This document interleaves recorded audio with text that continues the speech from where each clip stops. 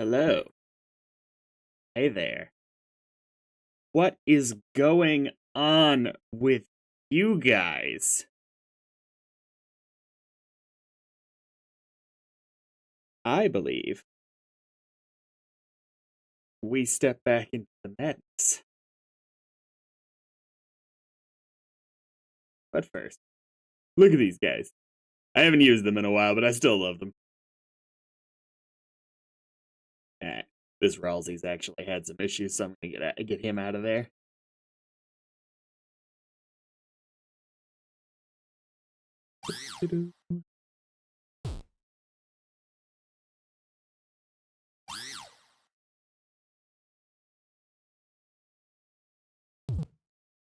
Okay.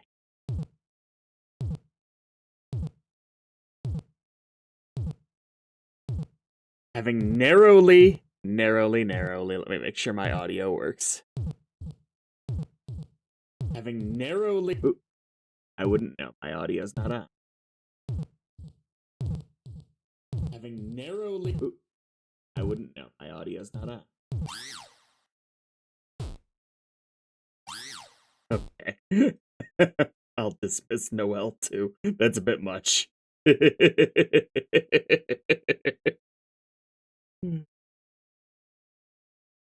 Having narrowly dodged obliteration, you take your place as the page of breath in the page of breath in the land of sand and zephyr. And in time. Oops. Tavros! Go outside and look at what I built for you! You are going to flip!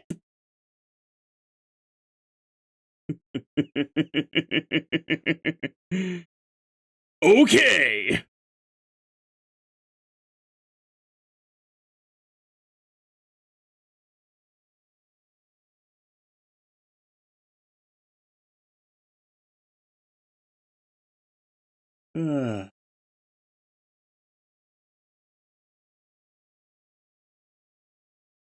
I think this is probably meant to antagonize me. What are you talking about? Look at my beautiful... Wait, what?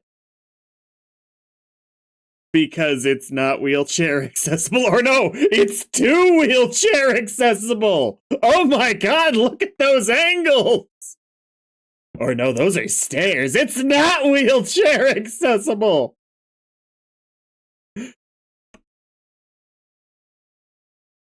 Ooh, you're right. I knew that. Yes, okay, thank you. Do not open. By the way, welcome.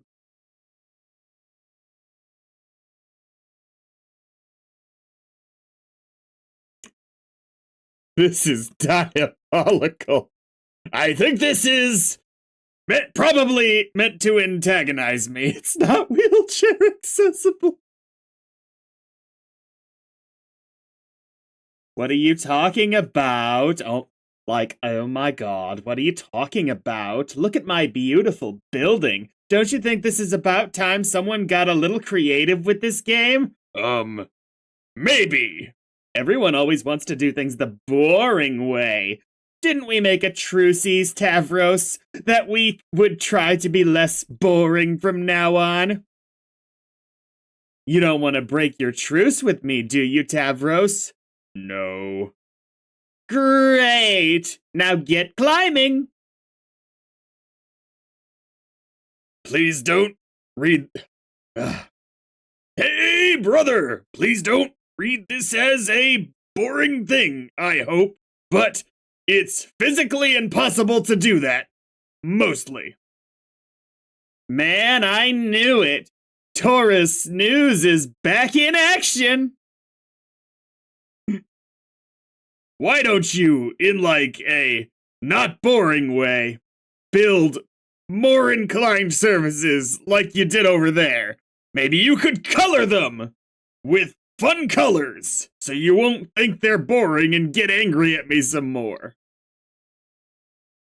Like, oh my god, I built that ramp because we were in a hurry to save your life, remember? A dead Tavros is even more boring than an alive and crippled Tavros by a slim margin. My stair structure is lovely and I'm not changing it. Now hop out of your wheel device and get climbing. Ugh, climbing.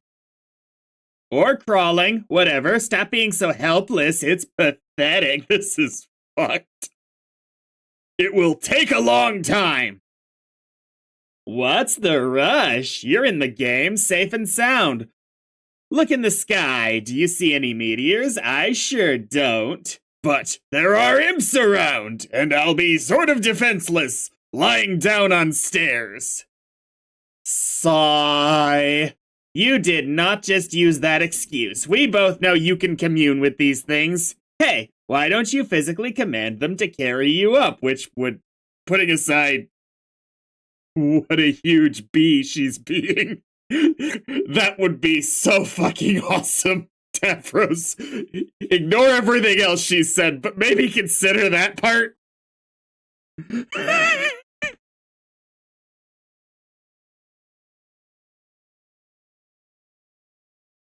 My god. That is a great idea. Once again, leave it to Vriska to come up with the creative solutions. I wouldn't really want to make them do that. I just don't understand why we can't do this the easy way. What good would that do you? Whatever the purpose of this game is, it makes you work hard for it. That way you become stronger along the way and you are better prepared for whatever's next. Remember when we used to flarp together? It was the exact same fuck you bringing that up. It was the exact same principle, and that's why you were always outmatched. Like, oh my god, you are too soft and not well prepared. Nothing comes easy, Tavros. That is why we go through the trials in the brooding caverns when we are young. To make sure we are strong when we come out. Do you remember the trials, Tavros? Not very well, no. Well, I do, and they were a bitch. But now that I think about it, it would make perfect sense if your trials were really easy by some mistake. That is why you are such a soggy phlegm sponge and why you got picked by such a sad, frail little Lucius. Like, oh my god, but that's okay. It probably wasn't your fault. Just a bad break. You're lucky you have me as a server player so I can challenge you and help you get strong. Now hop out of that seat and get climbing. I will deliver the device to you once you are at the top. Climb, pupa! Climb! Maybe I should ask Tinkerbell about this. He's really smart, now that he can talk. No! You don't need help from your lame bull fairy. He is only holding you back. He's my friend! God, pathetic. Puh. This is getting frustrating. Why did I have to get stuck with the cripple? Just my luck. Do you have any idea how inconvenient this is? Do you have any sympathy for what I'm dealing with here? You're so inconsiderate. You just sit there looking smug. It's infuriating to look at you. You haven't even thanked me, or apologized for that matter. Thanks, Risk. I need to mix the voices. Come on. Inner Mel Blanc. I can do this. Thanks, Friska, for saving my life. It sure was brave and, heroic and pretty of you. Also, I am sorry from the bottom of my nook. Seriously, how hard would that have been? Okay, thanks, I guess. But, sorry for what? For being crippled, you ass? You want me to apologize for being paralyzed?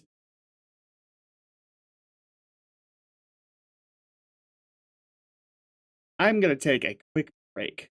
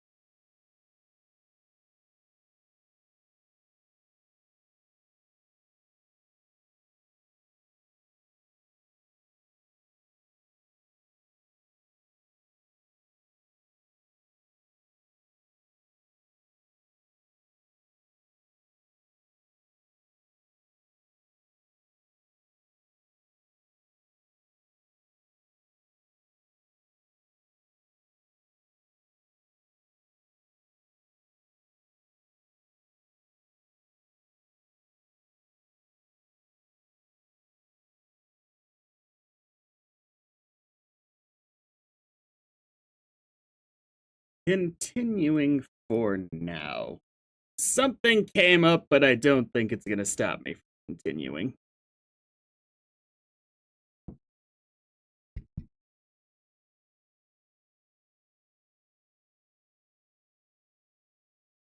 Like, oh my god, yes, say you're sorry. I don't mean to be rude or boring, but that's ridiculous given the circumstances. Bullshit. It's something called basic decency and civility, you fudge-blooded boar. I almost called him a whore. Now get down on your let me free them from their prison over here. Now get down on your useless wobbly knees and apologize. No, I don't want to. Ugh.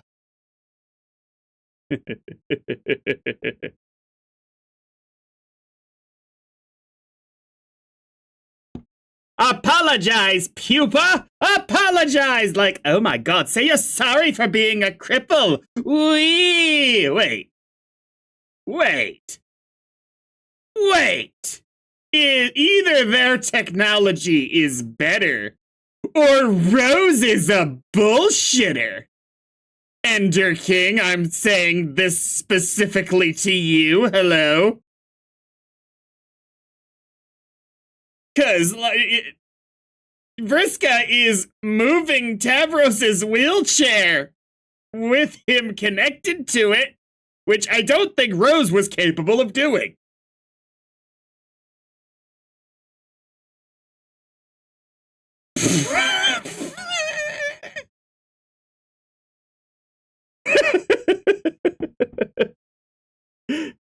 Now she's done it. She has awoken the mighty inner fury that is Rufio!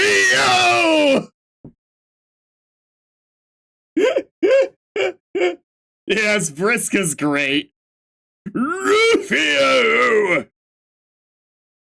But unfortunately, Rufio is not real. He's imaginary, a fake, like a made-up friend, the way fairies are. You continue to be sad and alone. I assume this should have been narrated by Vriska for how shitty that was. Wee!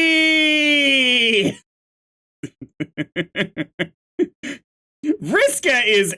Oh! She's been breaking open a bunch of her magic 8-balls in the hopes of finding a new magic cue ball, it looks like.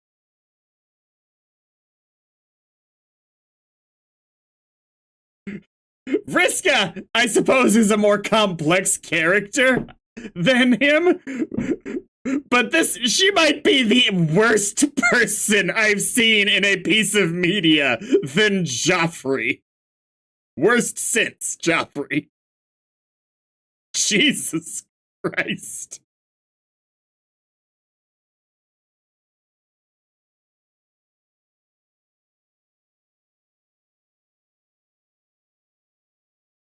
So her server player is getting back at her for what she's doing to Tavros. Who's in charge of you?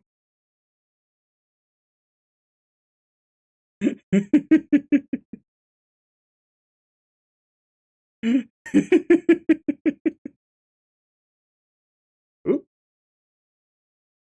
Wrong thing.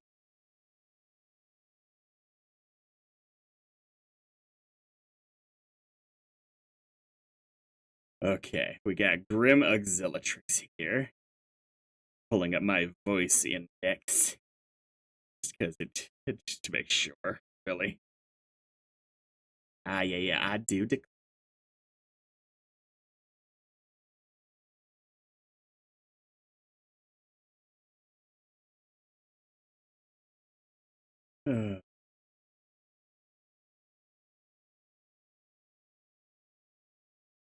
God, what's your deal? Shouldn't you be helping me out of this jam instead of fussing with my plumbing? Just presenting a floating reminder that Tavros will need plenty of inclined surfaces for his ascent.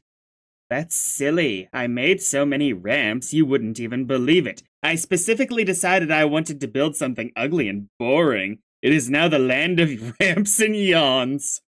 He's reported otherwise.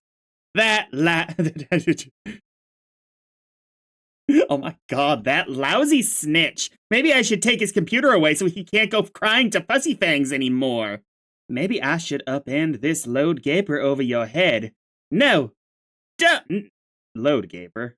Oh, oh no, oh no. No, don't! I'm still learning the interface. It could happen accidentally at any moment. Oh my god, I'm only trying to help him. Think of another way to help. Fine. I'll do something nice. I have an idea. I will be right back. And for the record, I was going to do this anyway. I was just trying to make him a better player first. Okay. In the meantime, how about I serve my client player the way I think is best and you can do the same for yours? I thought I was.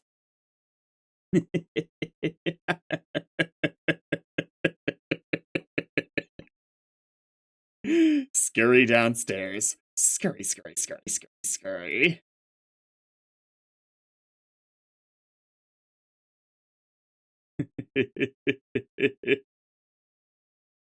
You make your way down to one of your innumerable loot strongholds where you stash riches and gold and jewels and prizes plundered during your campaigns.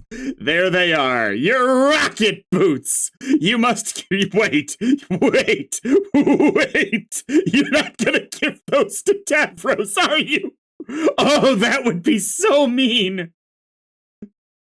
There they are! Your rocket boots! You must confess you will find favor with just about any kind of footwear as long as it is bright red. You would wear these striking boots even if they were broken pieces of junk. But as it happens, they work just fine and they are awesome.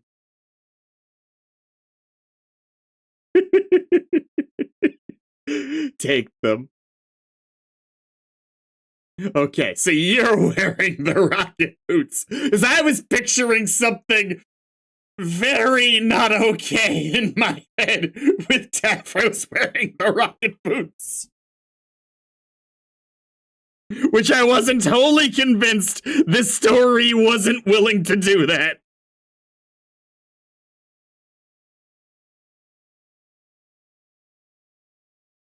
Go back up.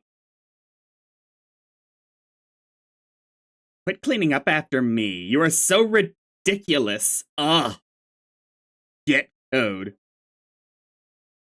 Shake, shake, shake, shake. Do you know the Nintendo 64 game Mischief Makers? Because that's all I think of with shake, shake, shake, shake.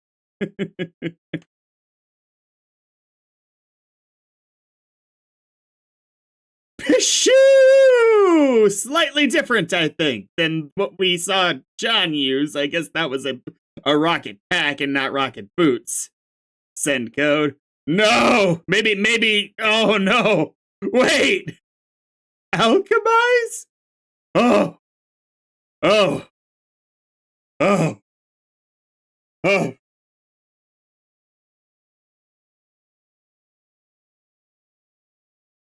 Woo!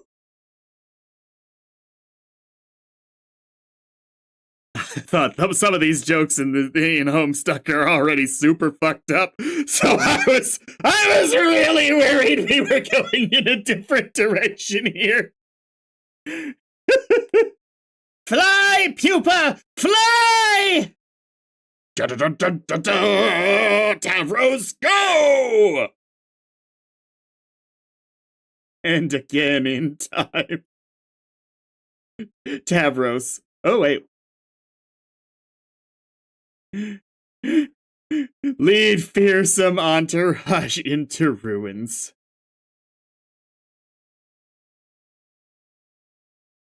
Commune! Confer with teammate. Yes! Another... Yeah.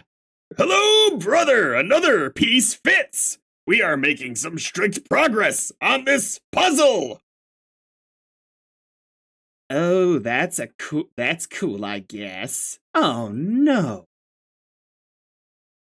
This sucks. It just occurred to me. I was growing to love the dynamic between Vriska and all of the other characters, and it's just occurred to me something terrible is that I think we're gonna see a lot less of that. It's gonna mostly be name not remembered. Grim Auxiliatrix is Kanaya, right? Grim Auxiliatrix is Kanaya. Oh yeah, you just said it there. Yes.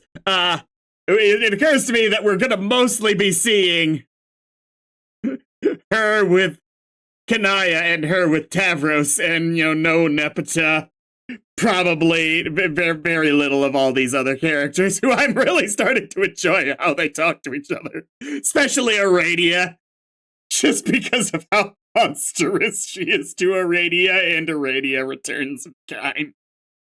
This sucks. Oh no. No, don't make me fall in love with those dynamics only for them to mostly end.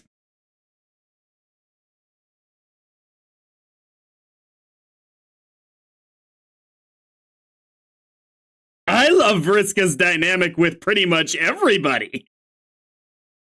Oh, I haven't even been considering the fact that I think we've got like 4 or 5 trolls who haven't spoken to the gang at all. Our main heroes of light, whatever the hell they're called. Gosh, I think I most look forward to Vriska and Dave chatting. That sounds delightful. So delightful. I probably, for adorable sake, most look forward to Jade and Nepeta chatting.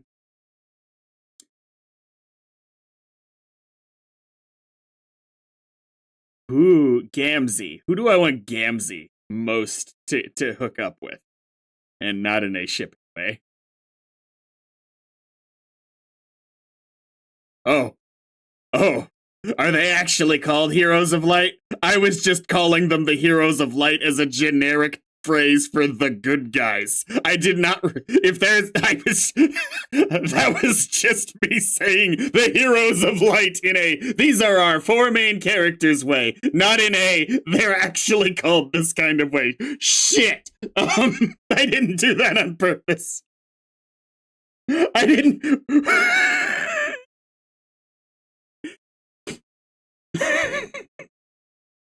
Shit. No, I'm not trying to. Let's just call them our 4 central characters. Heroes of Light was just a turn of phrase, which apparently has betrayed me. I wasn't even calling. I didn't realize. I forgot that they were actually called that. Any characters in here?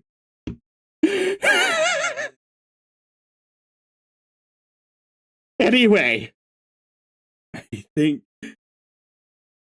the science guy. I'd love for John to talk with him.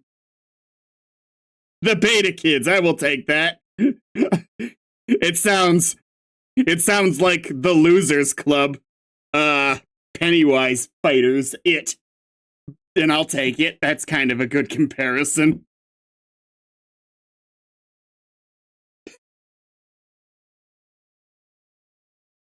What you have to understand is I'm 2,369 pages into this. Every combination of words has been used.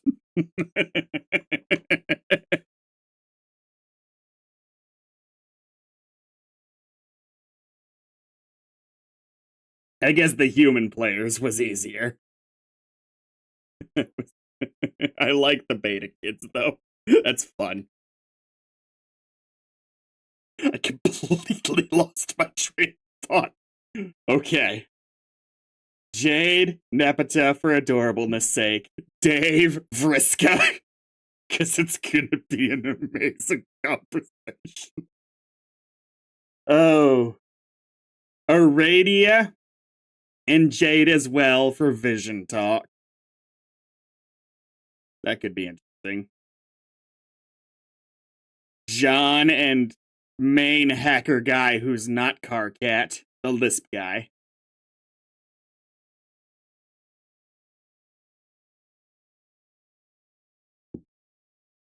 Gamzee and Dave, they're too much alike. The two, I think that they would like each other a bunch.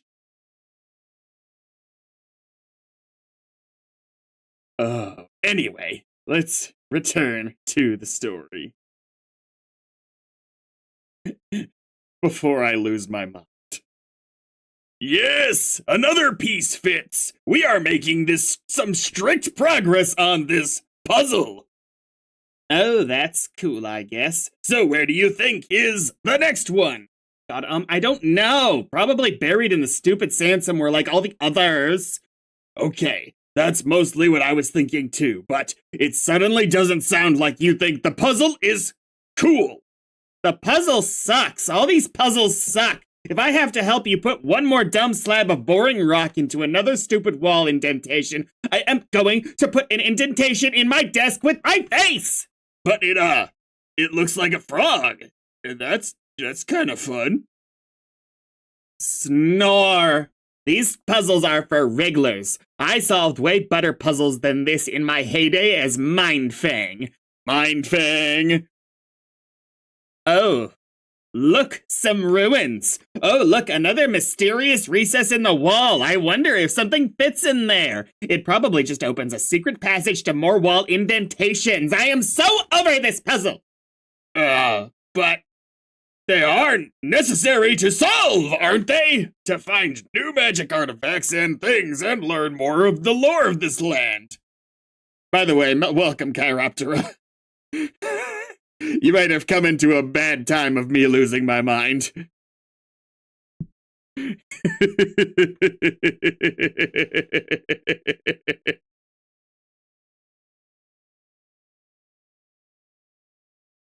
Tavros, let me let you in on a little secret about the lore of your land. It's boring! Oh! The minds of your consorts. Oh my god, the minds of your consorts are very soft and impressionable. Consorts. As easily manipulated as all those imps have been you've been bossing around. I have picked apart their tiny little lizard brains and seen through all the smoke and mirrors of their riddles. I have gotten to the truth they are guarding. The great big mystery behind this planet, and you know what it is, Tavros? No. It's bullshit! Meaningless, boring, fanciful bullshit wrapped in flowery prompts to keep you guessing. Ah, okay, because I was thinking in terms of like queen consort, you know, where that didn't quite make sense to me. Thank you for explaining. It all leads to one thing anyway, and that's what we should put our attention on. Real gamers cut to the chase. They power through all the nonsense and go for the gold. They cheat, Tavros. It is time you've learned to start cheating.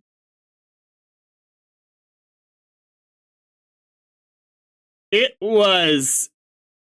Oh my god, it was Gallows Calibrator, whose real name is escaping me, who convinced John to skip his world. And not, obviously, Vriska.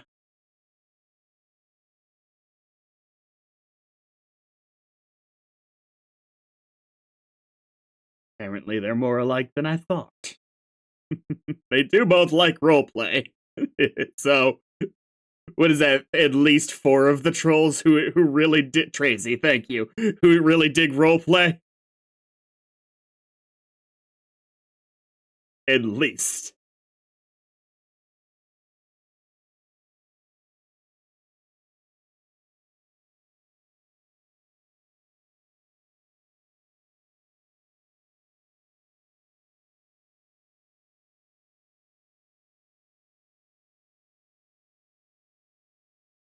I thought I was kind of cheating by making friends with monsters.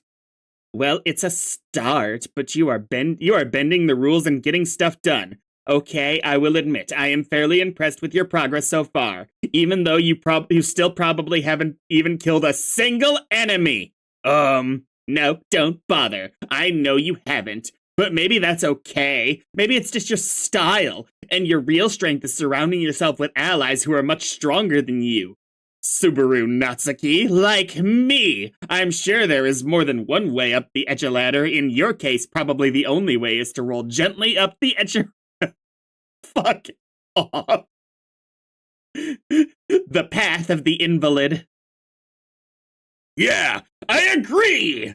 But I think it's time to stop fucking around. You need to be challenged more. I have been designing a quest for you that should test your true limits. Oh, is that what we were doing all this time? Yes. I mean, not that I don't appreciate it, but don't you have your own quest to do?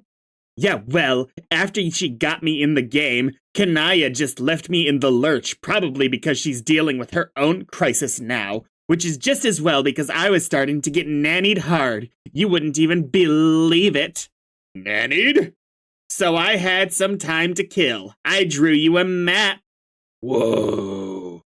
Here, take a look. It marks what will be your new destination, where you will... I gotta get rid of you.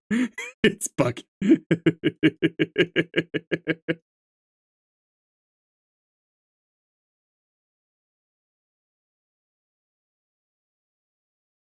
It marks what will be your new destination, where you will find the ultimate challenge. Look at map.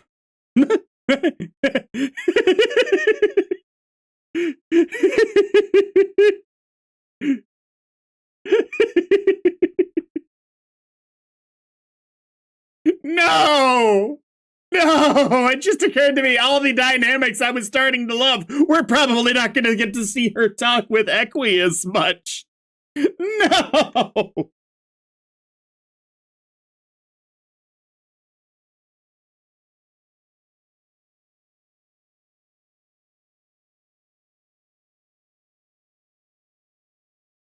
Oh.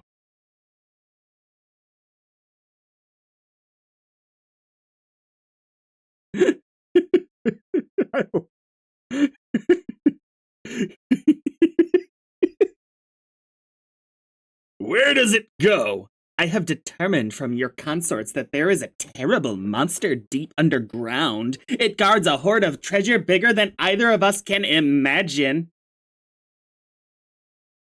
Well, I'm gonna Google class specting now. Ah, it's a Homestuck thing. Am I fine digging into it? Is it like a quiz? It looks like it's a quiz. I'll take it real quick.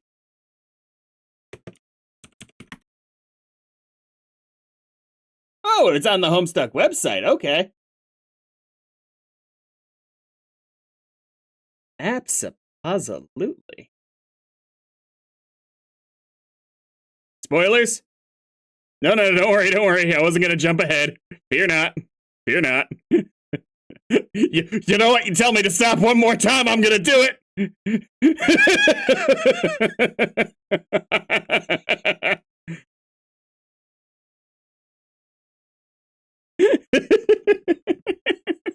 All right. Remind me when I can, unless it shows up here, in which case, perfect. Wait, it's not like Avatar The Last Airbender. We find out they figure out who the Avatar is just because he picks the right toys of a list of toys. Luckiest bullshit in the world. You know what? When I get to class specting, if I remember, I'm gonna try and answer the questions as though I were Subaru Natsuki to the best of my ability.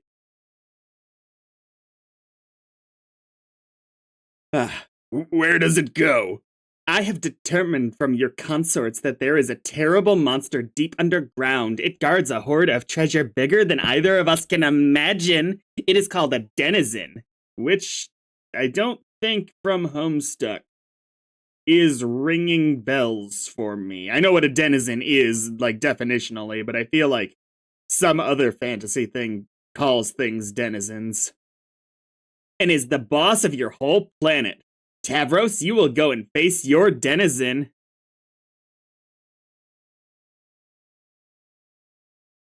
Oh, did we know that? I feel like it was kind of kept ambiguous what killed John. Did John and Rose in the future say?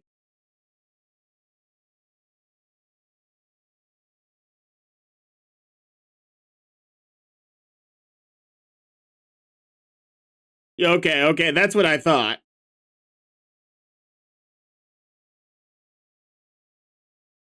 Won't that be?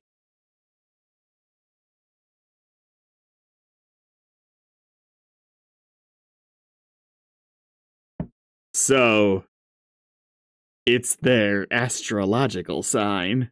Pretty much. Damn it.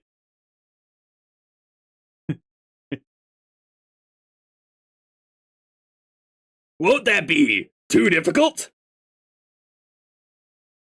It will be the most powerful adversary you have ever met, but you can handle it. I believe in you. Thanks. I mean, I respect that you have lots of piratey bravado about stuff.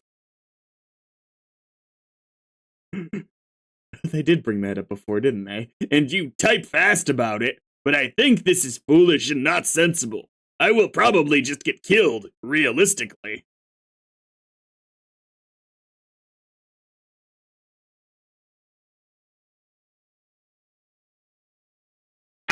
Maybe. This is the risk you take by being a brave adventurer. But it is a good opportunity to apply your cunning. I'm not doing that. I like it, but I'm not doing it. I need a character that I feel that voice fits more. Maybe you can rally a huge army to bend to your will and overwhelm the monster. Who knows? It is up to you. This is it, Tavros. It is time to sink or swim. Maybe one of the underwater trolls. I can make a pirate. Yarr! Avast, ye landlubbers!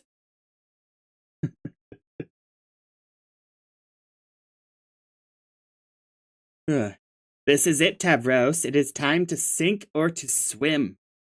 I should get Kanaya's advice, or maybe Karkat since he is the leader.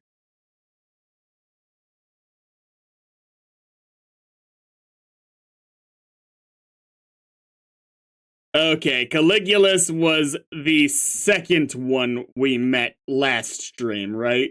The first one was Cuttlefish, or am I backwards?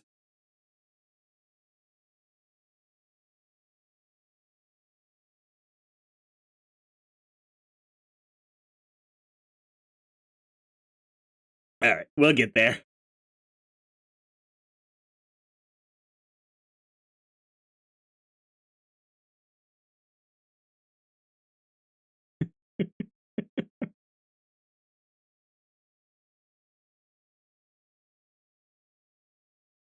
This is what I just realized is even doing that voice, when time comes for hopefully these characters to finally meet, or at least text chat with our beta warriors.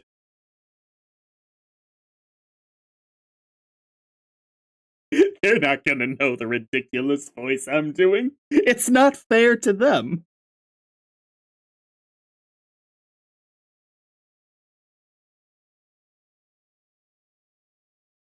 No! Oh my god! Oh god! Oh my god, every time. Always going and getting to others to bail you out. Instead of the others, two others. Anyway, Kanaya is missing in action and Karkat has his head up his nook with his new stabby hate friend. Neither can help you.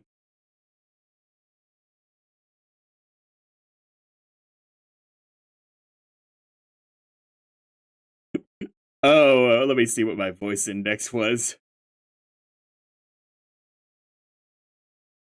Cause 4.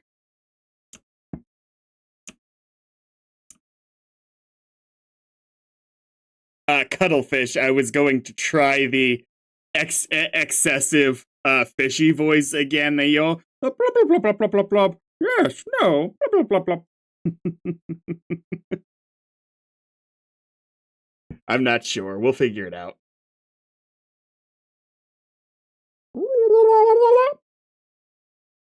Anyway. Neither can help you.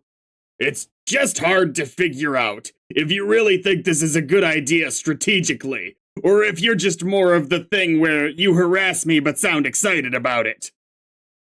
Tavros, I know nobody believes me about this. Probably not even a gullible dope like you, but I actually care about your advancement as a player. Everything I have done has been to make you stronger. Princess Bubble. I absolutely. Well, that's just the same voice actress. I absolutely cannot do that voice. Maybe if I actively did surgery on my vocal cords, I could get somewhere in that vein.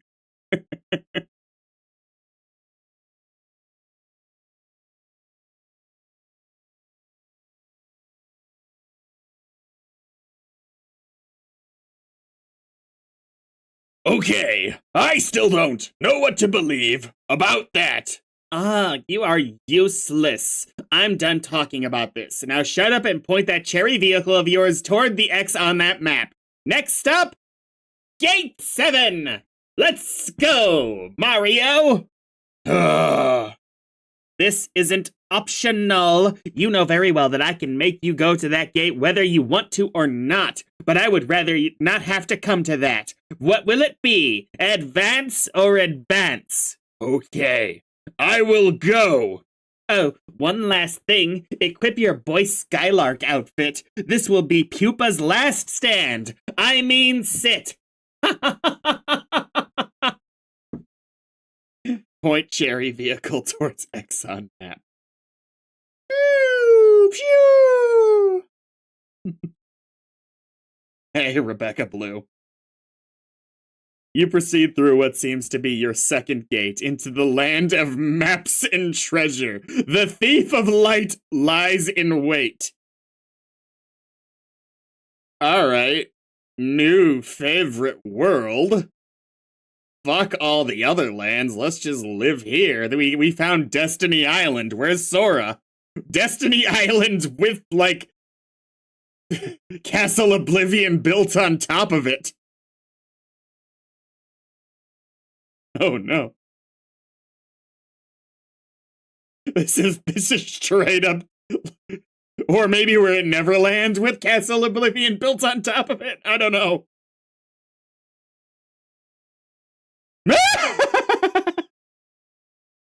Okay.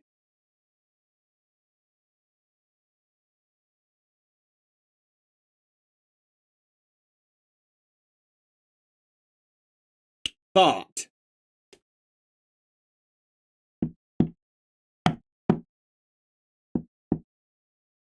At the time when Dave first met Rose in person, I thought it was just a really annoying coincidence that she was asleep when they first met. Now I'm wondering if there's nastier things at play here.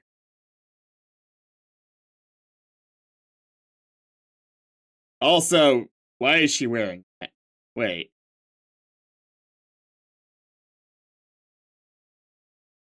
Vriska, wake up. Oh, never mind. Cool. Had to go forward one page. Also, her sprite flipped.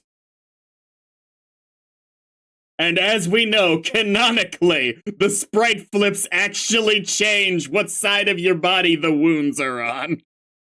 And the fact that I'm not even joking about that is even better. Oh, did I say Dave? I meant John. That was just a slip of the tongue.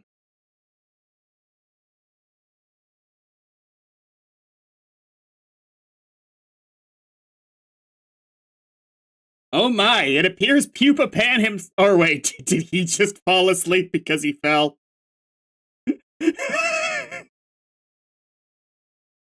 Yeah,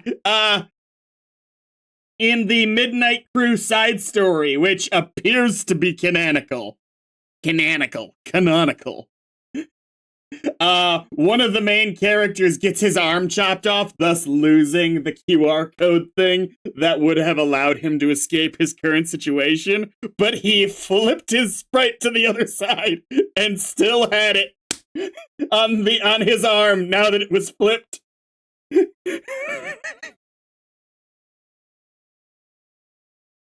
Homestuck is the best.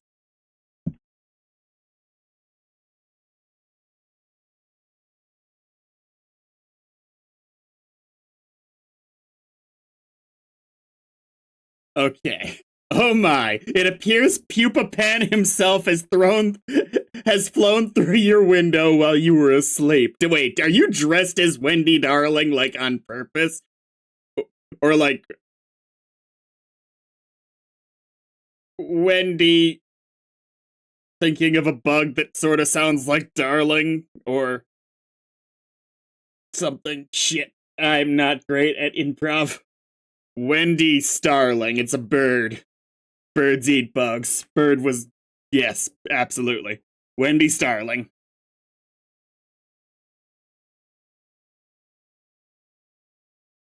It appears Pupa Pan himself has flown through your window while you were asleep. How exciting. Surely he is here to take you away on the adventure of a lifetime.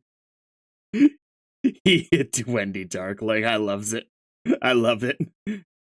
It gets worse. Oh, I can already picture everything that you're talking about here, and I hate it all. Unless this is the part where he gets his legs sawed off, which would actually be a net benefit to him, as we've seen. Yeah, I do broadly agree with that, Ender. Just limit it, please. He is more dreamy and heroic than you ever imagined. But what's this? It seems the legendary boy Skylark has misplaced his shadow. He is looking everywhere for it, to no avail. He is having a devil of a time, what with being paralyzed from the waist down, and all he clearly needs your help. Help Pupa find Shadow.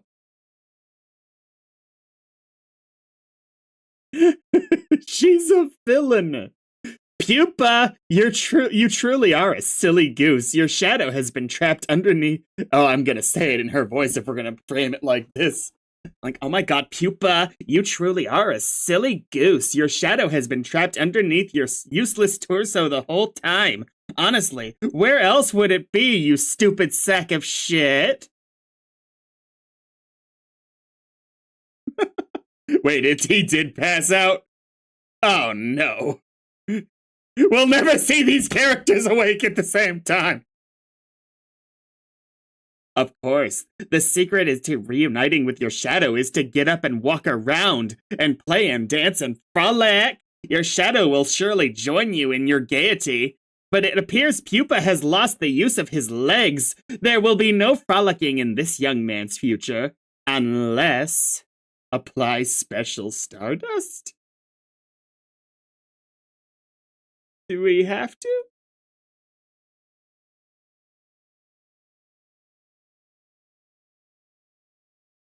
If we're gonna talk about Stardust, maybe I know someone who can help?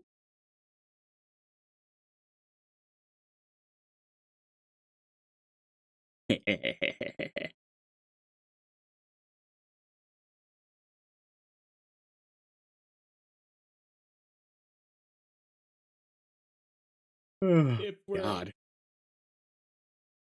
Everyone knows that just a pinch of special Stardust, along with a happy thought, will allow any boy to get up and walk again. Is she throwing cocaine at his face? Everyone knows this because it is in the classic tale, Pupa Pan. Young Pupa flies through the window of a fairy girl's respite block, falls on the floor, and has trouble getting up like an enormous pansy. The fairy girl then helps him walk again. And in return, he teaches her to fly, even though she probably already knows how to fly because she's a fairy. They fly out of her window together and have magical adventures for many sweeps thereafter. To be honest, you hardly know a damn thing about Pupa Pan, but you do not care. I mean, I think you're joking, Chiroptera, but I think I would actually be more mad if someone threw a fistful of glitter at me than a fistful of cocaine. Wouldn't be thrilled in either case, but...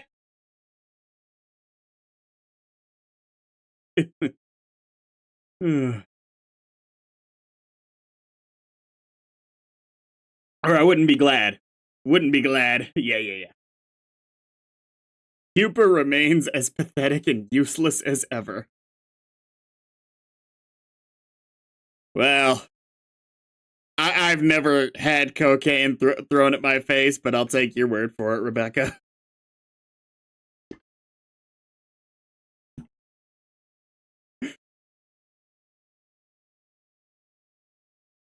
The Stardust did nothing. Probably because it is just glittery powder with no magical properties whatsoever and is basically bullshit. But in case it wasn't clear, magic isn't real and neither are miracles. Or it could just be that Pupa has failed to have a happy thought. Your duty is clear. You will have to make him have happy thoughts? Make Pupa have happy thoughts. Cautious click. She gonna kiss him? Uh-huh. You know, Vriska is a fascinating character.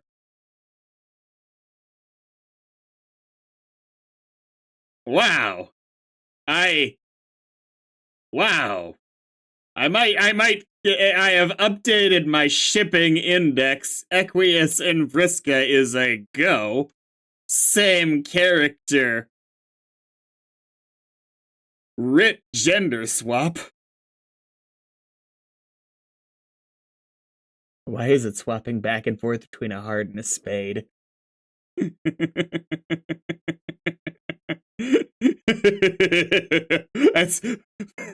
That's one way to get one of these characters to wake up. I'm glad John didn't try this on Rose.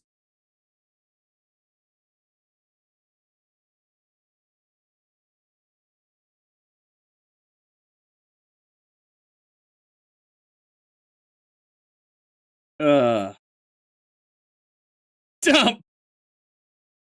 Well, you can't be mad at him for that. Oh God, you'll see in winks. Is John gonna do this to Rose at some point? No, surely not. Surely. No. Manipulate. Manipulate.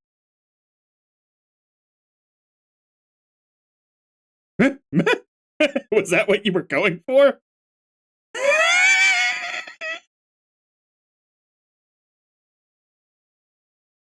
Kanaya, deal with your own crime. No. No. I was talking about the picking Rose up off the ground and kissing thing, not the mind control thing. Ah, okay. Spade. I mean, all I can think of is Spade slick. I thought that's what you guys were saying was gonna happen. I was having real trouble reconciling my interpretation of characters from that one. Look, I already have at least 2 total creeps in this story. That's the cap. We're here. Oof. Crisis solved. It was no doubt harrowing and suspenseful. But in the meantime, you have left your client player in the lurch. Ideally, she has not gotten herself into too much trouble. And ideally, the dramatic irony has not gotten too so thick you could draw a dotted line on it with a tube of lipstick and cut it in half with a chainsaw. Return to serving client.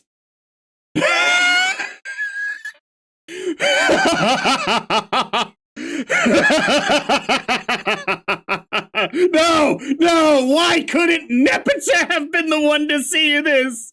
She can't update her shipping board, which I have added to my notes.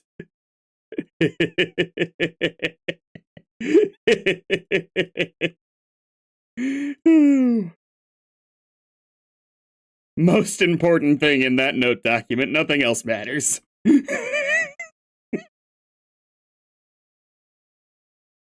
So that's why she had you make this dress for her, and you just went along with it like a sucker. Arg, you are such an idiot. I think it's a cute dress. Oh. There, sweetheart. Said the most terrifying Lucius. I should give breath to that fact real quick here. This thing is far more nightmarish than any of the other ones we've seen.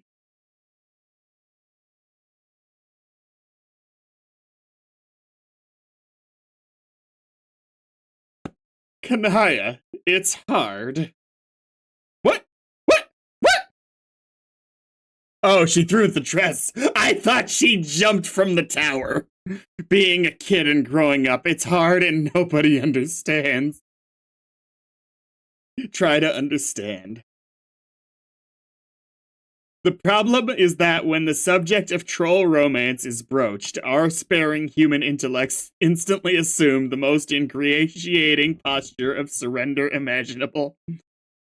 But we will do our best to understand regardless. Humans have only one form of romance, and though we consider it a complicated... one form, please. And though we consider it a complicated subject, spanning a wide range of emotions, social conventions, and implications for reproduction, it is ultimately a superficial slice of what trolls consider the full body of romantic experience. Our concept of romance, in spite of its capacity to fill our art and literature, and to rule our individual destinies like little else, is still just that, a single linear concept. A concept usually denoted by a single symbol. A less than sign with a 3, and that means nothing to me. Troll romance is more complicated than that. Troll romance needs 4 symbols. I assume hate and pity works its way into this.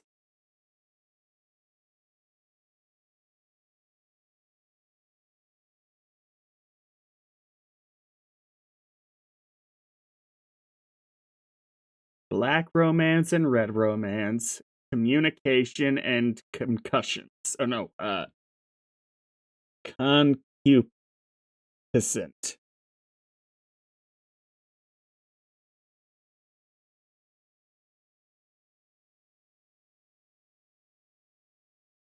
Okay. Concuitory and concupiscent. Okay.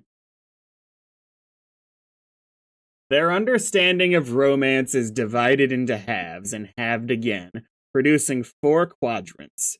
The flushed quadrant, the ooh, okay, this is why the ELC came up, I see. The caligenous quadrant, the pale quadrant, and the ashen quadrant. These are perhaps a little bit too elaborately named. Each quadrant is grouped by the half they share, whether horizontally or vertically, depending on the overlapping properties one examines. The sharpest dichotomy, from an emotional perspective, is drawn between red romance and black romance. Red romance, comprised of the flushed and pale quadrants, is a form of romance rooted in strongly positive emotions. Black romance, with its caliginousness. I need to Google the word caliginousness. I'm thinking of blood, which it might be talking about. And I really. Misty, dim, obscure, dark. Okay.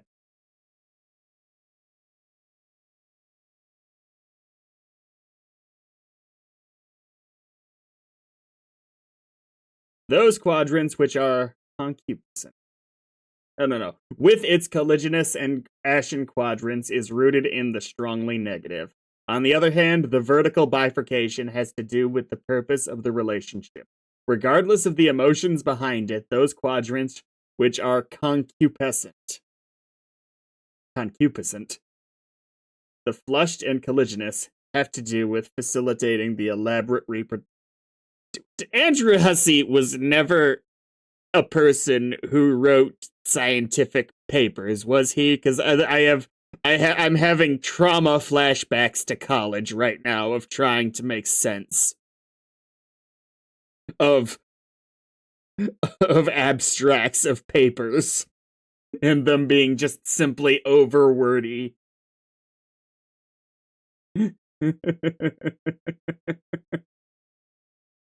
The flushed and caliginousness have to do with facilitating the elaborate reproductive cycle of trolls. Those which are conciliatory, the pale and ashen, would be more closely likened to platonic relationships by human standards. Okay.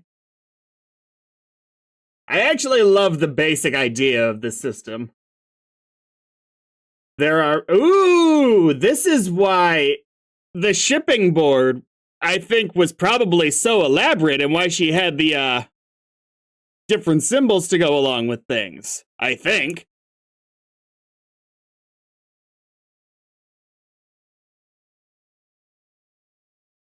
Humans have words to describe relationships of a negative nature or of a platonic nature. The difference is, for humans, these relationships would never be conceptually grouped with romance. Establishing those sorts of relationships for humans is not driven by the same primal forces that drive our tendency to couple romantically. But for trolls, those primal forces involve themselves in the full palette of these relationships, red or black, torrid or friendly. Trolls typically feel strongly compelled to find balance in each quadrant and seek gratifying relationships that each describes. The challenge is particularly tortuous for young trolls, who must reconcile the wide range of contradictory emotions associated with this matrix, while understanding the nature of their various romantic urges for the first time. Of course, young humans have this challenge too, but for trolls, the challenge is fourfold. Okay, yeah, I'm kind of on board with you guys. This is actually a really kick-ass piece of lore that makes these trolls feel distinct as creatures from humans. This is actually some of the best creature, I'm going to call it design for purposes, but I really mean writing. Some of the best creature design I've seen in a long time.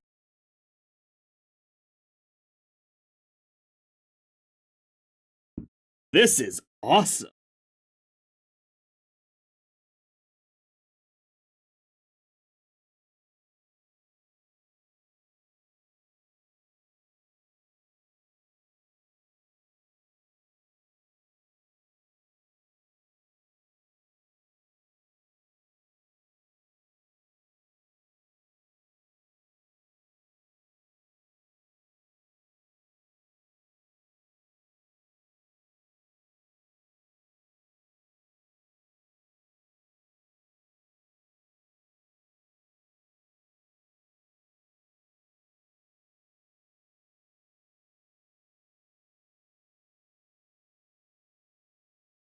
I've obviously done like reaction videos for a while now. I think most people that have seen at least a fair bit of what I do know that I don't take shipping too seriously, but Homestuck might win me over.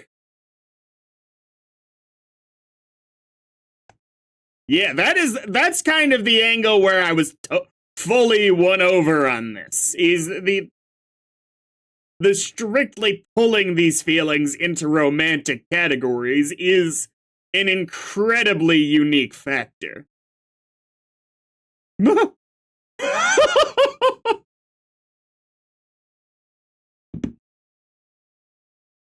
I don't need any more Homestuck. It can just end here. Perfect ending.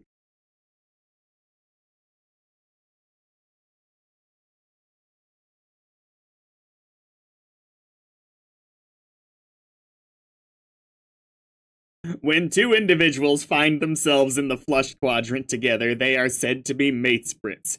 Matespritship is the closest parallel to the human concept of romance trolls have. It plays a role in the troll's reproductive cycle, just as it does for humans. This is pretty obvious. Not much more needs to be said about this. Moving right along. Fair enough. Examine Caligulous quadrant.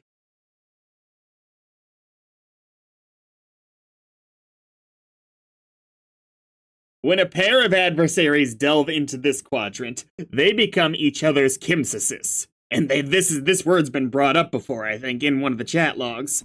As one of the concupiscent quadrants, it plays a role in procreation as well. There is no particularly good human translation for this concept. The closest would be to an especially potent arch rivalry. For instance, human players would never be able to adequately diagnose the relationship between the queen and her archagent, but troll players could immediately place it as a dead ringer for kismecitude. Fuck that word. They would think they were all pretty stupid for not getting it, and they would be right. I mean, this just feels like the enemies to lovers trope, but they stay enemies.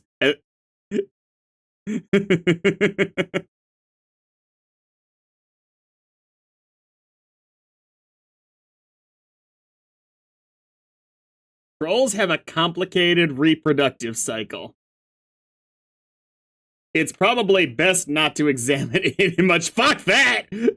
I want to know everything! The need to seek out concupiscent partners comes with much more urgency than typical reproductive instincts.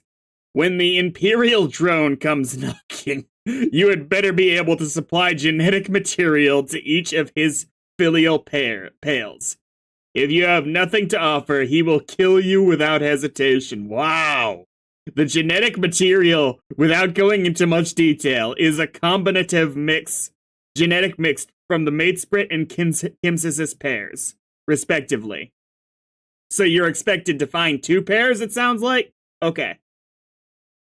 The pales are all offered to the mother grub, who can only receive such pre-combined material. She then combines all of it into one incestuous slurry and begins her brooding.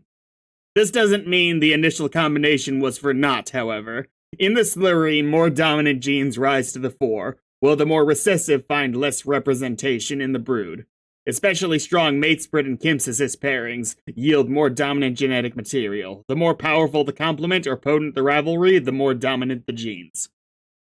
Troll reproduction sure is amazing. We all take a moment to lament how pedestrian the human reproductive system is, and further lament that the phrase incestuous slurry is not a feature of common parlance in human civilization.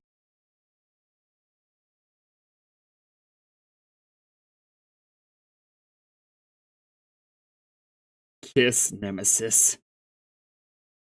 Kissmesis. That sounds wrong. But it's correct. It's accurate. Examine Ashen Quadrant. I'll read this right when I get back.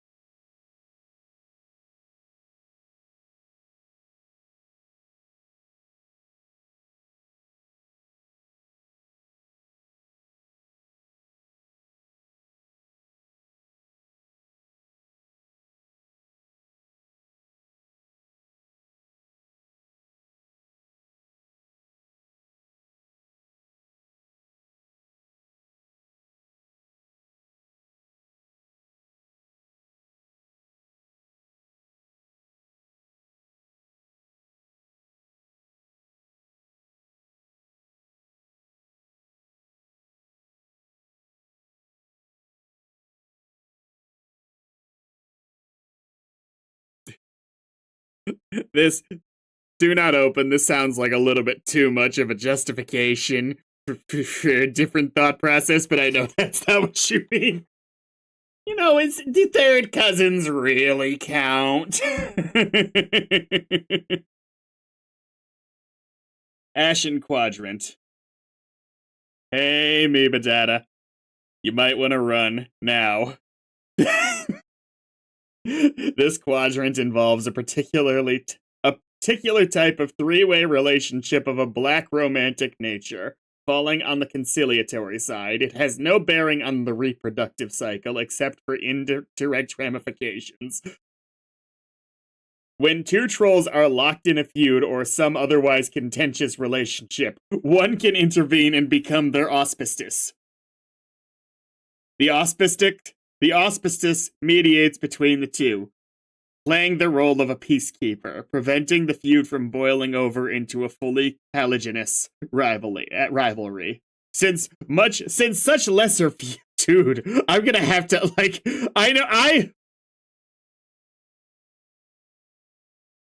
I am amazed. Since such lesser feuds are quite common among trolls, there is significant need for auspicing parties. Without them, too many ashen feuds would become telegenous and begin to conflict with other exclusive kismesis.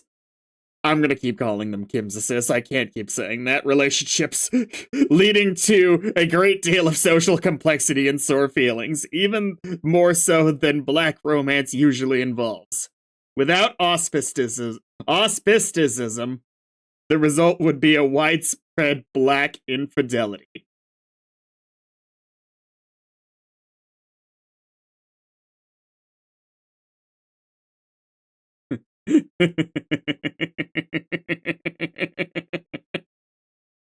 The relationship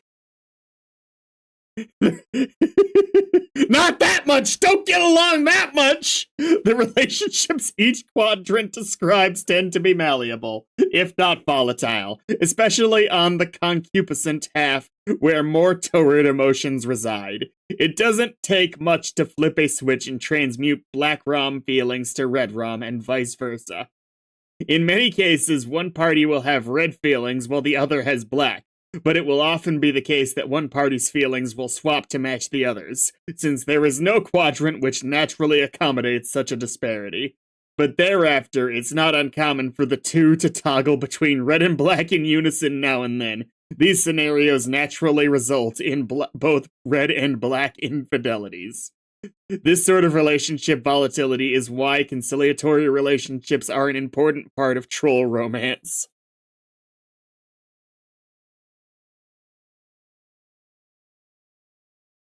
Ooh. And this is basically, they've entered the other side of the spectrum where Kanaya has no place in that relationship, is what it seems like, in Kanaya's view at least. If I'm interpreting this correctly. An auspicious can stabilize particularly turbulent relationships. If the auspicious fails to mediate properly, or has no interest in the role, or perhaps has different romantic intentions, him/herself altogether, then the relationship often quickly deteriorates into one of an especially hostile and torrid nature. There are many outside factors and influences tugging and pulling these relationships in different directions. And unlike humans who have very orderly, simple, straightforward romantic relationships without exception, trolls exist in a state of almost perpetual confusion and generally have no idea what the hell is going on. Unreliable narrator much. Being confused by troll relationships is one thing we have in common, though. Examine Pale Quadrant.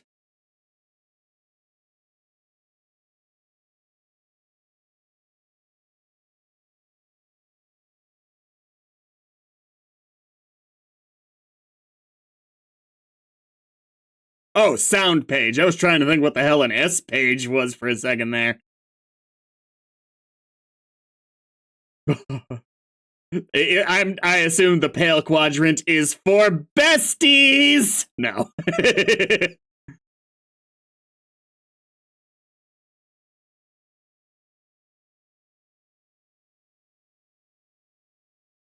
This quadrant presides over moral allegiance, mo-irologence, muar, muar allegiance. If we're gonna spell it like noir, it's gonna be muar. Muar allegiance. The other conciliatory relationship. A reasonable human translation.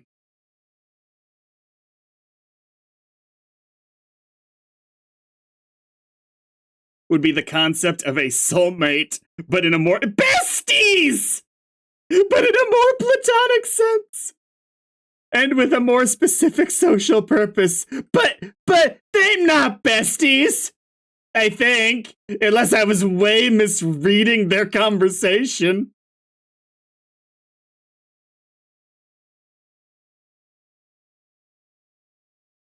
Trolls are a very angry and violent race. Some are more hot-tempered and dangerous than others, to the extent that if left to their own devices, they would present a serious threat to society, and even to themselves. Such trolls will have an instinctive male attraction, pale attraction to a more even-tempered troll, who may become their muaral. Muaral.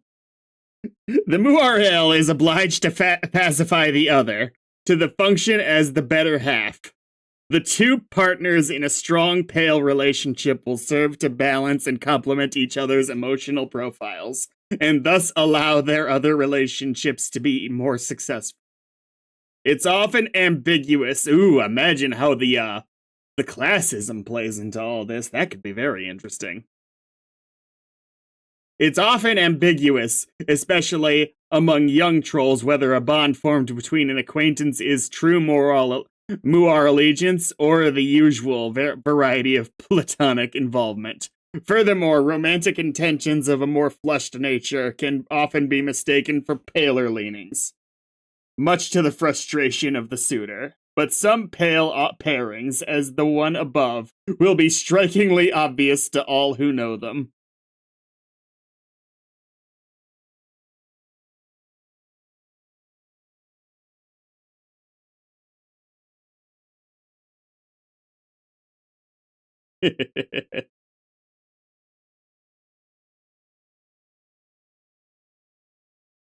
Moral allegiance. Moral allegiance.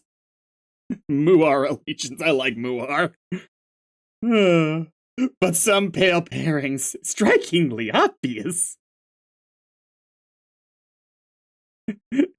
Once I get a better, I feel like I'm at school in a class I like, but I'm still kind of suck at, because I'm gonna need to go back and reread all this.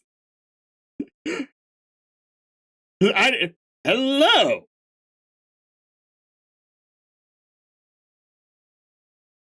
How are y'all doing?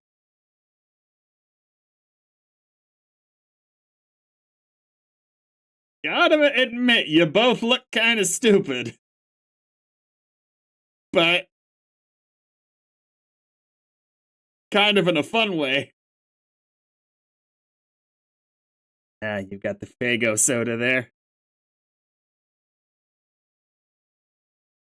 And yet others will seem to have been hatched for each other. Wait, more troll romance exposition, please. God, you just, yeah, no, fuck yeah, I can't. You can't get enough of this, can you? That would have been a great point for a transition out of this illustrated sociological study. But okay, if you insist. Now, see, what's going on here is, it's perfectly simple. When the full matrix of troll romance is in action, we have a, hey, why don't you figure it out? You should be an expert on all this by now anyway. I'll get there. I will get there. I'll go back and get my PhD in troll romance. I will construct the perfect shipping board, which it now occurs to me that might not have just been a weird thing that Nepeta does. That might have been an actual practical thing she was putting together. It occurs to me. Wait.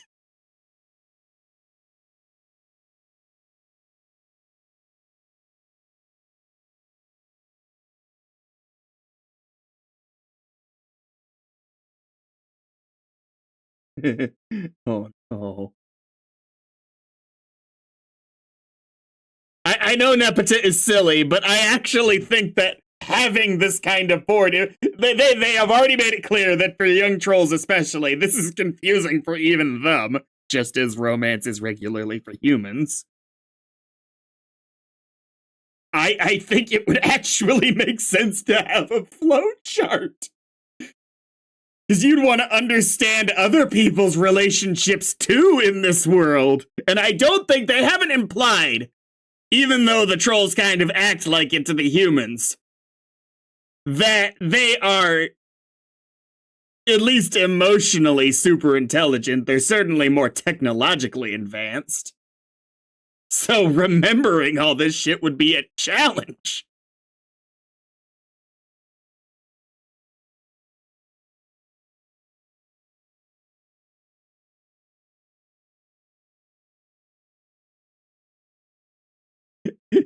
I agree with you, Mibadauda. I think it seems to be both.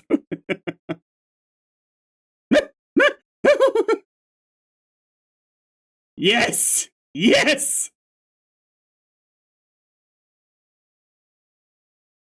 Later, our troll hero would try to explain this to our human hero, attempting to convey all the nuance of troll romance through a nearly verbatim recitation of the preceding excerpts. Did we get it before, but I didn't fully know the trolls well enough as characters yet at the time to really understand? He would try to describe how rich and textured the troll romantic comedies were, compared to the one-dimensional schlock of our human will, Smith's virtuosity with the delicate lattice of troll romance, as he would assist the bumbling, fudge-blooded troll Kevin James through the interwoven Minecraft briar patch of red rum and black rum entanglements, all the while sifting through his own prickly romantic situation and ultimately learning the true meaning of hate and pity. But would they succeed before the Imperial drone came knocking with his thirsty pails at the ready? Yes, they would.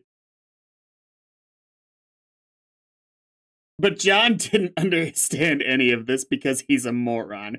John, right there with you, I hope to surpass you. And he wouldn't shut up about his awful bullshit Earth movies. He would just go on and on and on about that garbage. No, we can't have off-screen conversations. I've created a log to try and track the order of conversations. That's gonna make things too confusing. Fuck! No off-screen conversations for you two. It's hard enough.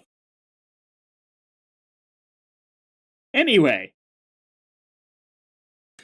Before now, the trolls have largely been just fun. This kind of makes them one of my favorite ever fantasy races. No, I don't want it in chronological order. I want the order for my notes in case I need to refer back to and try and understand conversations more. I don't want the pages themselves to be in chronological order. That would be worse. That would be so much worse.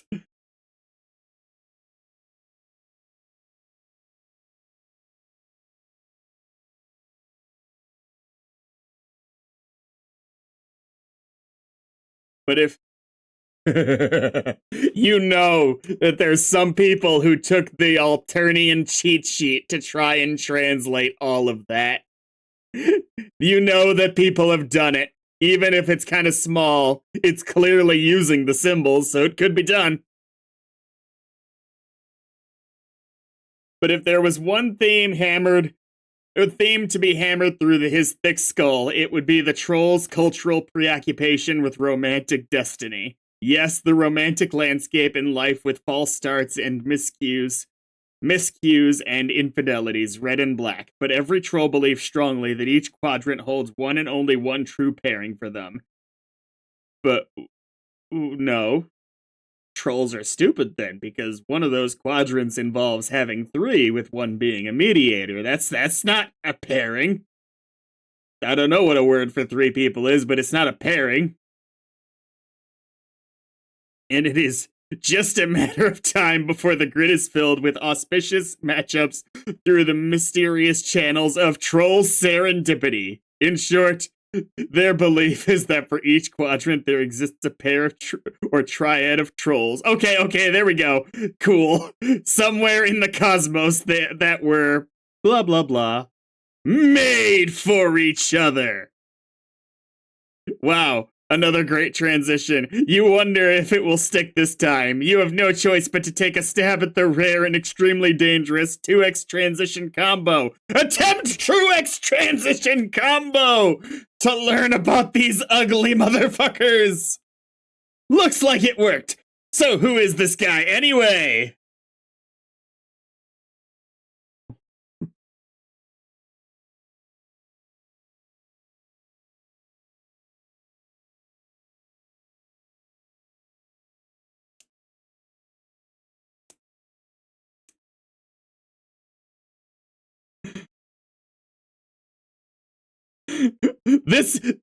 Honestly, this is just Kaguya-sama Love is War, as seriously as they take it anyway.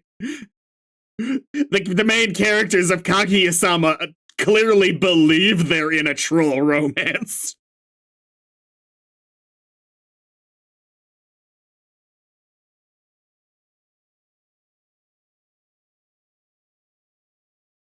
What the fuck is British incel? I don't even have a stab for that voice.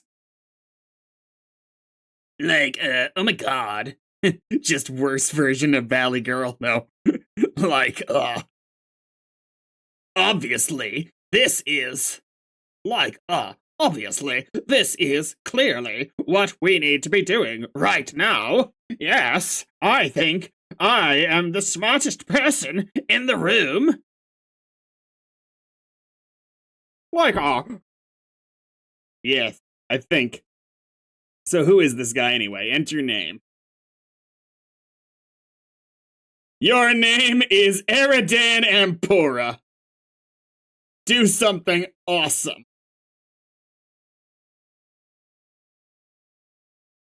Grimace at the screen? Shoot the sky? Wait for it. Wait.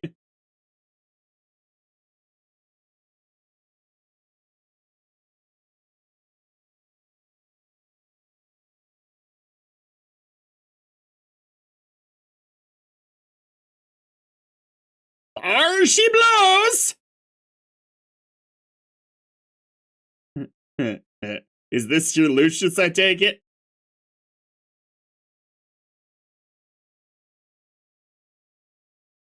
Maybe not.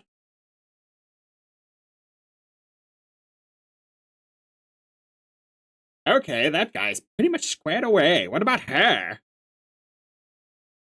2x transition combo. You!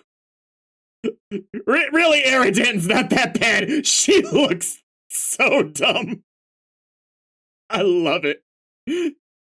She looks like she has a big mustache beard mixed with her weird skirt, which it feels like it should be a mermaid tail, but it's just not.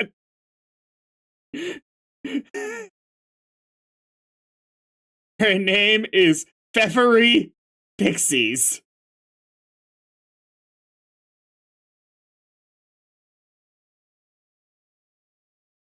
Satan! What's that say? Swim!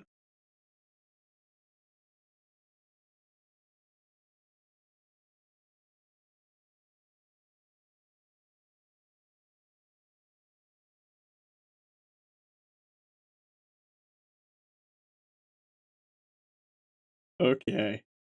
She gonna help?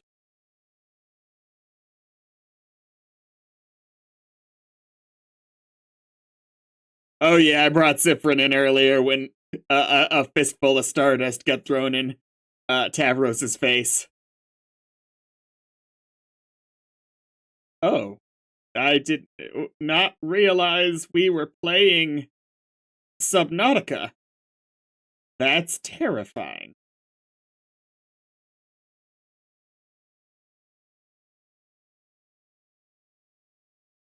Theffery, go home. That should keep her quiet for a while, at least until she dies. Go home.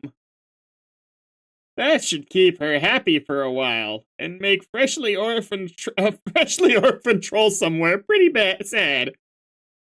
Examine, examine block. You conveniently return to your respite block, which is awesome, so that we may study your variety of interests. This is very considerate of you. Flowing through your veins is nearly the richest blood the hemo spectrum has to offer. Penultimate on the scale, as such, you are a sea dweller, a subrace of troll distinct from the commoners by mutation and habitat, a caste which rules over the entire species. But ruling, in your view, is not enough. You have an overpowering genocide complex, and have made it your sworn duty to kill all land dwellers, landlubbers. You have amassed resources and deadly weaponry from around the world for this ambition through many sweeps of extreme role-playing, while pursuing a working doomsday device which will bring Armageddon to all those on the surface. Haven't had much luck with that, but maybe tonight's your night! You hold a fascination for military history and legendary made for each other. Man, him being described by you guys as a British incel, but him being explicitly in the text made for each other with another character feels so wrong. You hold a fascination for military history and legendary conquerors. You have dubiously modeled your profile and exploits after the most notorious figures and their stories, so you're Napoleon, which are bristling with the glory of victory and the sting of defeat and political machinations and romantic intrigue. It is an image you are careful to craft through exaggerated emotional theatrics, and your penchant for mass murder notwithstanding, people tend to regard you as a bit of a tool. You also like magic, even though you know it has to be fake. Like a made-up friend, the way wizards are. Made-up make-believe fakey fake fakes, it's still fun. Though, wait, I feel like Wheatley from Portal would be the way to go if I could do that voice, because now I'm thinking, fatty, fatty, fat, fatty, no parents.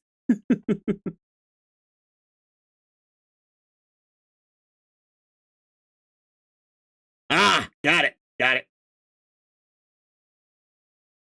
Your troll tag is Caligula's Aquarium, and you speak with a very weird and sort of wavy sounding accent. Very weird and sort of wavy sounding. No. Oh, tea and crumpets, yes. You hold off on doing anything for the moment on account of the courtesy of fellow royalty. Examine block.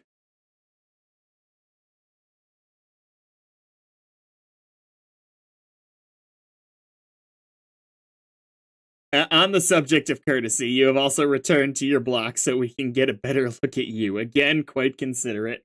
Royalty sure is civilized.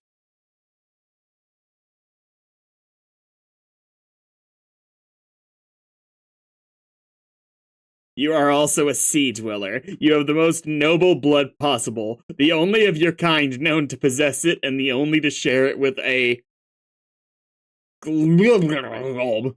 as deep sea creature, also known as is it just straight up Globgore? No, not Globgore. Whatever the Adventure Time one is, shit.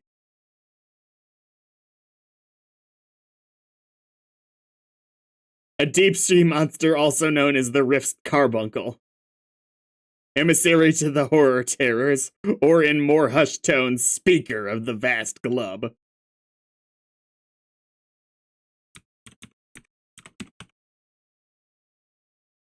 Gulb!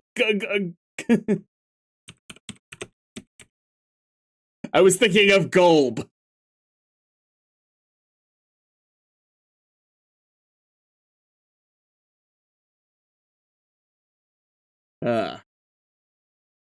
This makes you the heir apparent for Alternian rulership, which ordinarily would place you in a considerable jeopardy. Her imperious condescension would steer the flagship from the fleet and make an attempt on your life herself, if not for the protection of your monstrous Lucius.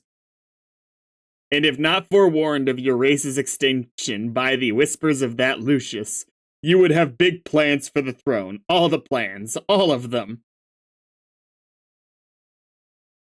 You would redefine what it means to be cold in troll society. Under your rule, it would mean caring for the unfit and infirm rather than exterminating them. And you have put this idea into practice by culling the fauna of the deep.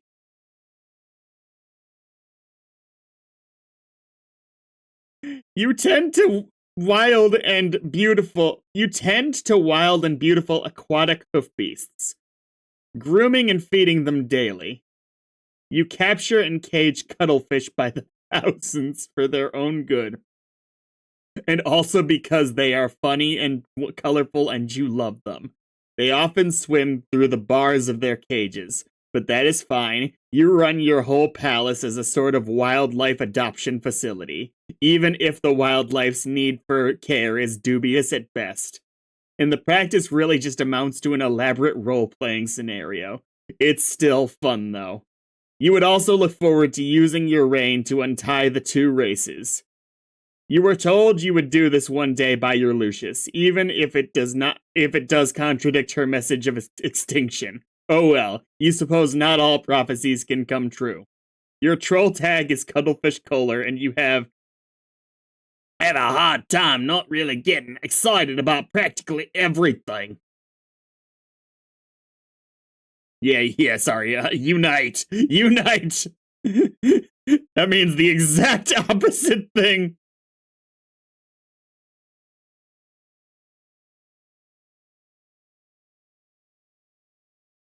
No, I know. I've got a voice here for Cuttlefish that I did like doing. You know, Cuttlefish, I want to try doing the more directly, doing the actual fish voice for Cuttlefish and keeping the pirate voice for Caligulus.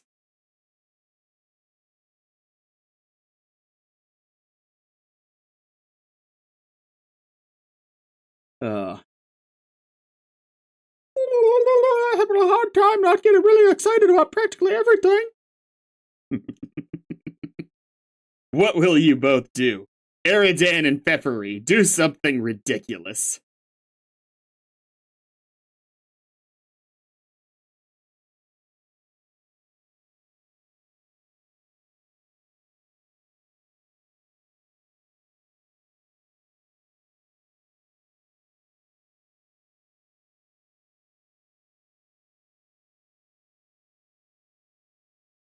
Yes. Fuck yes. Hell. Ye fucking. Yes! Bump. I don't ship it. Father Pepper.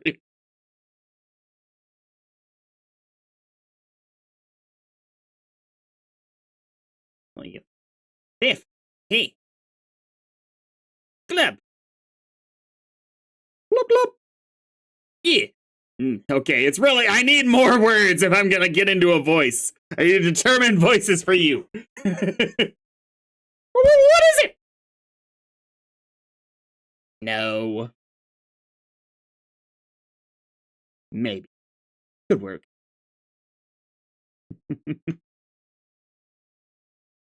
What? No. What? Wondering if you can forego the exaggerated emotional theatrics for once and actually tell me what's on your mind. Nothing on my mind. Why can't I just fucking walk and glub at you for a reason I don't have?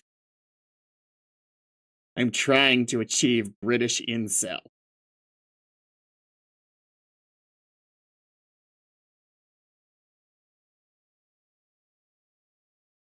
Are we talking specifically English incel, or should I be going for like an Irish?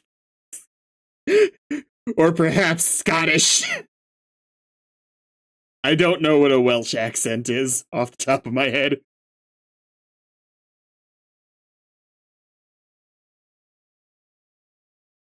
No, let's try and craft my own.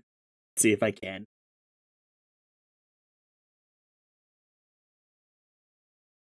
Nothing's on my mind. Why can't I just fucking walk and glub at you for a reason I don't have? Fine, but you don't want to hear it.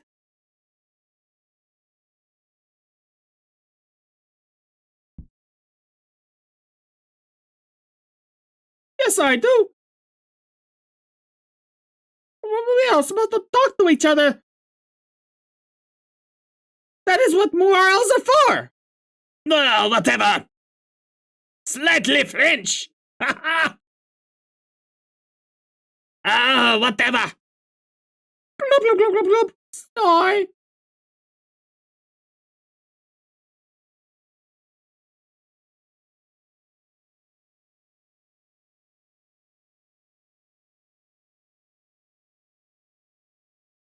Will you take the chip off?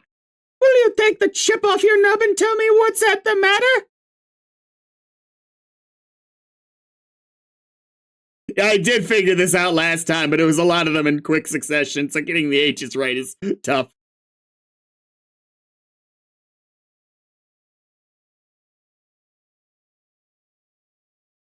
Octopimp? Who the fuck is Octopimp? Is this Octopimp?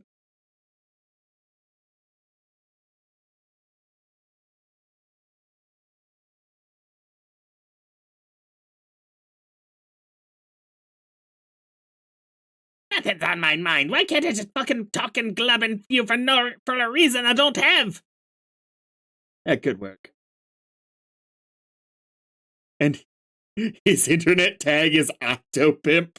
I love him.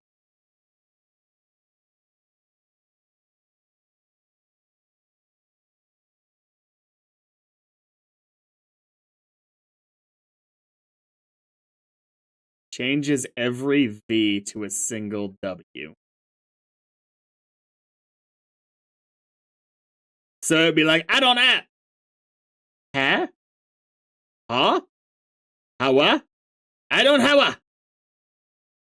I think that's what you mean, howa.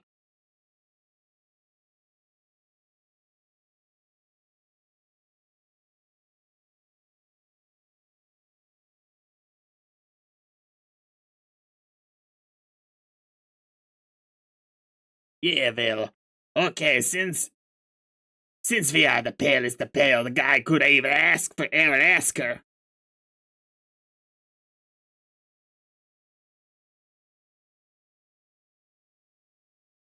Yeah, I agree.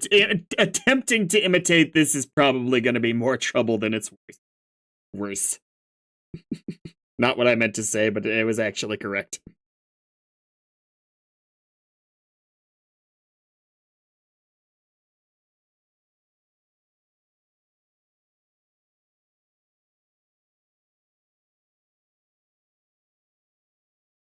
Ooh. Okay, let's just do this and see if anything feels right. Let's start here. I'm wondering if you could forego the exaggerated emotional theatrics for once and actually tell me what's on your mind. Nothing's on my mind. Why can't I just fucking talk and glub at you for the reason I don't have? Well, fine that you don't want to hear it. Yes, I do. We are supposed to talk to each other. That is what morals are for. Oh, whatever. Glub, glub, glub, glub, glub, sigh. Will you take the chip off your nub and tell me what's it matter? Yeah, well. Okay, since we are the palest of pals, a guy could ever ask for, I will tell you. Even though you will only humor me as usual since you don't agree with my agenda, any of my agendas really, none of the agendas, no. None of the agendas. None of the agendas. I will tell you, even though you will only humor me since you don't agree with my agenda, any of my agendas really, none of the agendas, none of them. Are you fretting over another one of these dumb contraptions? See, condescension! You're going to make a hell of an empress! No, I'm not. But that is besides the point. None of your plots to kill the land dwellers ever work out, and every doomsday device you get your hands on turns out to be a piece of junk. So, I got to keep trying. That's how all the great military masterminds became great through upright perseverance.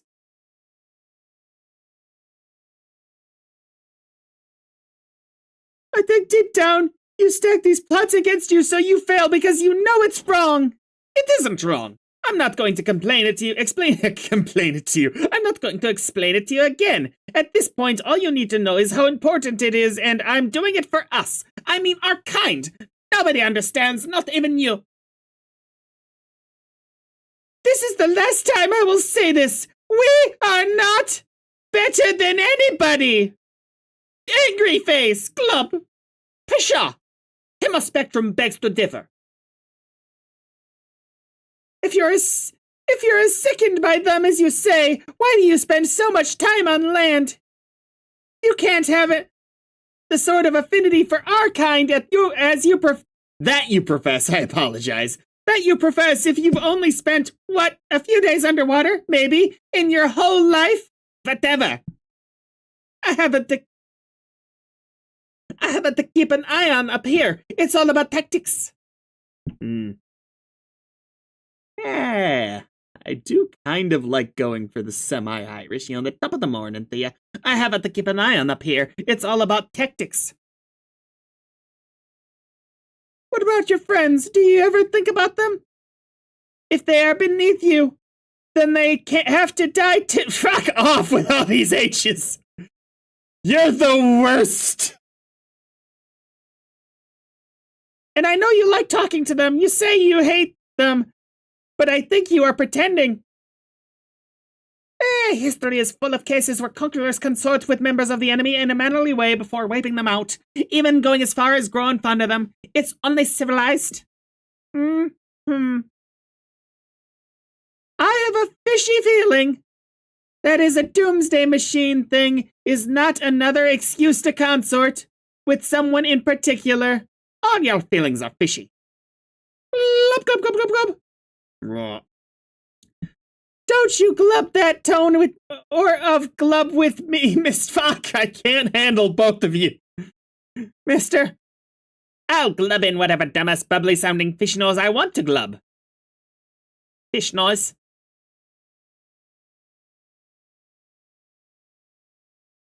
Oh, shut it. I think. No. Oh, shit. Oh, shit. You are angling for so much trouble now. Okay, please just not get into the whole fucking fish pun thing again. Like, we get it, you are nautically themed. Okay. But yeah, I don't know. I don't know why she ignores me. I guess she's just bored with me. We had it all set up for her to give this thing everything that probably doesn't even work. Even work. But yeah, even work, yeah. Maybe that wasn't the point. I mean, you think we have a pretty good rivalry going on, or at least had. It was pretty fucking bitter and contentious for a while. There and there was a good chemistry. I don't know what happened. I guess. I wouldn't really know. Glub, glub, glub, glub. Sometimes people just drift away, I think, or just aren't as into Quadrant as the others want to be. So do you really think that your feelings for— It's really hard to follow the story and read sometimes.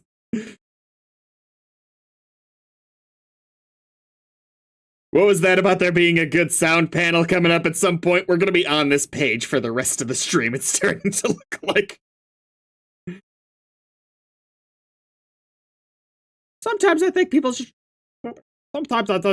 drift away, I think. Or just aren't as into the quadrant as the others want to be. So you really think your feelings for aren't that dark?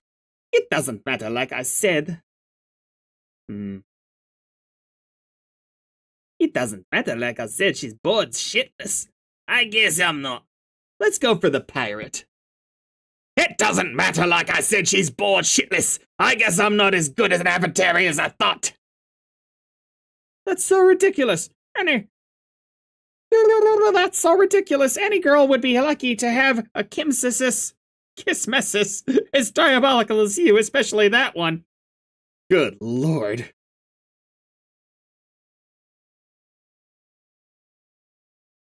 These two together are going to break me. Especially, Fefira. Fefita? Something.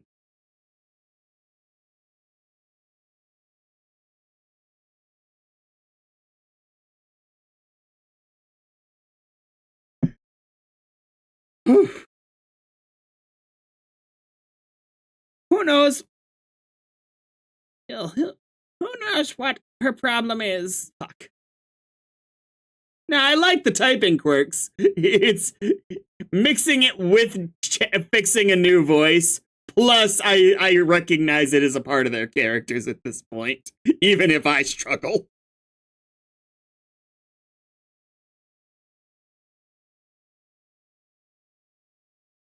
I will overcome. I will adapt. I will conquer Homestuck on its terms. Or die trying.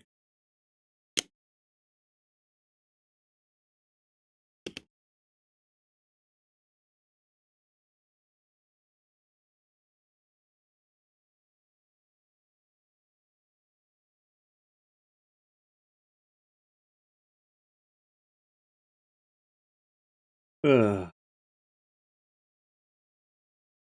knows? Who knows what her problem is? She has issues. Well, okay, thanks for saying so. Maybe French I'd go for. Avashji! I don't know. You know, I'm not sure. We never talk about our romantic aspirations. We should more often. It's kind of exciting. Shrug. Probably because you fill your gossip quota with your nubby horned bro. You leave nothing left to talk about with your dear sweet morale. We are supposed to help each other with that stuff too, remember? Maybe. Seems kinda odd though. Your stupid fishy face is what's odd. Have you never thought about that? Fine. Well, those are my stupid feelings about what yours. Seems to be like you get along well with everybody to be harboring any black sentiments. Yeah. I can't think. Nah, it's too much jade. No, I can't think of anybody I feel that way about. Maybe I'm just not old enough to have those feelings yet. We are still pretty young, you know? Yeah. So, okay, those are your black leanings. What about red, Eridan? Red? Oh, God. Is there a lucky lady you are waxing scarlet for?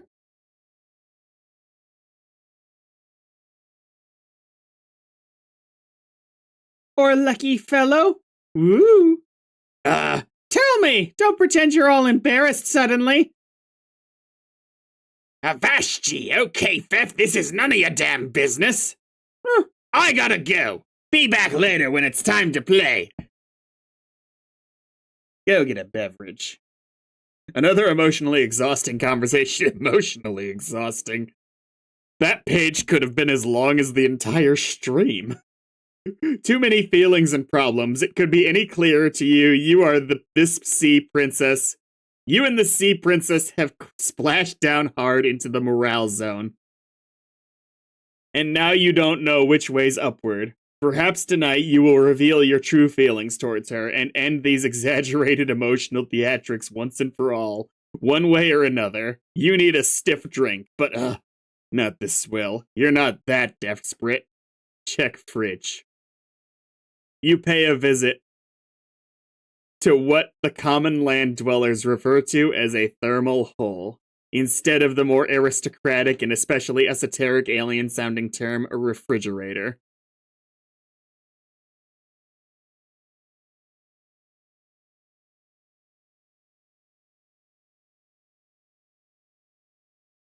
I see we have a fight in the comments here.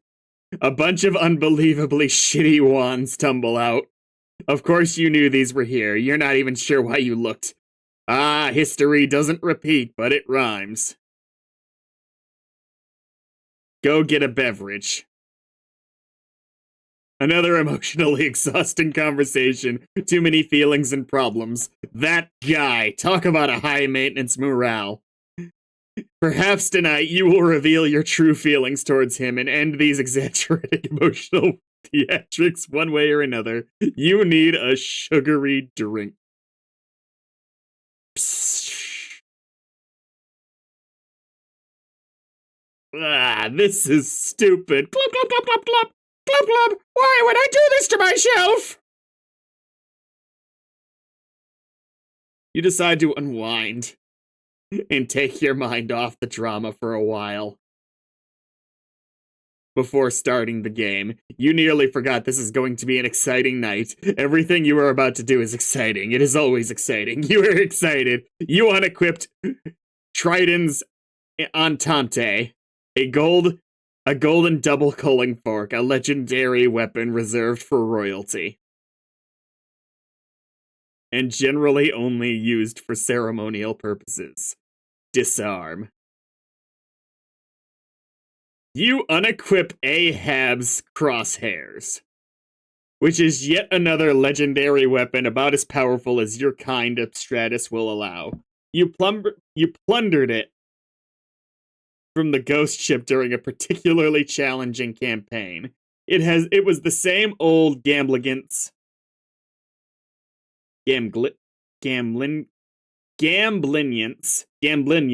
ship from which your accomplice at the time also plundered a set of extraordinarily powerful dice. Ooh.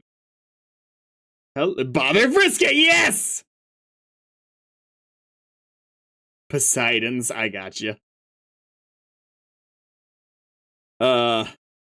You almost feel sorry for the adversaries you will face tonight. They will likely pose neither team much challenge at all, unless one of the links in the prototyping chain includes something especially huge and monstrous. But really, what are the odds of that happening? Bother Vriska. Oh, we don't get to see the conversation?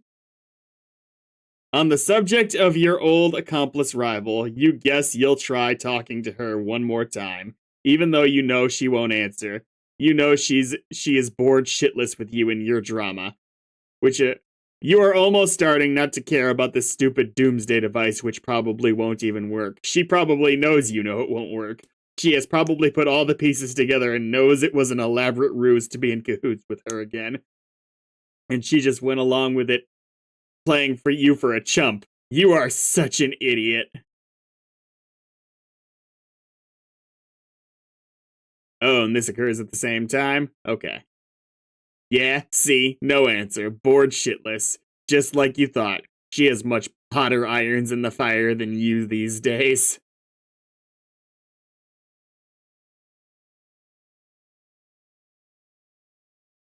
But it wasn't that long ago that you were the hottest iron. At the height of your powers as Seagriffs, Marquis Mindfang and Orphaner Dual Scar were in alliance, an unmatched terror, and in competition, unbridled tempest. Either way, spoils were typically traded and shared. No levels were left for anyone else to gain. None of the levels. She would have the victims of your conquest walk the plank, while you would reap the custodial spoils. And, well, yet another partook not in revelry, but necessity.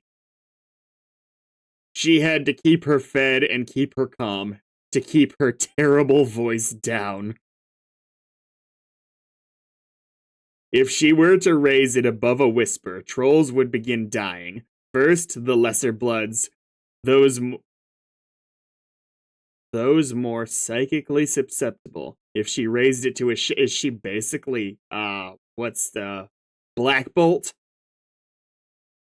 If she raised it to a shout, all of the planets would die, land and sea dwellers alike. So she's excited and quiet. And if she were ever to get really upset, she might release the vast glub, a psychic shockwave that would exterminate every troll in the galaxy. In truth, it would be all too easy to solve the land dweller problem once and for all.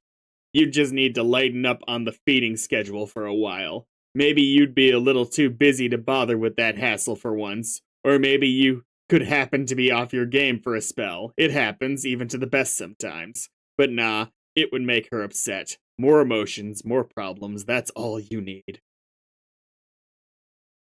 Oh, the Lucius is the one with the fancy voice. I gotcha, thank you. Sometime later. The Witch of Life, which is, Rose, right? Or rather, the equivalent in Trollland, anyway. The Witch of Life takes her place in the land of dew and glass. Report to Eridan. Awesome.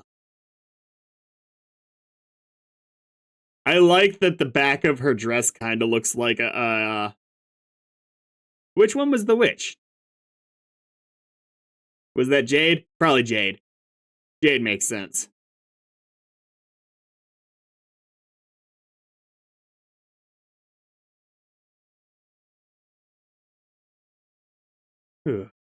Before this, I will take a quick break.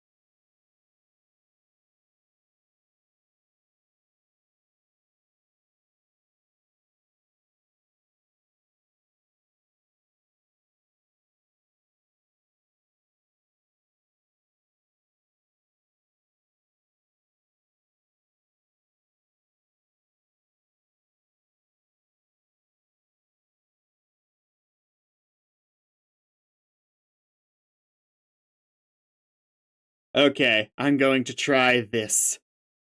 Where are you?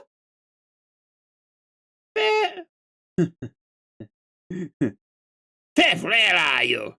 Yeah. That took forever! I was getting worried, kinda. Yes, it is a pretty close call and got kind of complicated, but Sulux finally came through, and now I believe the full chain is complete. Man, that guy, he's a fucking drama machine and is fucking pathetic. It is fucking pathetic. Your stupid fishy face is the drama machine. It does nothing with... nothing. Fuck.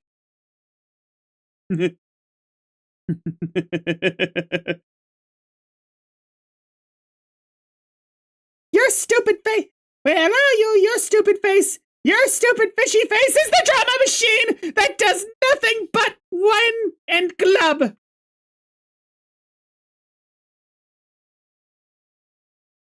Fuck, sorry. Anyway, you shouldn't say that about him. He is a hero and saved my life. Yeah, sorry. I was really worried and stressed out. I thought you were dead, and I didn't even get to thank you for saving my life, or really for anything. And I just spent all this time here worrying and thinking about stuff. And I decided I have something I want to tell you. And I've been meaning to get off my nut for a while now. Oh, really? That's good, actually. I have something I've been meaning to say to you, too. Oh, really? What is it? You go first. Okay, but this isn't easy to say. Yeah, I know. It's okay. Maybe I will understand more. Maybe I will understand more than you think. We might even be saying the same thing. Okay, I hope so. I think. Now that we are both in this game and have left our world behind, and you can no longer pose the danger to our people that you had always planned to, I think it is not really necessary for me to be your Muarl anymore.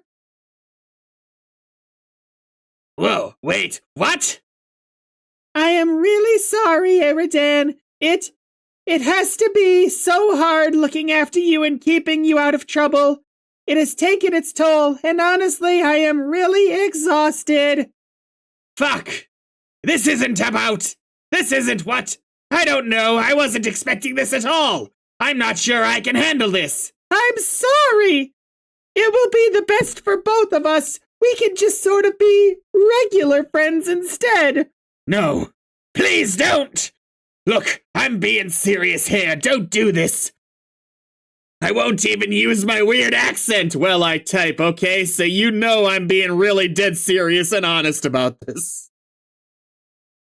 Okay. I am being serious and honest too, see? Okay. Let's try and narrow pirate down. Okay, good. Are you sure you aren't being hasty about this? You've just been through a lot. I mean, we are supposed to be fated to be Mural-Els, aren't we? Isn't that just how it works? You can't just throw all that away because you're sick of me? I am not sick of you, Eridan. I still really like you. In order to be destined for Mural allegiance, both people have to be on board, don't you think? But I cannot do it anymore. So I think it just wasn't meant to be all along. And really, you just don't need me anymore. You are free to do as you wish. We both are. I can't look after you anymore. I didn't even need anyone to look after me. I was totally fucking fine. My ambitions were noble. And really none of your fucking business, quite frankly, your majesty. And the whole reason I put up with sticking my flipper in this fucking shithole quadrant with you was what? Never mind! Tell me! Okay, fine.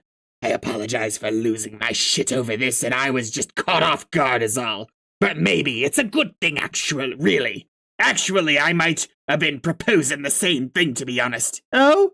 Yeah. Pfeff, have you thought about Since you don't want to be pale with me no more, the possibility of some other type of arrangement with me?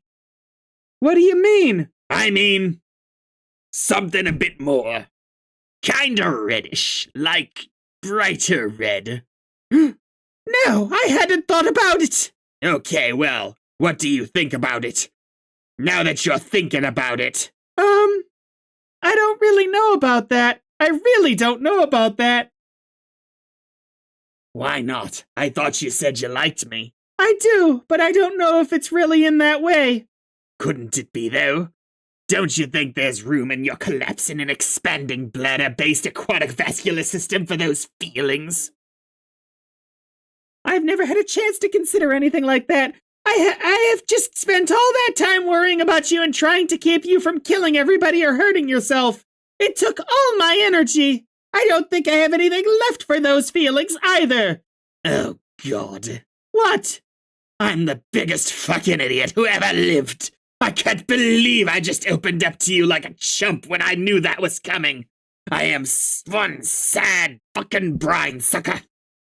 Over-emotional sappy trash, you're right. I'm not better than anybody. I'm worse than anybody. Everybody. All the bodies. I'm getting what you guys were talking about with incel. Stop! God, will you just clam up for once in your life? Always carping and carping and carping. You go completely overboard with your emotions, always looking to reel in drama whenever you can. I am up to my gills in it. I just can't salmon the strength anymore. Anemone more. I cannot believe you are doing the fish pun thing while you're breaking up with me. Real nice. Whoops, I mean real nice. Ha ha. Sorry, but really, this shouldn't be as bad as it sounds. When all is said and done, I am still your friend. We have left our world behind. Everyone is dead, and there is no use in worrying about it now. It's over. It is time to play this game and focus on building something new and exciting. So hang in there, Eridan.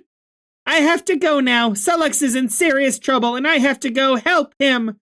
Bye! Wait! Don't go! Glub.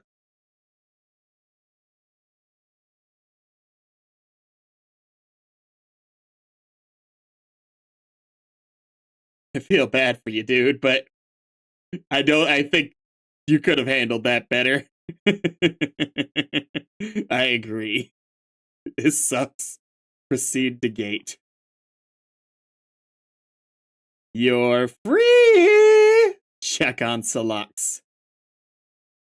Whoa, what's up? Why are we...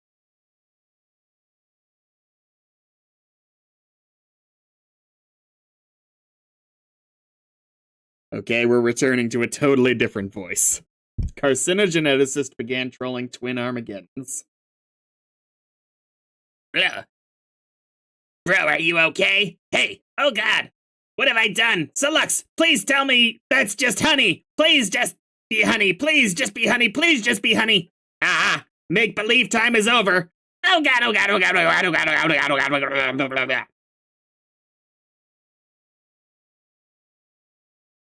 I see. The mind, honey. It is all your fault. You couldn't get him in before the glub. There, you blubbering goddamn pansy.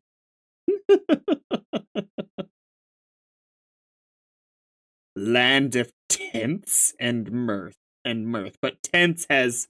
No, never mind, that's a T. I was thinking it had an apostrophe, like it was a tent owning something. Land of tents and mirth.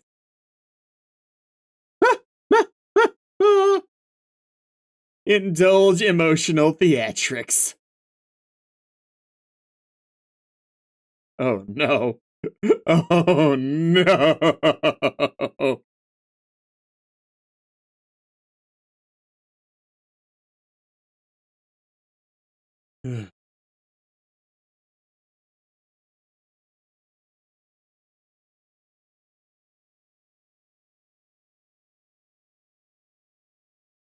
Gam, I need to talk to Ka. Where is he? He isn't answering. He is busy being slapped motherfucking senseless by the guy who likes knives. But I can't relay that message you got, my brother. I can do that. I can do that. I'm stoned as fuck. That's why I said the other thing first. I don't feel comfortable with that. I have some serious feelings and problems here, and I need some advice. Yeah, I feel you. He's pretty worked up, too. Why? Because our good bro Solux just kicked the wicked motherfucking shit. What the fuck do you mean by that? Are you saying he's dead? Yeah.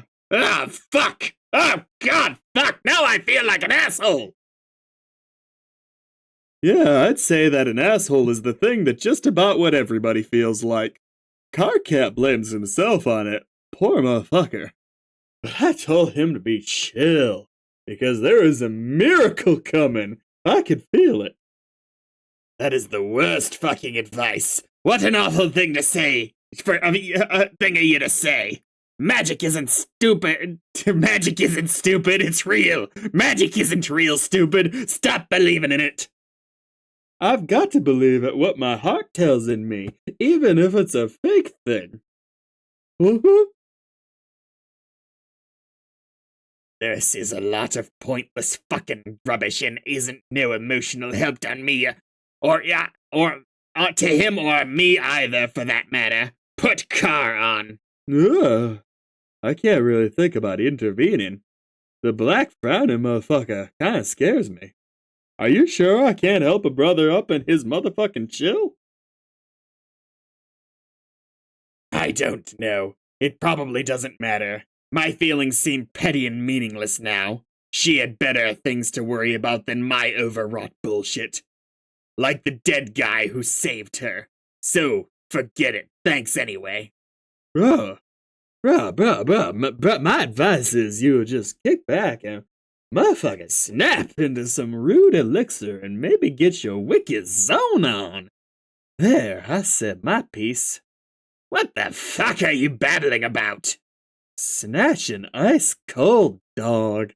Motherfucking chug that shit like you and the hottie was reunited lovers. The bottle, not the hottie.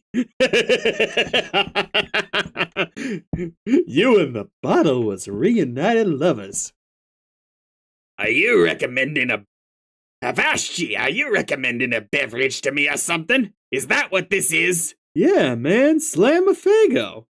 I don't have a fucking Fago, you stupid fuck! Why would I keep that disgusting shit on hand? Are you motherfucking sure about that? Oh god, you're right, I do!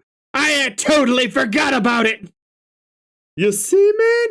Motherfucking miracles.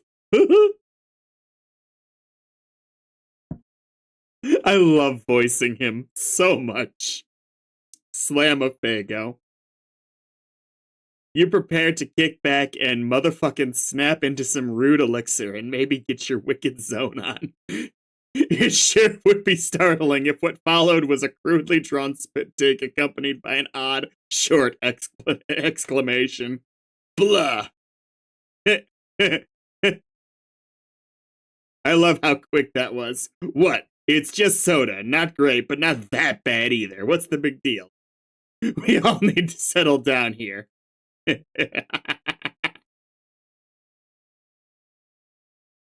And later still.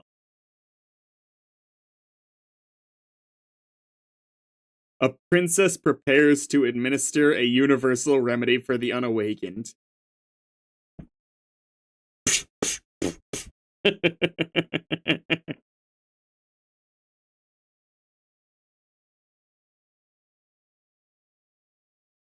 I mean, okay.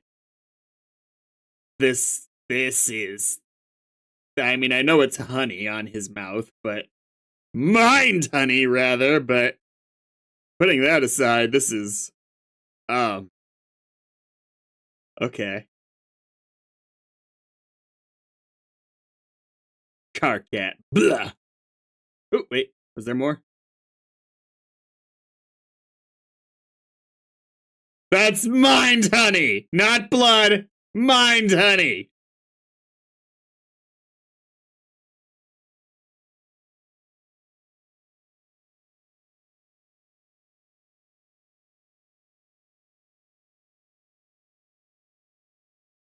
It's mine, honey.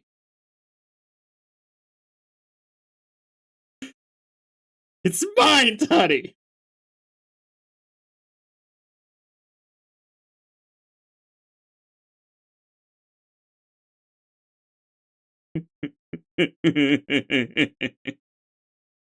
Hey, kid.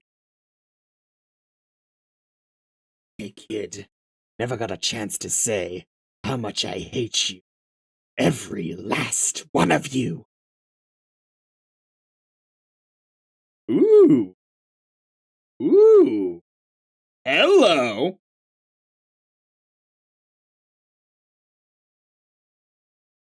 Goddamn troll kids. Every time you turn around, they're smooching each other. Makes a man want to stab his own gut and puke blood.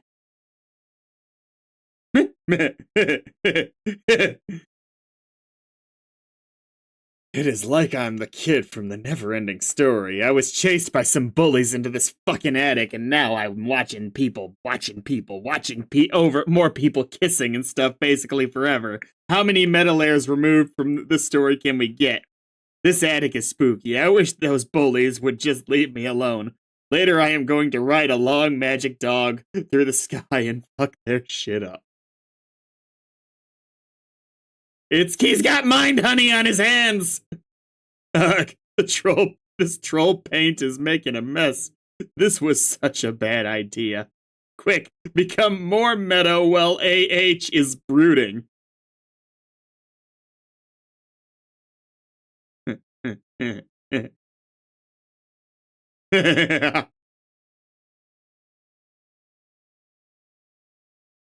Hang on. I'm gonna do something here.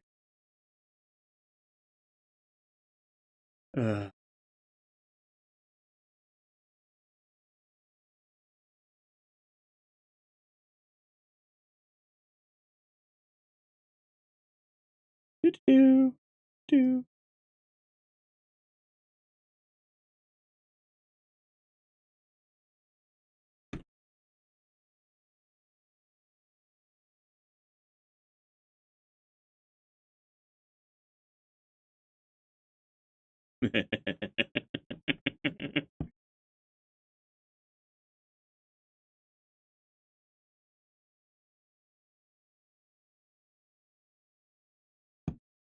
It's perfection.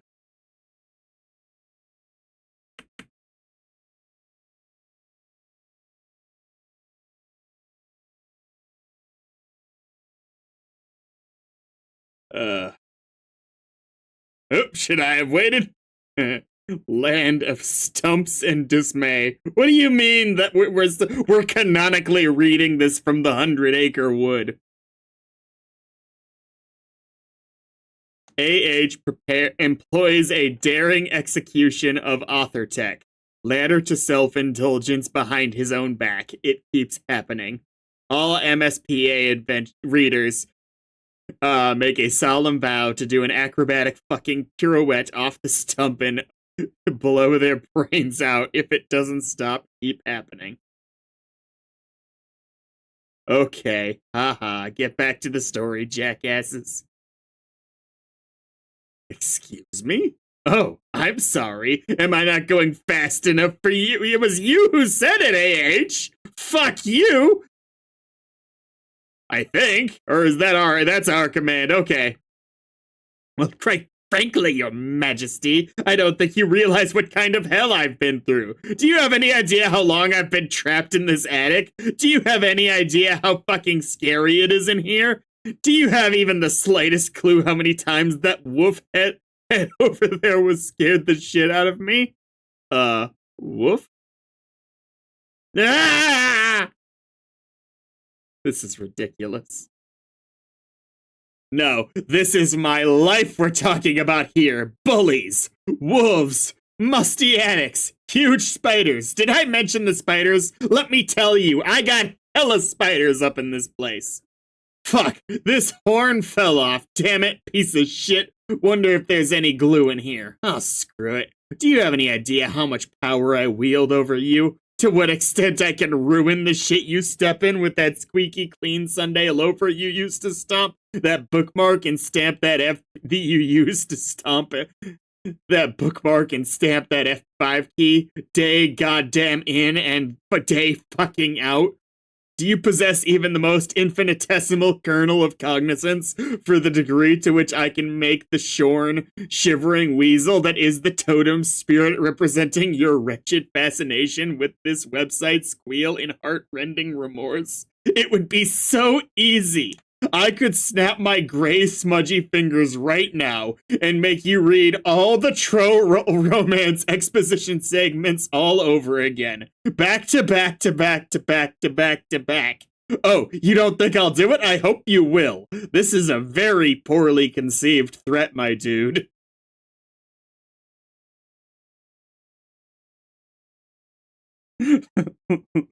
Like, oh no, don't drop $1 million out of the sky! That would be horrible!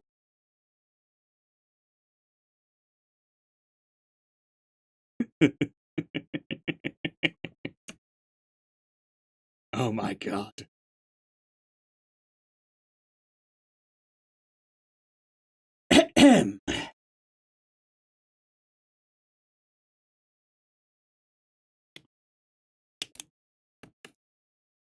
The problem is that when the subject of troll romance is broached, our sparing human intellects instantly assume the most ingratiating posture of surrender imaginable. But we will do our best to understand regardless. Humans have only one form of romance, and though we consider it a complicated subject spanning a wide range of emotions, social conventions, and implications for reproduction, it is ultimately a superficial slice of what trolls consider the full body of romantic experience. Our concept of romance, in spite of its capacity to fill our art and literature and to rule our individual destinies like little else, is still just that, a single linear concept, a concept usually denoted by a single symbol.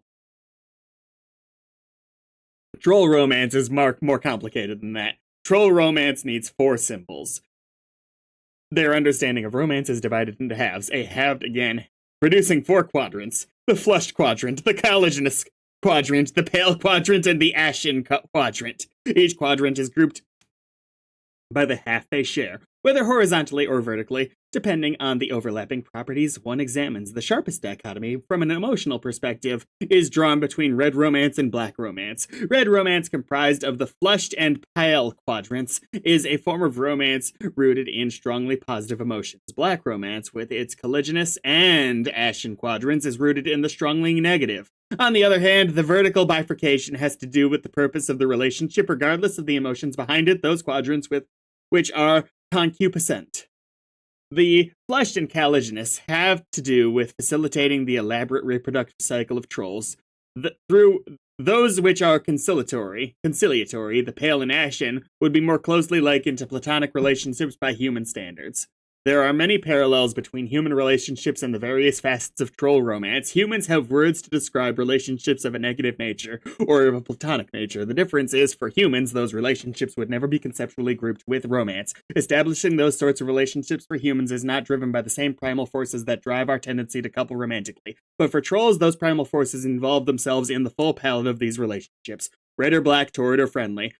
Trolls typically feel strongly compelled to find balance in each quadrant and seek gratifying relationships that each describes. The challenge is particularly torturous for young trolls, who must reconcile the wide range of contradictory emotions associated with this matrix, while understanding the nature of their various romantic urges for the first time. Of course, young humans have this challenge too, but for trolls, the challenge is fourfold. When 2 individuals find themselves in the flushed quadrant together, they are said to be matesprits. Matespritship is the closest parallel to the human concept of romance trolls have. It plays a role in the troll's reproductive cycle, just as it does for humans. This is pretty obvious. Not much more needs to be said about this. Moving right along. When a pair of adversaries delve into this quadrant, they become each other's kismesis. As one of the concupiscent quadrants, it plays a role in procreation as well. There is no particularly good human translation for this concept. Closest would be an especially potent arch rivalry. For instance, human players would never be able to adequately diagnose the relationship between the queen and her arch agent, but troll players could immediately place it as a dead ringer for a kismicissitude. They would think we're all pretty stupid for not getting it, and they would be right. Trolls have a complicated reproductive cycle. It's probably best not to examine it in much detail. They need to seek out concupiscent partners. The need to seek out concupiscent partners comes with more urgency than typical reproductive instincts. When the Imperial drone comes knocking, you had better be able to supply genetic material to each of his filial pales. If you have nothing to offer, he will kill you without hesitation. The genetic material, without going into much detail, is a combinative genetic mix from the matesprit and the Kismesis pairs, respectively. The pales are all offered to the mother grub, who can only receive such pre-combined material. She then combines all of it into one incestuous slurry and begins her brooding.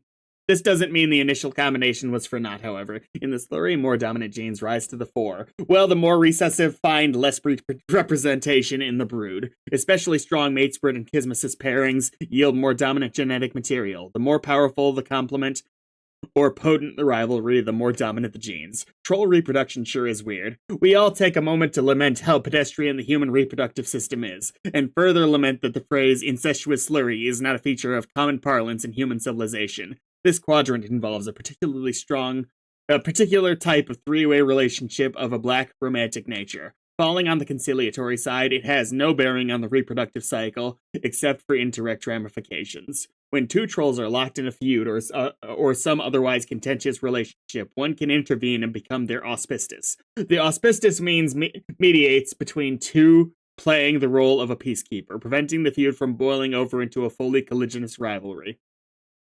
Since such lesser feuds are quite common among trolls, there is a significant need for auspicing parties. Without them, too many ashen feuds would become colliginous and begin to conflict with other exclusive Kismesis relationships, leading to a great deal of social complexity and sore feelings, even more so than black romance usually involves. Without auspicism, the result would be widespread black infidelity.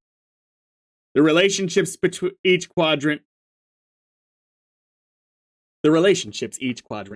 describes tend to be malleable, if not volatile, especially on the concupiscent half, where more torrid emotions reside. It doesn't take much to flip a switch and transmute black rom feelings to red rom and vice versa. In many cases, one party will have red feelings while the other has black. But it will often be the case that one party's feelings will swap to match the other's, since there is no quadrant which naturally accommodates such a disparity, but thereafter it's not uncommon for the two to toggle between red and black in unison now and then. These scenarios naturally result in both red and black infidelities. This sort of relationship volatility is why conciliatory relationships are an important part of the troll romance.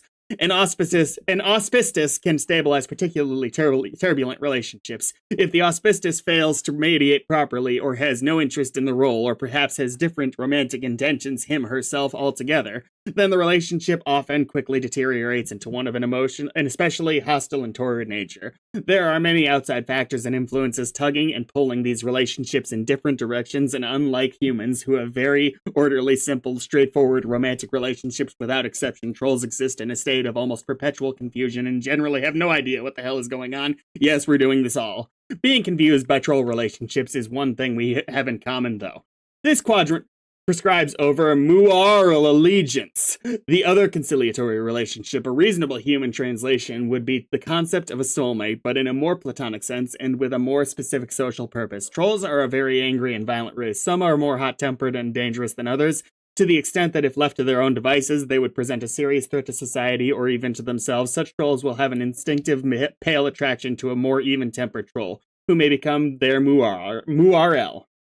The muarel is obliged to pacify the others. To function as the better half, the two partners in a strong pale relationship will serve to balance and complement each other's emotional profiles and thus allow their other relationships to be more successful. It's often ambiguous, especially among young trolls, whether a bond formed between an acquaintance is true moral allegiance or the usual variety of platonic involvement. Furthermore, romantic intentions of a more flesh nature can often be mistaken for paler leanings, much to the frustration of the suitor. But for pale pairings, as the one above, will be strikingly obvious to all who know them. God, you just can't get enough of this, can you? That would have been such a great point for a transition out of this illustrated sociological study. But okay, if you insist. Now see, what's going on here is, it's perfectly simple. When the full matrix of troll romance is in action, we have a, hey, why don't you figure it out? You should be an expert on all of this by now anyway. Later, our troll hero would try to explain this to our human hero, attempting to convey all the nuance of troll romance through a nearly verbatim recitation of the preceding excerpts. He would try to describe how rich in texture the troll romantic comedies were compared to the one-dimensional schlock of our human cinematic counterparts. He would barely scratch the surface of the troll Will Smith's virtuosity with the delicate lattice of troll romance, as he would assist with the bumbling, fudge-blooded troll Kevin James through the interwoven minefield briar patch of red rum and black rum entanglements, all the while sifting through his own prickly romantic situation and ultimately learning the true meaning of hate and pity. But what would they succeed before the Imperial drone came knocking with his thirsty pails at the ready? Yes, they would. But John didn't understand any of this because he's a moron, and he wouldn't shut up about his awful bullshit Earth movies. He would just go on and on and on about that garbage.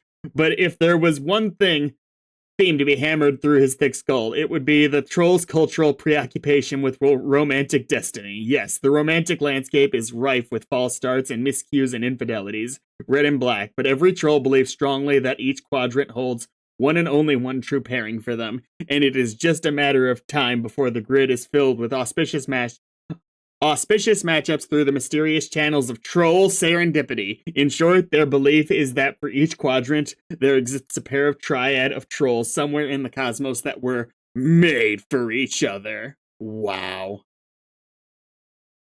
That's what just happened, bitch! Do it again! Do it again!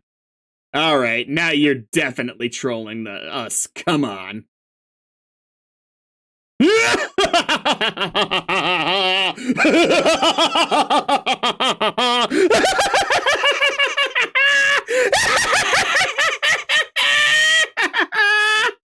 Recap then?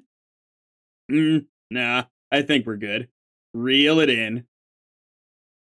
Okay, guess I've trolled you guys enough. Where were we? Oh yeah, Slick. Move this along. It's bad enough you had to watch this broad smooch a corpse and this kid bawl his eyes out already, even if that was centuries ago. Next. Invalid syntax. Oh, for the love of... Why would they even design a button like that if it doesn't print the right advancement characters? You are getting tired, really tired of mashing the equals key. Type that, then that.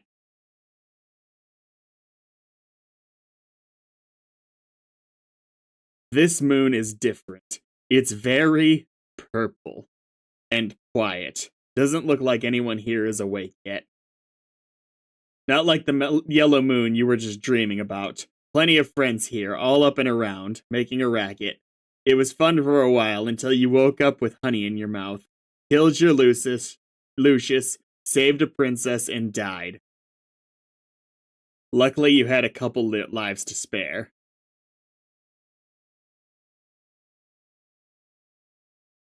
Ooh, you've got two dream selves? Okay. So is there a practical difference between pink and yellow?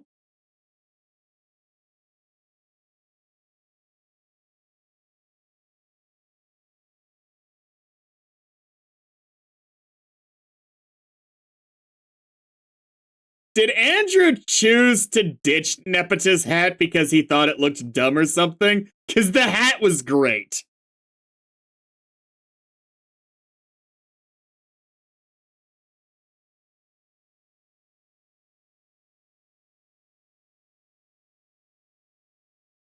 So there's only two personalities? Pink and yellow? That makes more sense to me. Different moons.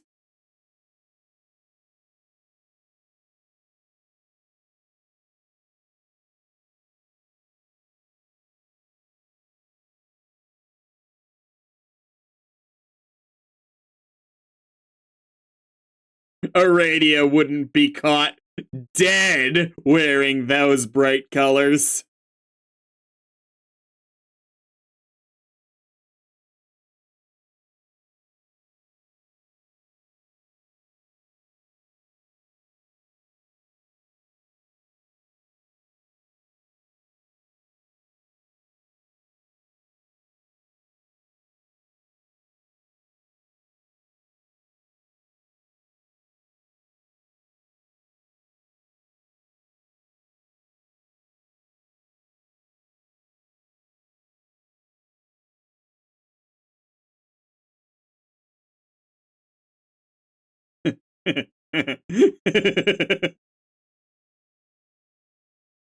Dude, dude, I adore everyone else was exactly the same, sans minor changes, but I adore Carcat just having the exact same expression in the two designs. It just is so unfitting with the yellow flowy robes.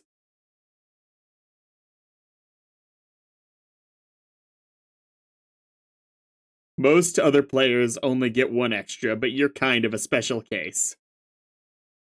Boy! Ooh. Huh? You there! Red and blue eye boy! I remember this. Hello. I did not get the chance to formally greet you. I suspect this is what made you angry, but worry not.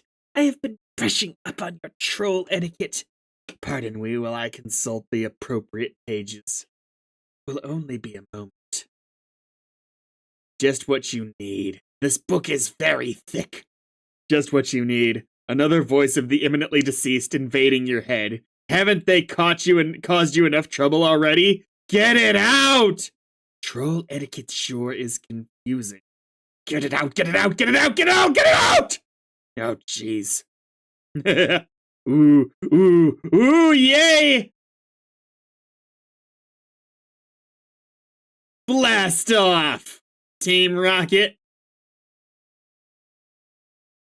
You've wasted enough time on sleeping and dying. You've got to get back to adventuring while the adventuring's good. And also change out of these stupid pajamas. Pishoo! Get back to adventuring. The revived Mage of Doom returns to the land of brains and fire for a surprise rendezvous with the Witch of Life.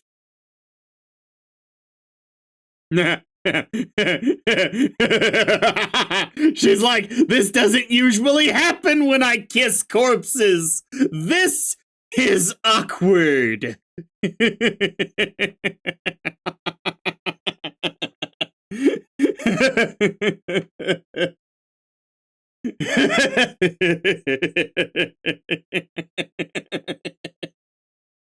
Hey, what the heck is going on here? Get back to adventuring. Somewhere on Lomat, the thief and the page plunder the untold riches of innumerable pointless side quests. I think the thing I love most about Vriska is that, for the most part, she is having the time of her life.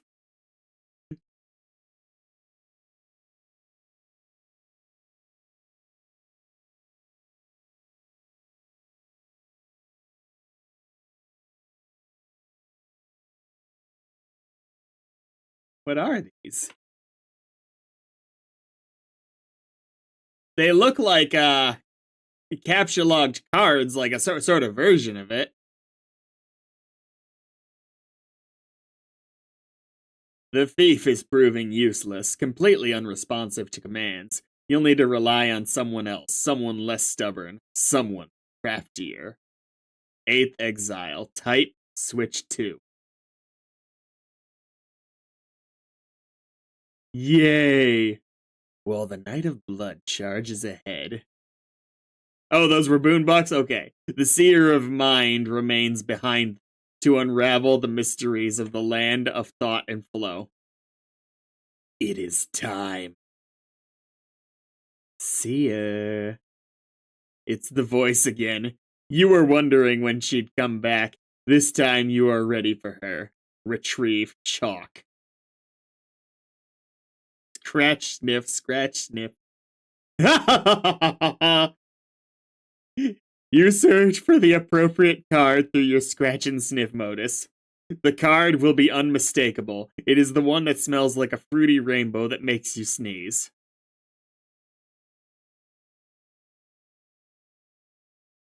Tracy, inquire. Time for what?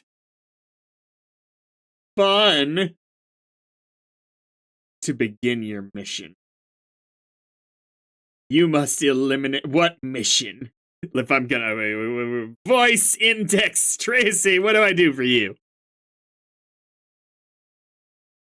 Oh yeah. Oh my god. What mission? What mission? You must eliminate the Archagent.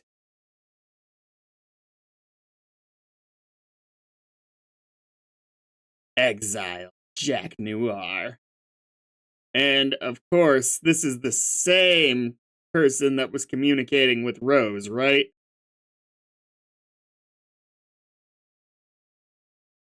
Surely you must be adventuring by now. Unlocked bonus Squiddles! Squiddles! Squiddles! Hey. Yes. Hey. Squiddles and friends.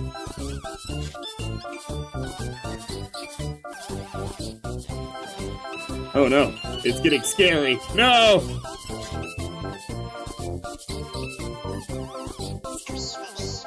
They are different each session? Okay.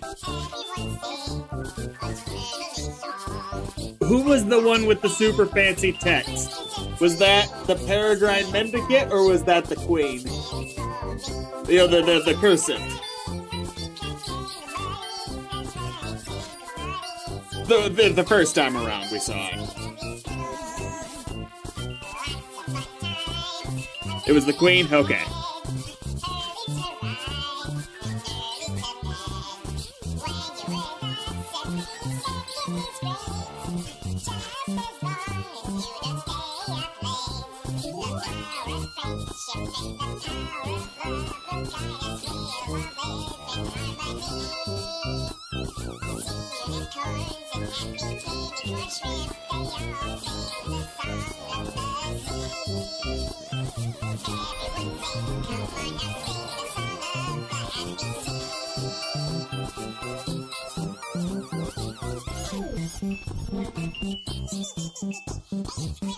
Why did they do this? Why did they make this?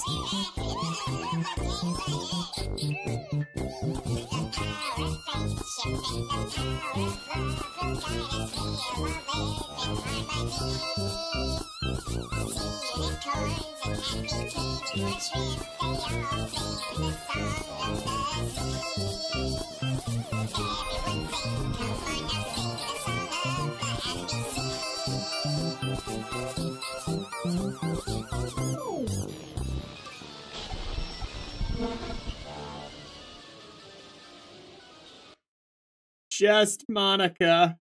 Just Monica. Just Monica.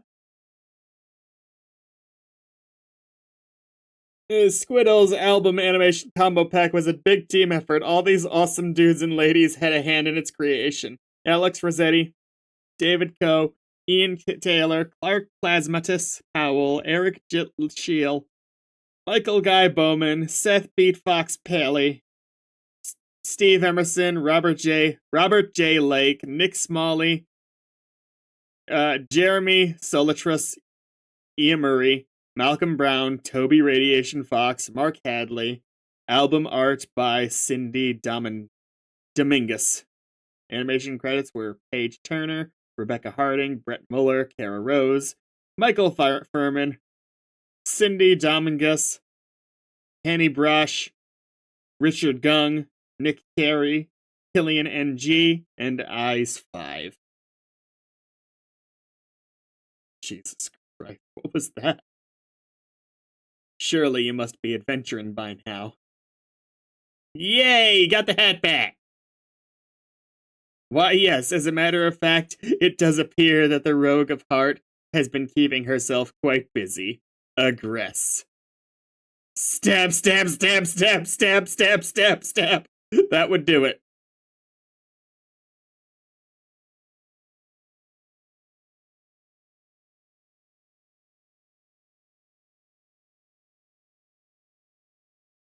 Those two are together? Yes!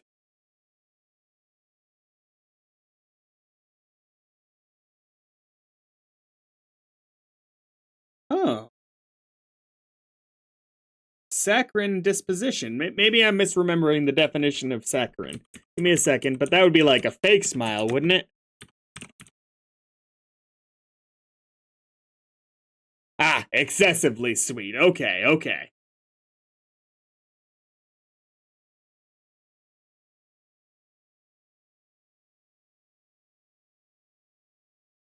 I was worried there for a second. I was like, no, don't make me misinterpret this character.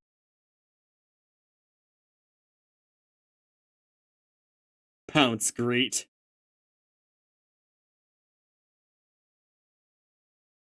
Little cubes everywhere. Tackle slide, why are you attacking my sugar cubes?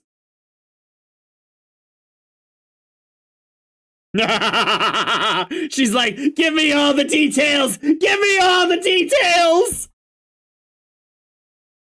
You inquire into whereabouts of the Maid of Time. The Heir of Void has no idea where she went. She just disappeared.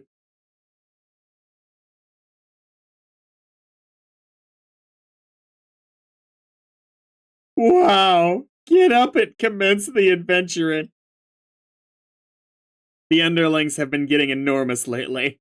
Must have been something one of those other clowns prototyped. Speaking of clowns, answer Carcat, yes, no?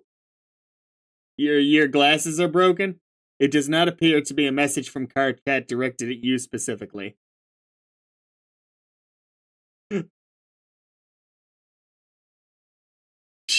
I love these two together.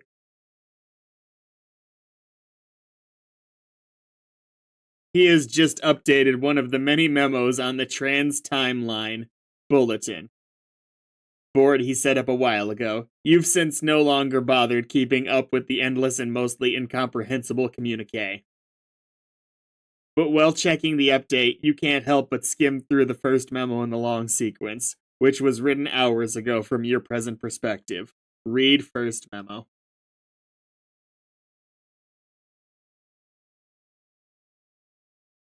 Wait.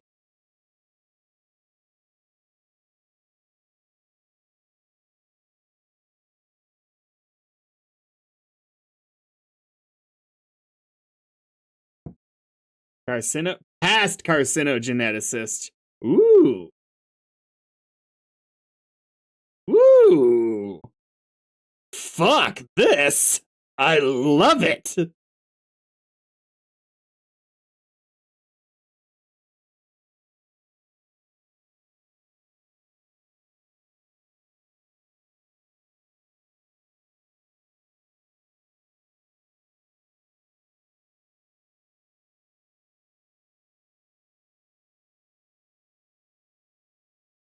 Team adore a bloodthirsty. Okay. Okay. Okay. Okay. Okay. Okay. Okay. Okay. Okay. Okay. I'll be back.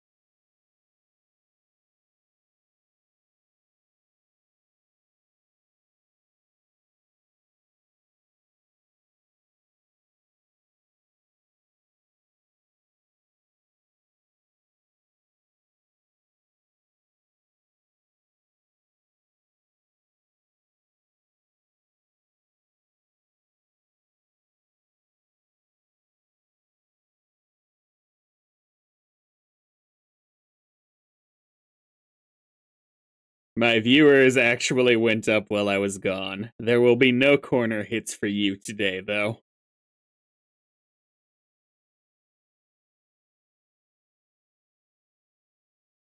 Okay.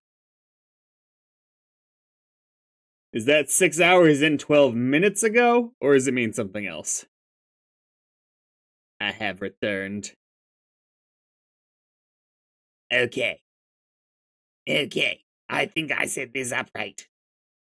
Fuck, I should have come up with a better board name. But I guess that's the name it was supposed to have, since that's the name that I already read. Wow, that probably won't make any sense to anybody. Whatever. It's time travel, stupid.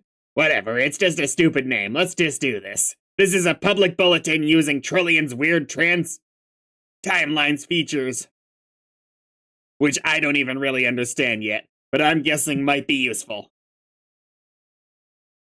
I've included all 12 players in the subscription list, so you should all be able to read these memos at any time. That is, all the memos posted, past and future, I think. It could get pretty temporally confusing, obviously. I'm going to try to keep the memos as simple and linear as possible. And also let's keep this one-way bulletin to make this as simple as possible. Do not reply to my memos. This is not a fucking chat room, assholes. If you have something to say to me in response to a memo, message me in private and at the appropriate point in the timeline. First order of business is about the teams. As of now, you should all be aware that there is really only one team, and we are all working together. And by now, I mean by now.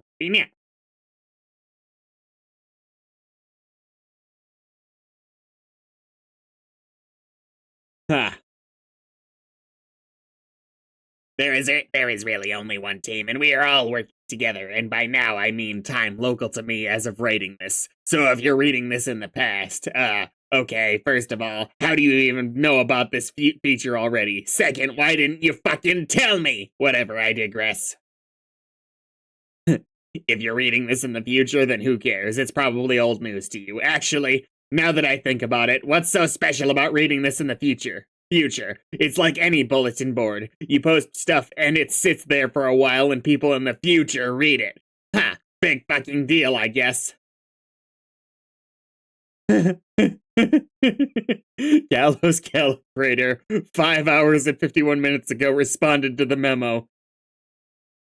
Oh my god, Carcat! Who cares? Who cares?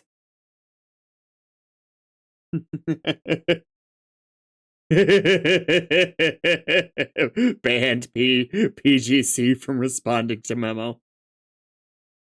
Anyway, like I was saying, one big team over which I have assumed total leadership. I will assume that it will continue to stay this way for the duration of our quest, and that I will remain an impeccable leader for a span of hundreds of hours, while I guide us all to a stunning victory. In fact, I don't even need to assume. I browsed through this whole bulletin in advance, and it does appear to be the case. Go me. In fact, since I've seen what I will write in the future, I wonder what impetus I will have for writing it later when I'm supposed to. I wonder if I could just copy-paste it. Hold on. Damn. Guess they thought of that. I don't know. I tried to look at the whole bulletin again, but now that I've opened this one from the beginning, I can't see the whole thing anymore. Unless I look at it on one of your computers. Or maybe if you send me like a text file of it? Would that cause a paradox or something? You know what? This is so stupid. I actually remember reading all this shit like half hour ago. And now here I am typing it anyway. I probably can't avoid typing any of this. How weird is that? I hate time travel. I'm basically just here at this. Wow. Holy fucking shit. Are you people that? My voice has been thoroughly killed by the prior conversations already. The hard thing for me is I've given all the trolls these big elaborate voices. And the fucked up, all the humans mostly are easy. And I have not had a break in a while from trolls.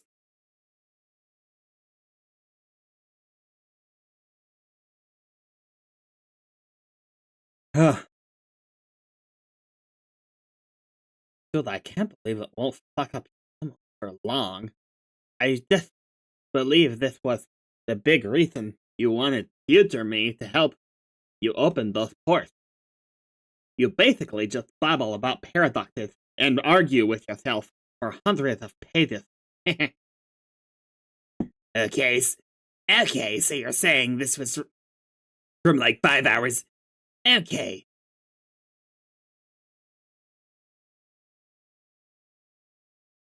Well, okay. I've lost the Arsino voice completely. I'm sorry. Okay. It's too much I have cancer voice now.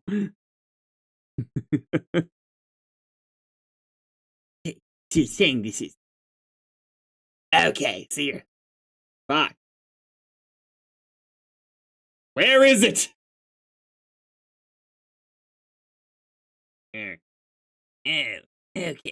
Okay. So you're saying this from like 5 hours in the future? Just to give me a hard time. Nice. Well, thanks for the help. So when do I ban you, future boy? A few lines down, after I pretend like I'm going to die. I'm sorry for a laugh on account of my imminent banning. How could you even do that to me? So cold, man. Are you really still sore at me like 5 hours later for running that virus? Goddamn, get over it. It was your fucking virus anyway. You're to blame. No. Bro, we're cool about that. Now Future is connecting with me, so I'll never enter the game. Oh yeah? Yeah, so thank for that 5 hour in advance. This is BS, isn't it? Trolling me from the future. How juvenile can you get? No, man, it's true. We are bulge bumping Pupa Pal again. Oh, fuck this condescending future know-it-all act. We aren't bumping shit. You are so banned. No, not the ban. It burns. Oh, God. Wait, oh, God. It does burn. Something's wrong. Like, serious. That horrible psychic noise. That voices. They're all going to die. Oh, shit. I'm bleeding. Shit. This is bad. I'm going to get her back in quick. Gotta go. And so the porcine hoof belonging to the swollen hag known as Lady Destiny has stomped another throat. Which one of you fuckers is next? Nobody? Okay, good. Although I'm fairly sure I remember someone else chiming in before I closed this memo. You disordered shit rinsers can't keep your levacious prongs out of the row hole, can you? Select for future reference or past reference or whatever. Oh, you're right. If you want to do that kind of role-playing, you can start your own bulletin. You can act like the brain-dead asswipes in your own festering flap of paradox space. Fine with me. Everyone will be so confused by the time paradoxes, it will distract them from how awful their terrible hobbies are. Choose your classes now. Level 69 Nook Sniffer is up for grabs. Who wants it? No, that's not an invitation for you fucking nerds to come in and correct me on your goddamn fairy elves. Just do me a favor and keep me banned from that one, okay? I'll return the favor if you nerds, if you nerd up my memos. I seriously can't believe how many fucking nerds are on this team. Just remember, this is my first... I'm sorry. Just remember, this is my personal opinion. A stump, if you will. For sole use of me as a leader for important leadership business. Got it? Carcinogeneticist 612 hours from now responded to memo. Brown, this is so embarrassing. What was I even thinking? STFU.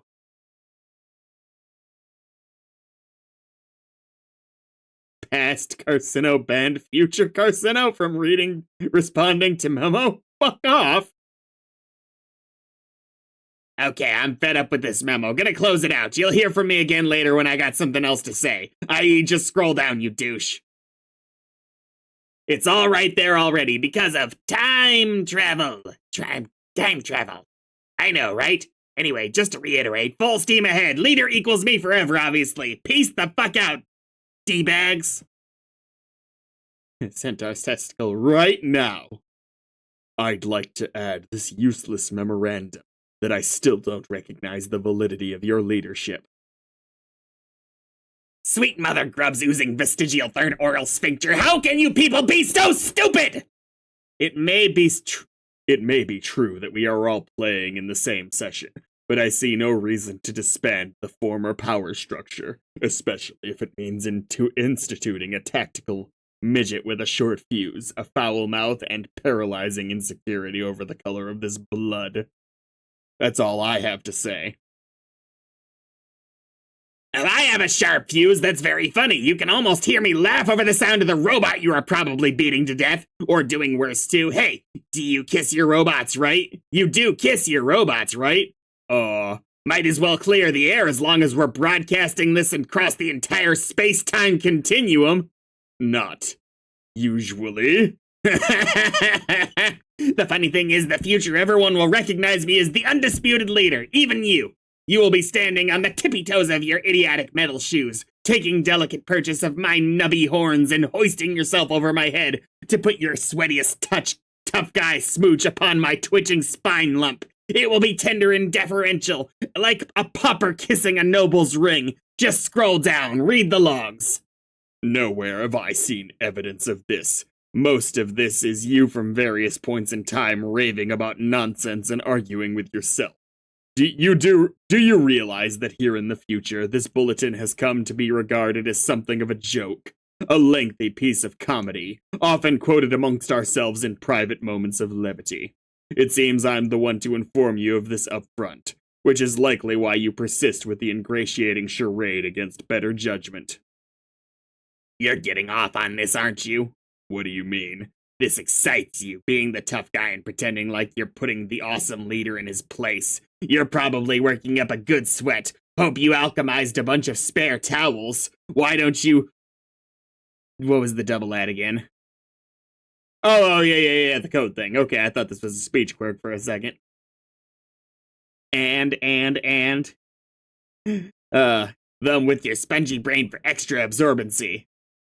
How do you know what about my perspiration problem? It's not like I tell everybody about it. I mean, aside from reading about it in this memo. Wait, fudgesicles.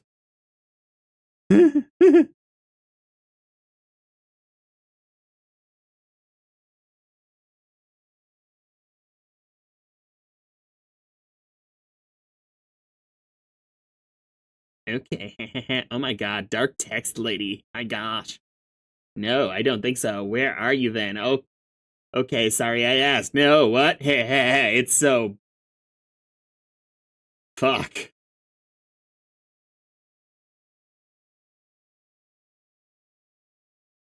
Okay, so this is, Cuddlefish talking? Let me think. I know, I'm being stupid. I'll figure it out.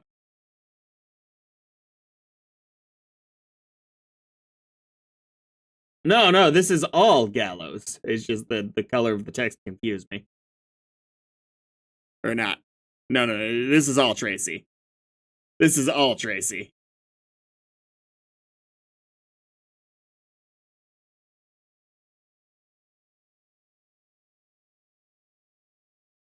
I was confused because I was I saw the wave here, the waves here, and I was thinking it was one of either Cuddlefish or whatever the other one's name is. I'll get better at this. Cuddlefish is Caligulus. Cuddlefish or Caligulus. Names to be learned. Cuddlefish is kind of a better name. Cuddlefish is like, it's like,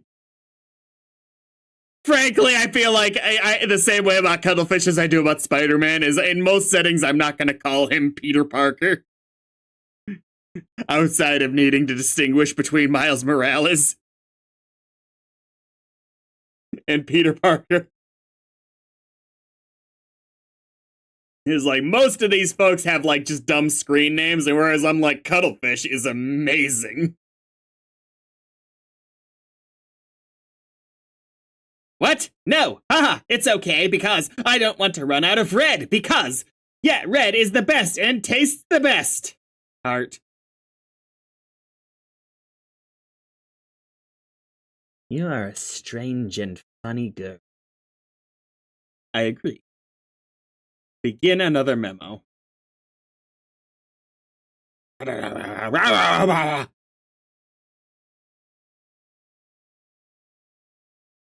carcinogeneticist right now opened memo on board Team Adorable and Thirsty.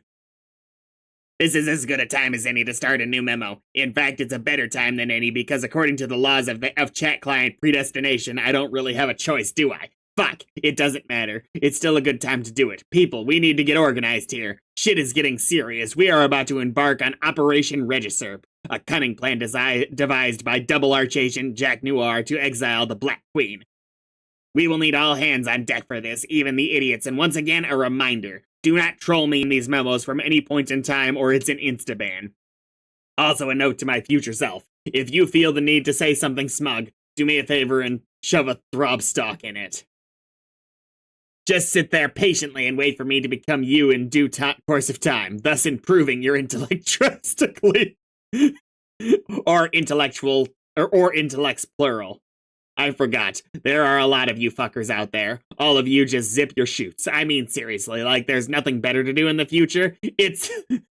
You know, it occurs to me. I don't know if you folks know internet personality Linkara, but he would be the perfect car cat. Oh my god, I can't imagine a better casting for car cat.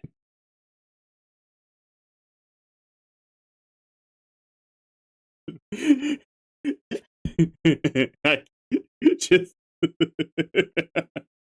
wait. He's so... That's what I'm picturing in my head now. Before we get started, let's take a toll of the situation at this point in time. My point in time. Who's in so far, who's not, etc. Future Caligulus Aquarium. 3 hours and 11 minutes from now responded to the memo.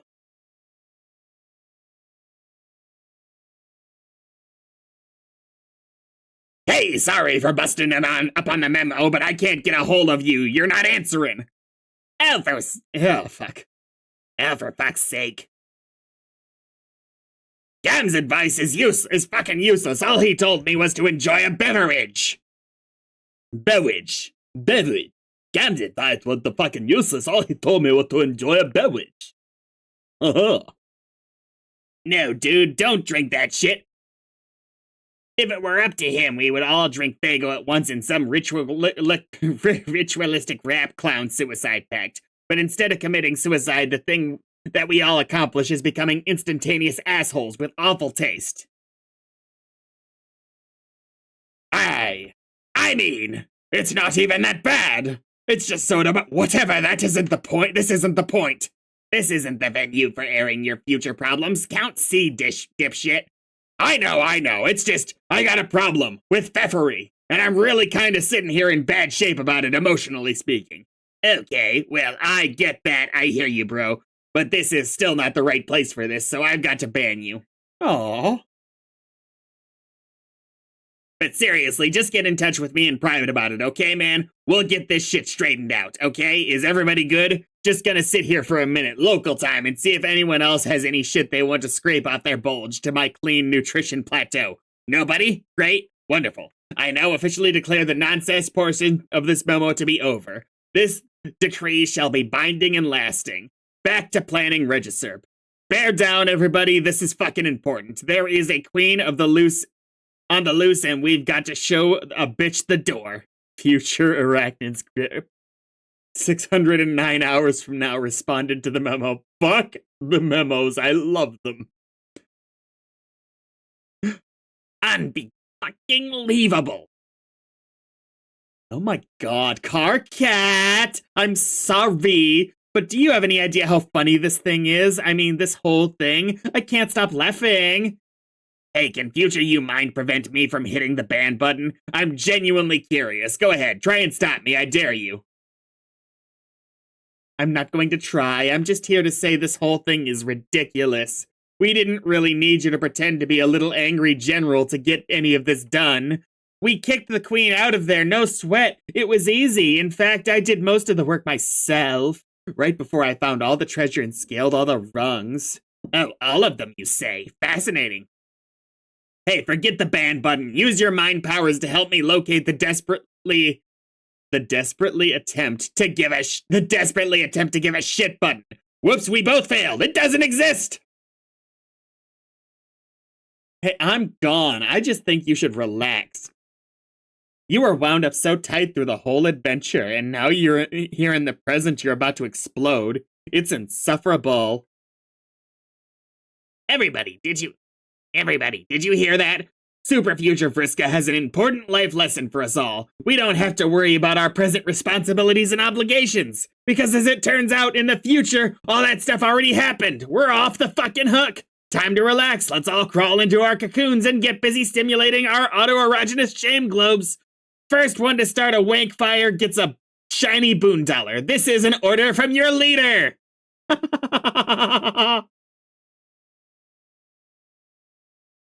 Later. Yeah, I don't feel as strongly about that one as the R slur, but I'm still not gonna say it.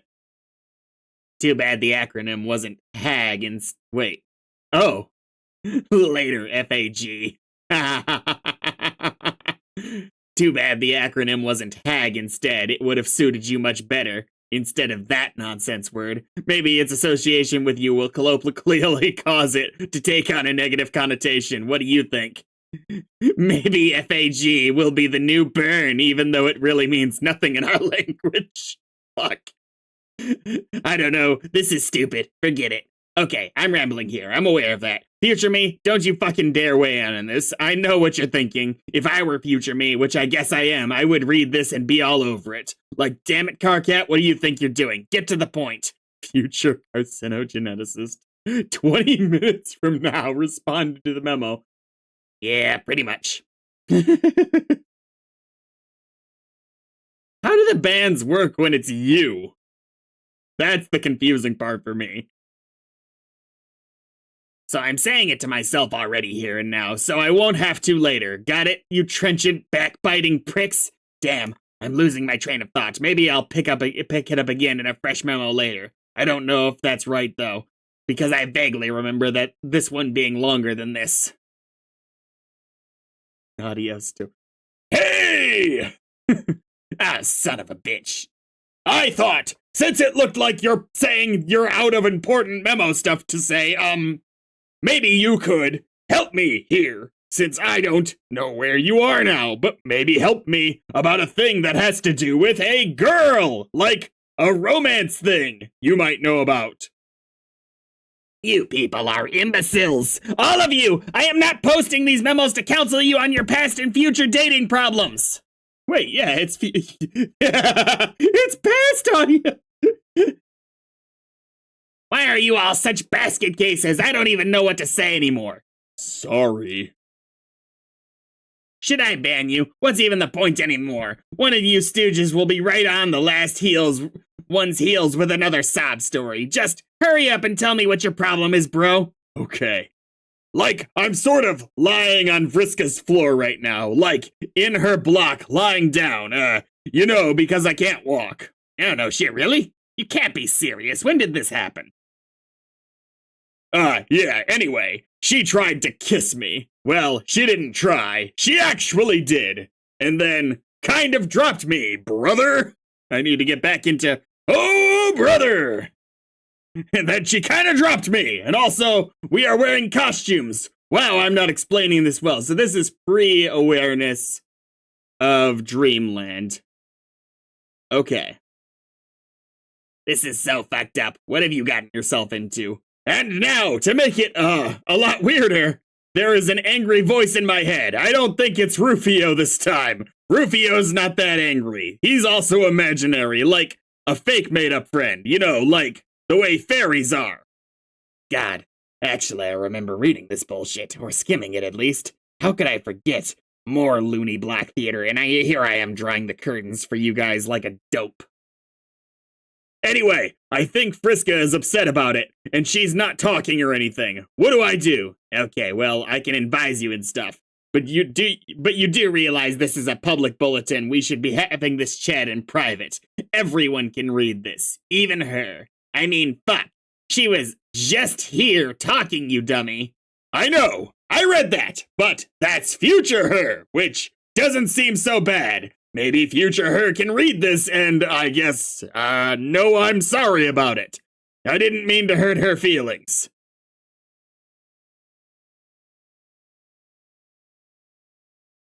Well, fine. If you want to broadcast a trans timeline apology, then fine. But you should realize the future is kind of a wide open thing. I mean, she could read this like 2 minutes in the future as well as 600 hours. At that point, you would essentially be talking to present her, completely defeating the purpose of your spineless message in a bottled apology. Oh, yeah. I didn't really think of that. Arachnid's Crip 8 minutes ago responded to the memo.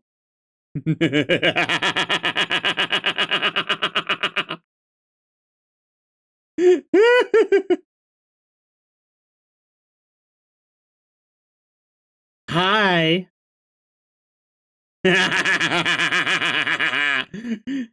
Oh, Carcat, shut up. This does not concern you. Okay, whatever. My memo, but whatever. Hi! Wow, hi! Like, oh my god, Tevros, it's okay, really. So you don't feel that way about me. That's fine. I shouldn't have expected any different. I can deal with it. I am not a wimp like you. I roll with bad breaks all the time. No biggie. In fact, I already have dealt with it. I was over here dealing with it while you were over here on the floor fooling around with your computer after a cute girl tried to kiss you for some reason. As it turned out, fooling around with your computer too. Go cry on future Carcat's shoulder about it? Yeah. Ha ha ha. You are a strange and funny boy, Tevros. Oh god, this is completely hilarious. Now I see why everyone has been ripping on my memos.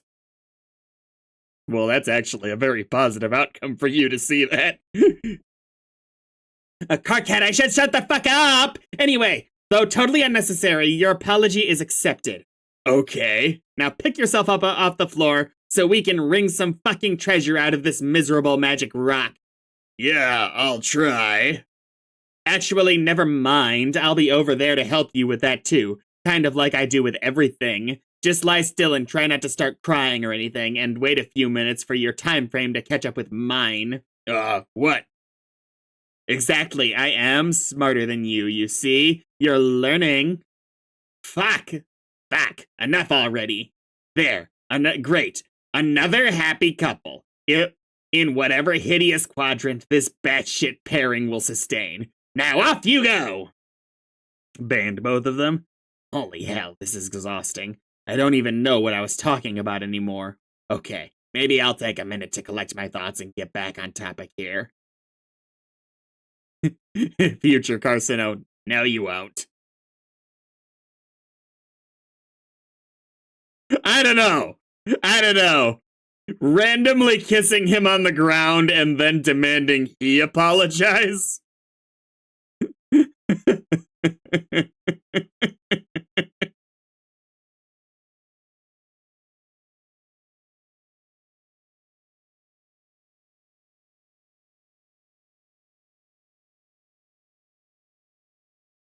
This one, it was particularly nauseating in retrospect. I'm shutting this down.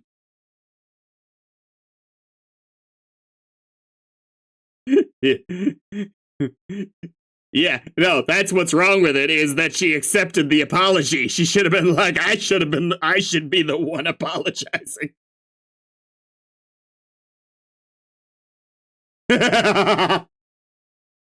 FCG banned CCG from responding to memo. Closed memo.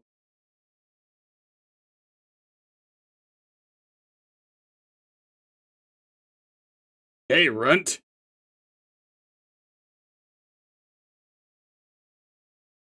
Get up, Runt. Get up those goddamn jelly legs of yours. Go kiss the girl.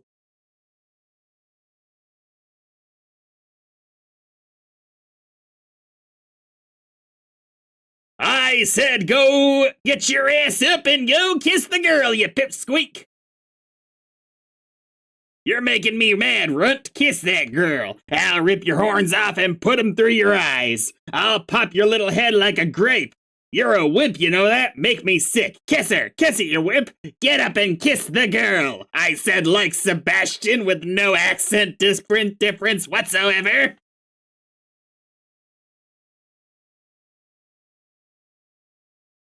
You are having trouble bringing yourself to get up and kiss the girl.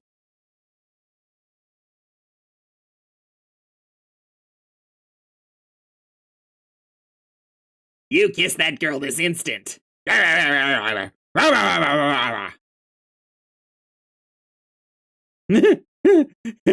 cannot do it. You cannot kiss the girl. Even if that was your goal, you physically cannot do it. Feel like the voice in my head doesn't have all the context.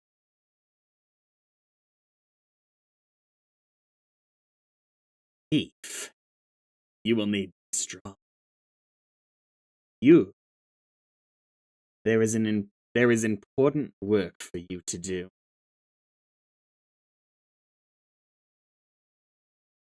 And in time, though prone to distraction and obstinacy, you would, but not alone. All right. Nice to see you again. I've got your name written down.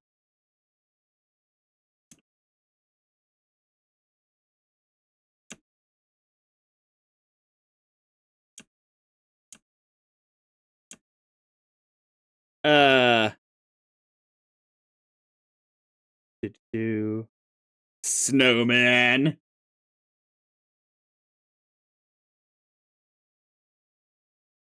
To bring every circle closed, her partner and rival would have to be guided in tandem. The thief and the seer were to serve as twin lashes of the scourge cracked by a quasi-royal against her own former kingdom to settle a score, to make him pay. Scourge's black inches would rip red miles through Durst, and the bright rivers gushing from its wounds would wash her mutineers down in drain of exile. In time, they would have to answer for their treason. Patience would be necessary, but then she'd recently come into all the time in the universe. Snowman, continue briefing.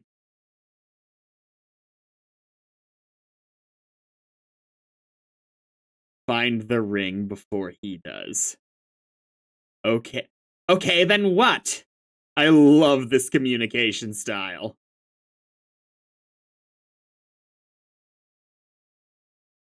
Wait. Okay, wait. I'm pretty sure the people on the monitors cannot hear what's going on the monitors, which is why she's responding in the way that she is, and not that she's mute, right? I guess we don't have a reason to know, strictly speaking, if she is mute, but I feel like she would have brought it up.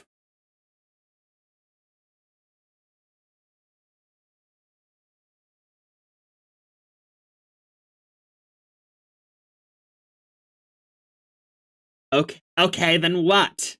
Where is it? Retrieve the wind from the royal vault. The ring from the royal vault. Destroy it.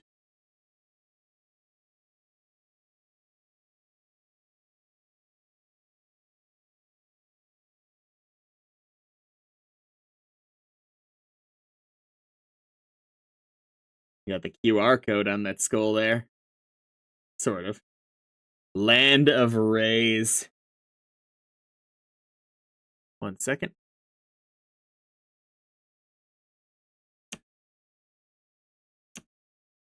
And something. I'm not sure.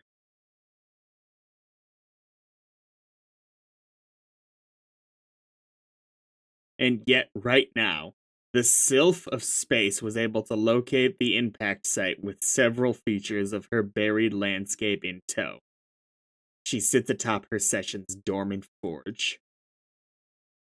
Kanaya. Reply to memo. Yay. I do declare.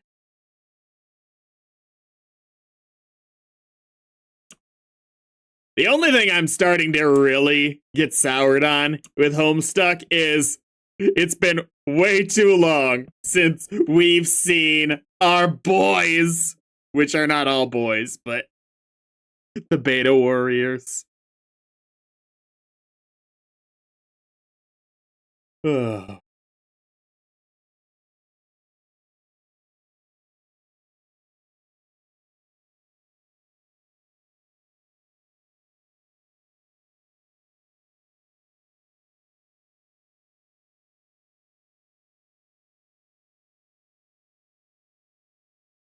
I have to assume that at this point we've got to be close. Based on, where we're roughly 600 hours, as we see here, from whenever the big Regisurp is going to happen.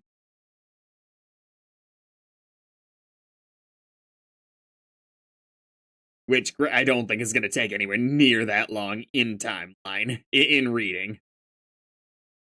Imagine we don't see Egbert again until, like, page 6,000. That would suck.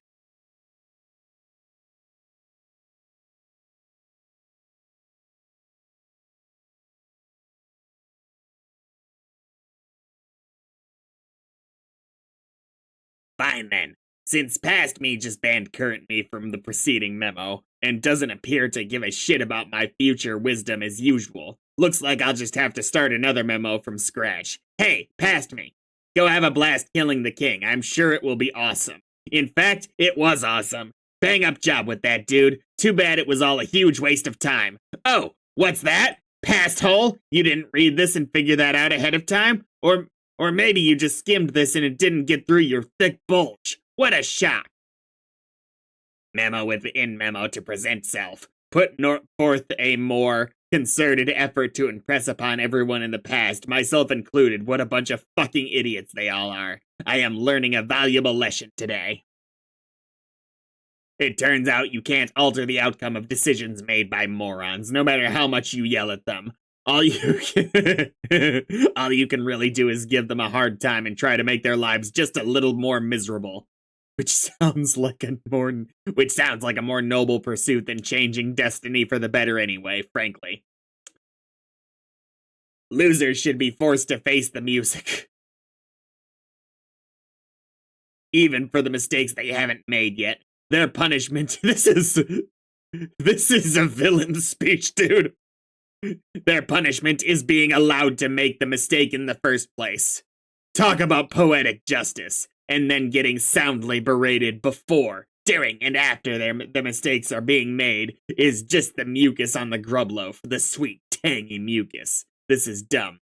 Why did I ever think these memos were going to be a good idea? Nobody cares. I mean, nobody's even trolling me anymore. And I'm leaving myself wide open, too, saying some pretty dumb things here. I guess maybe I wrote too many and filled too many of them with long arguments with myself. No one's going to read through all this. All the valuable information is just getting lost in the yelling. Stupid idiot. Oh, fuck you. Why'd you even start another memo then? I guess this is still the same one, right? I guess there are a couple things I want to get off my chest, okay? Oh god, now I'm arguing with current me. I didn't even notice I was doing it. This is really fucked up. I've got to pull it together. Think back to what we might have done wrong. But the thing is, as much as our past selves are a bunch of stubborn, unlistening assholes, I can't even really identify any mistakes we made. It was all pretty much like clockwork. A 600-hour campaign to complete a game like this is pretty good if you ask me. And I have asked me. It turns out he agrees. I can't shake the feeling. Someone else must be responsible for this. It doesn't seem like it was something that was supposed to happen in our session. Solux has the same intuition about it as me. He thinks there's something fishy about it. And I love that he included the the text style for that. It's really insufferable the way her fish puns have rubbed off on me. It kind of makes me want to vomit. Anyway, he says he's working on tracing the origins of this disaster. If I find out who's responsible, I will. I don't even want to think about it now. Waste of good fresh rage. I'm a little tired of all the old things I've been angry about. I'm leaving behind all of the cares that I've been overthinking. It's gotten so stale. In a weird way, I'm sort of looking forward to having something new to be pissed off about. It's not like there is anything else to live for anyway, so I'm keeping my prongs crossed. It will be like fucking 12th Perigree's Eve up in here. Last Sweep's Eve was probably the last happy memory I have, in fact. What did you guys do for the last holiday? Anyone? I remember my Lucius had been gone for days and I was starting to get worried. But then he finally returned. Triumphant! He brought the fresh behemoth leaving into our hive. And together we decorated it and, I don't know. That's all I can say. I'm getting a lump in my squawk blister.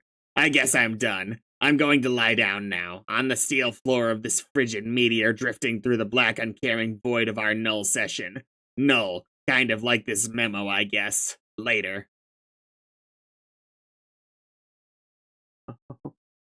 Oh no. Current Grim Exilic Tricks. Right now responded to memo. I don't think we did anything special. Whoa, hey, what? Last 12th, we stayed in. And I read stories to her. It was nice. Oh, that's cool. This is the first time you've responded to a memo that I can recall. You took it right down to the wire. I was just about to close this thing. Yeah, I know. I wasn't sure if I was going to, but then I noticed a conversation in which I was a participant. Which, as it turns out, is the conversation taking place now. I scanned it briefly and then perused other memos for my presence. I found none and returned to this one. But my part of the conversation was gone. I regarded this as a prompt to begin typing and record my contributions live. That is how this works, isn't it? Pretty much. For a while it was frustrating. You're about to go on another huge rant. When I discovered the feature, I kind of breezed through all my future memos, not really reading all of them carefully or thoroughly. Then I looked at it again, and the whole board was gone because it was time to make it in the first place. So I did, and then I kept making memos with only foggy recollections of what they contained, while all these other chumps from different times kept giving me shit, including myself. But it was all good, because I eventually became my own future self. My own future selves, and got to be the other sides of those conversations. And could do my past selves the service of informing them how stupid they were being. I stopped bothering to try to remember how any of these memos went. Honestly, the last few weeks have been a blur to me. Just non-stop yelling at myself, haggling with past and future knuckleheads, killing monsters and solving puzzles, cycling through all the gates and planets like 100 times, zigzagging down to the battlefield, out to the Vale, over to Prospect, back to Durst, and on. Like that until we thought we won. But we didn't win. We lost. We lost as hard as fat guys fall. What exactly happened? Did you read this memo before this? No. Give it a read. I'm done ranting about all that for now. All right, in a moment. But yeah, that's how Trollian's timeline stuff works. You'll get used to it. Or not, since apparently this is your only memo reply. You were pretty shrewd in sidestepping this whole clusterfuck. It seems like a logical way to engineer a system wherein one simultaneously functions as the reader and the author of the transcripts. It's temporally sound construction. Then you're the only one who thinks so. Hell, you probably would have been a better maid of time than the one we were stuck with. She's completely shit-hive maggots. Don't even get me started. I think we are given roles to challenge us that don't necessarily suit our strengths. At least I was. I have no idea what I'm doing here. Sure you do. Or you will. Trust me, you'll do fine. So what prompted you to respond anyway? I mean, aside from being strong-armed by conversational predestination. Oh, at this point I'm not even sure if I'm inclined to ask anymore. You might not have a choice. Do you remember if this memo was much longer than this?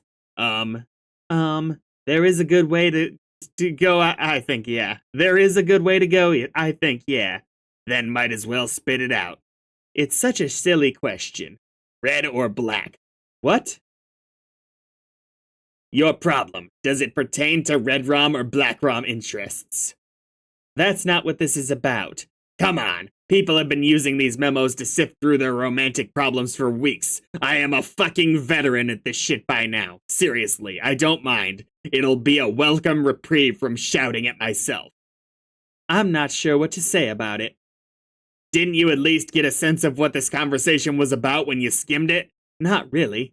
If I were thinking about it, I probably wouldn't have wanted to anyway.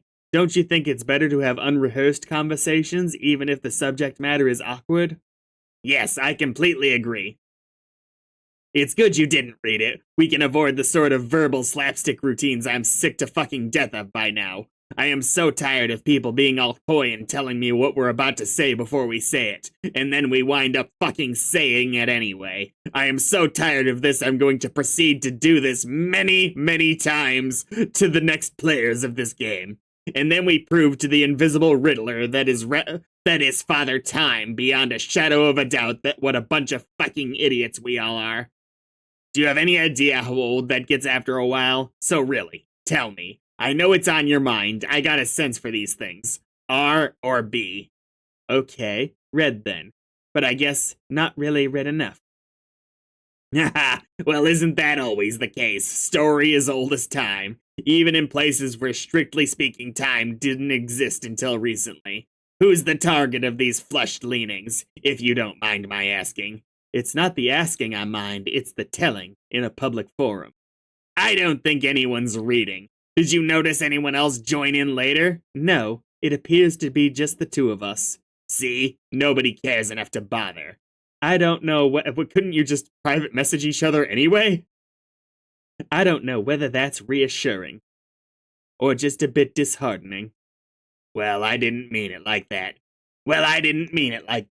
Their disinterest is more of a reflection on me than you. That's actually very self-reflective. Bravo, Carcat. Disinterest is the operative concept here. She's not even responding to my messages anymore. Could be busy, but I'm rapidly approaching a resolution to discard the preposterous infatuation.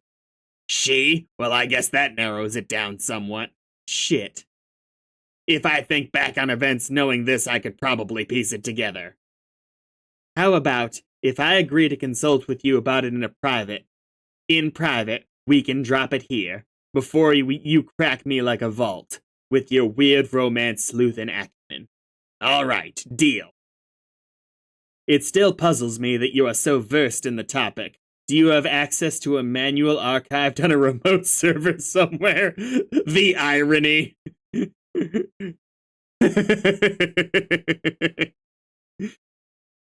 What? No, of course not. I don't actually know all that much. I just know this stuff will drive you shit-hive maggots if you don't figure out how to deal with it. That figure of speech you keep using puzzles me too. Like, not that I expect you to give a shit, but I am all twisted. God, imagine someone imposing a character count on Carcat. Not that I expect you to give a shit, but personally, I am all twisted up about Black Rom stuff, Reese, especially. Honestly, I don't think I was cut out to have a Christmas. I think my standards are way too high. Did you know that? This feels so insane to admit, but over the course of this adventure, at times I actually began to suspect that I was my own Kismesis. How fucked up is that? I'm not qualified to say. Neither romance nor psychology are my strong suits. But obviously it's not true. I never even did any legit time traveling where I could meet myself. I just bickered with past and future ghosts on a chat client. Fitting, really. Every colliginous adversary I've contemplated has eluded me like a phantom, even myself. Whatever. I'm done with it. And what of Scarlet Ambitions? Fare any better in that quadrant? No, no, no, I'm not airing that shit out here. Maybe privately. It's private. Let's change the subject. What were you originally going to ask me? Oh, fine. Here's this silly question for you. I was just wondering, given your vantage of hindsight, if you'd had cause to observe at any point in time magic. Like real magic. I guess what I'm asking is magic a real thing? Wow, you're right. That's kind of the dumbest fucking question I've ever heard. I know. It's just that I have a good reason to believe magic is real.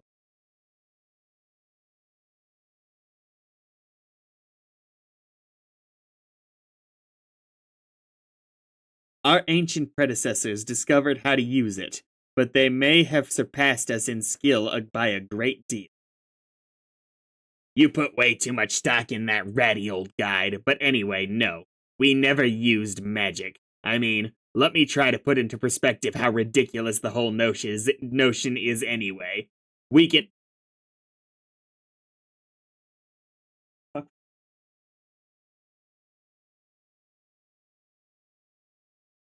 Sorry? We can alchemize practically anything with the right materials and grist. We can and did make super powerful weapons and items that can do practically anything. What additional advantage could magic offer? All this shit is practically magic anyway, but more like goofy, science-y magic, you know? Sure. But everything here is kind of magic in a way, isn't it? Fortune-telling dream clouds and golden moons and shit. If you look around, there's magic everywhere in this bitch. It's all around us. Motherfucking miracles, right? Motherfucking miracles, right? Huh. What do you need magic for, anyway? I'm running out of ideas. I need to figure out a way to stoke this volcano in case you and the others are successful in recovering the Queen's ring. You'll figure it out, and you won't need magic, trust me. Just be patient. The answer will come to you somehow. Oddly supportive, Carcat. I guess you would know. Yeah, really there's nothing to worry about, at least as far as the details of the adventure go. We were all pretty awesome at this game, really awesome in fact, until a little while ago, when it turned out we weren't actually all that awesome. Turns out we were pretty fucking unawesome all along. Still baffled by what would conceivably cause such a crisis in awesomeness post-victory. Well, for starters, have you scrolled up to the top of the timelines yet? No? Check that out. Maybe read a few recent memos. But other than that, it's not for you to concern yourself with. Just deal with getting through the quest. I'll catch up with you about it when you catch up with me on the timeline, which just happens to be right now. Say hi to me for myself. Okay, I probably won't do that, but alright, haha. What the hell are you doing over there anyway? You mean future me? Yeah, you're messing around with your chainsaw while Tavros is sleeping on the floor. Oh god, fuck, what are you doing? What? What did I do? I know what's happening. I know what's happening! Okay, everything's fine, I guess. What happened? I passed out for about an hour. Fucking embarrassing. You are out of your goddamn mind, you know. Shit hive maggots, you mean? Yeah, in a good way, though. Okay, I'm shutting this memo down for my past self, since he's currently lying unconscious on the floor an hour ago. See you in the future now. Till then.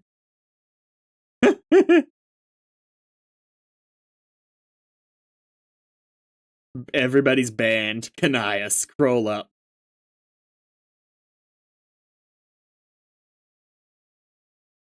My god, it's a corrupted MS Paint file! Fly up. Yay!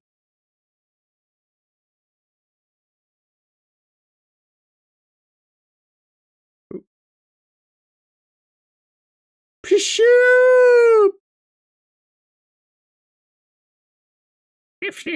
Hey, Tracy! Hey! Hi, Tracy! Hi! Sniff, sniff, sniff!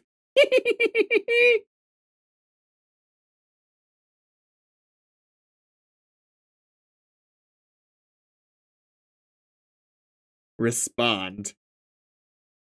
Carcinogeneticist began trolling Gallows Calibrator. Okay, I got your message. Thanks for not hassling me about it in one of the memos to get my attention. I appreciate that. Unless you did. But it was in a future memo I haven't written yet. In which case, have a big time fuck you about that in advance. No, I didn't bug you about it in your stupid memos. They are annoying and I'm tired of getting banned for no reason. Posting in them at all is the reason. You're not supposed to reply memos in period. That's the reason. Maybe I will start my own bulletin board, and everyone will be allowed to reply anytime they want, except for guys with nubby horns. Oh no, they will not be able to reply at all. Grumpy car cats will be expressly forbidden from Rainbow Rumpus Party Town. Sounds lame. By the way, that will be the name of the board in case it wasn't clear.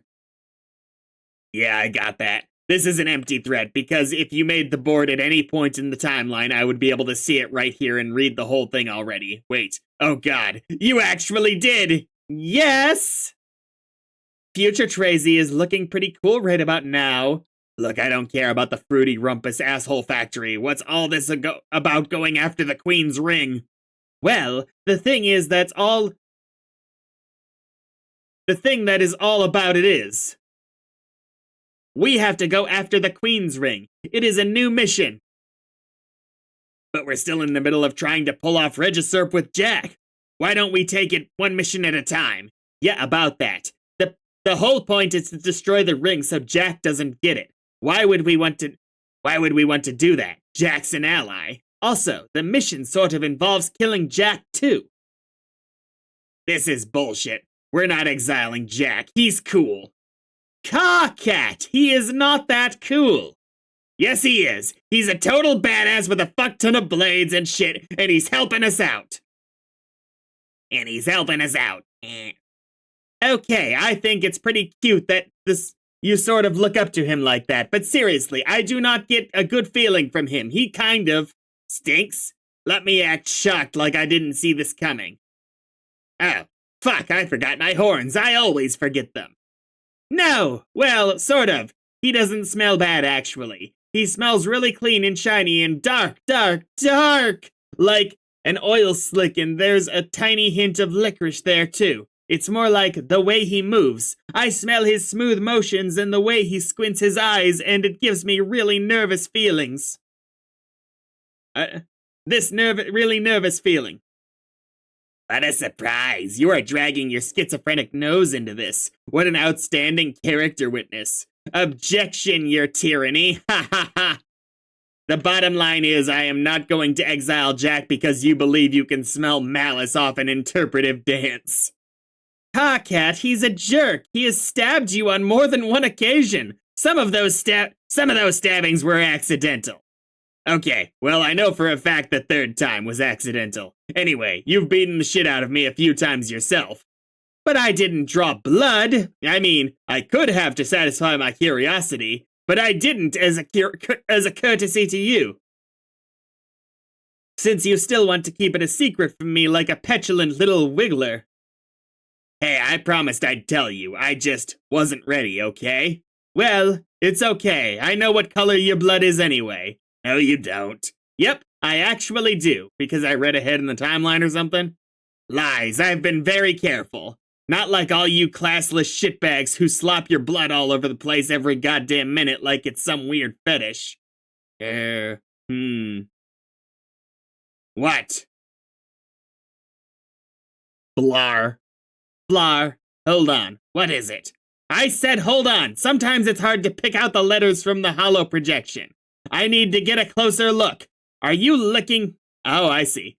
Are you licking your glasses again? I hate it when you do that. It's fucking disgusting.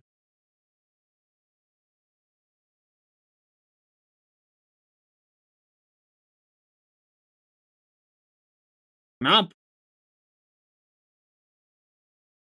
What would ever give you that idea? get a closer look.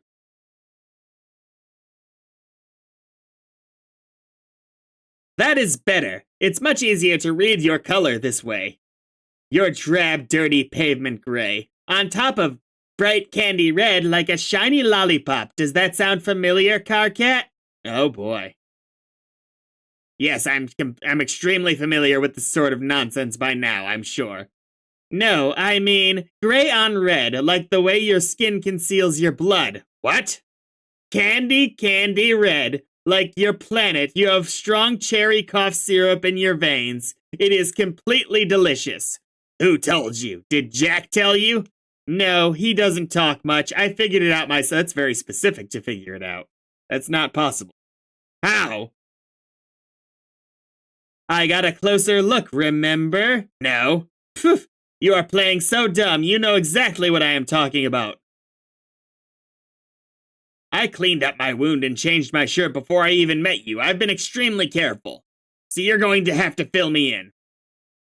It was when I got close enough to smell it under your skin. Please, Carcat, do not pretend that you forgot about our little moment. Whoa, you mean during... Fuck. Okay, shush. Let's not talk about this. Not here. This isn't a memo. It's a private correspondence between us, remember? I know, but damn it, writing on all these memos has me paranoid. It just doesn't feel secure chatting about it over the client. I don't know. We can talk about it in person. How in person do you mean? How in person do you mean? Okay, look at my eyebrows getting carried away here. Carcat, help! They are out of control! Those are eyebrows? I thought they were horns. They are horns too. They are whatever I want them to be. Don't change the subject by being cute. Well, apparently I just can't fucking help myself, can I? Nope. How can you even smell so damn well anyway? You give me a hard time about being coy about shit, but when it comes to your crazy senses, you're so vague. It's like trying to decipher the daily horoscope riddle, or the riddles for all 48 signs combined. Ah, you are a relentless subject changer. Fine, it's okay if you don't want to talk about it. God, you are so shy for an angry guy who wants to be a big shot leader. It's ridiculous. Look, we'll talk, I promise. Why don't you just say some stuff about yourself for a change and cut me some slack? Okay. Yay, I thought it wasn't going to happen for a second. Ooh, this is a long one, too. Homestuck is beginning to challenge my throat's capabilities.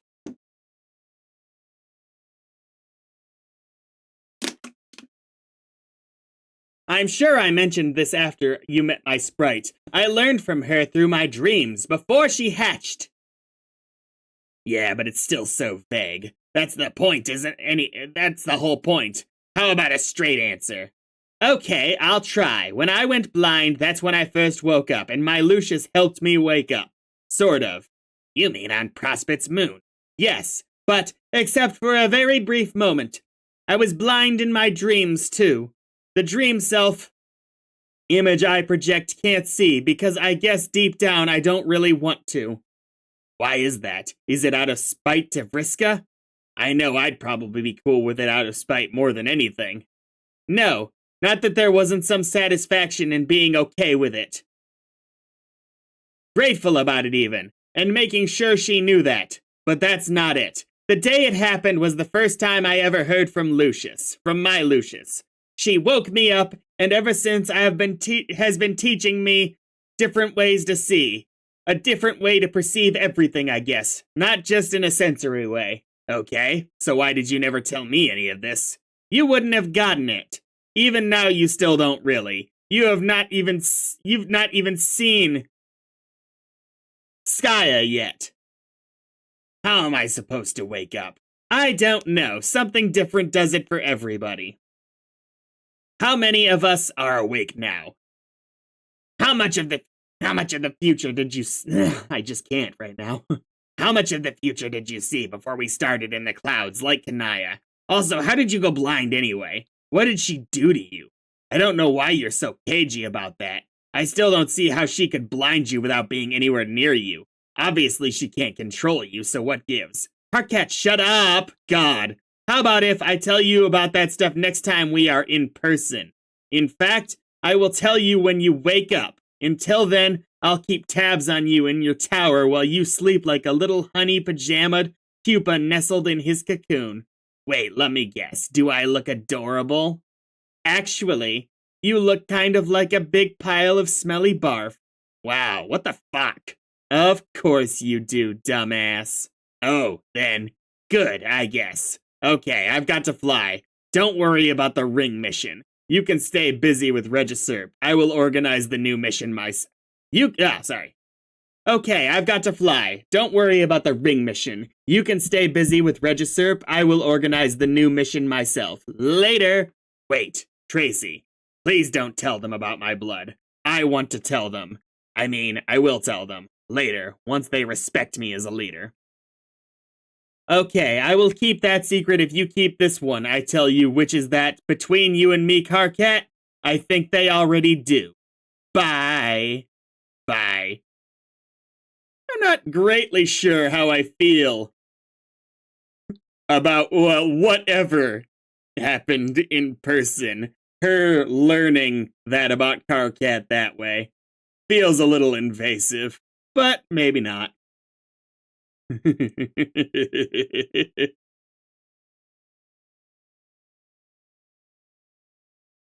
So, Ascend could perhaps be amazing. In a minute.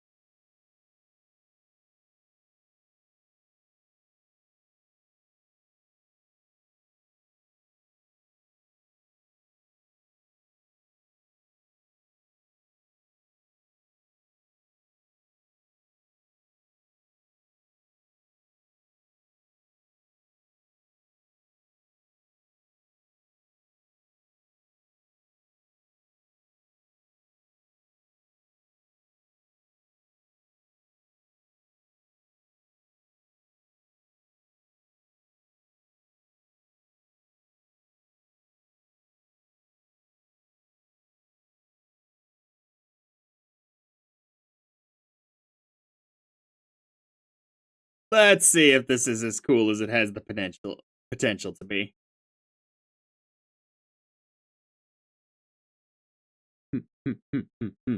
Tracy ascend.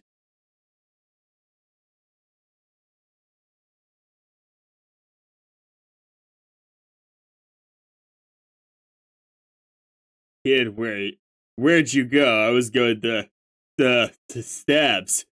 See, are those wings? Okay. Bye, Tracy. Bye. Pause.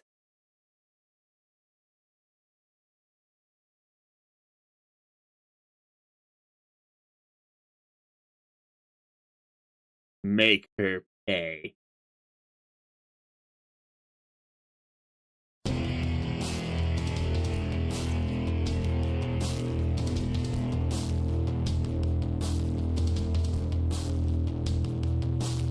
No. Oh, that was actually a really good bit of animation there. Shit.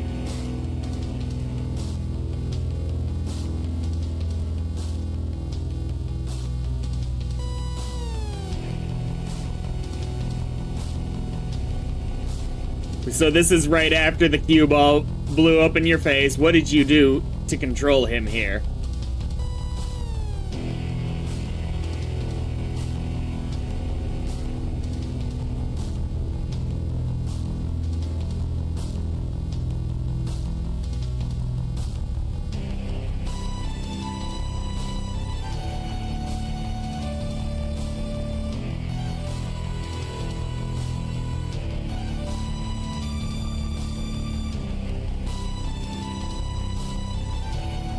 Just how strong are Vriska's psychic abilities?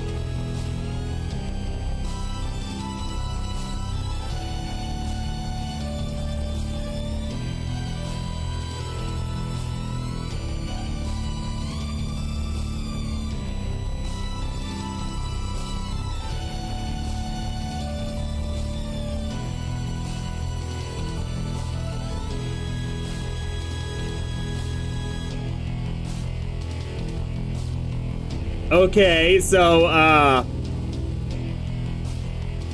wow.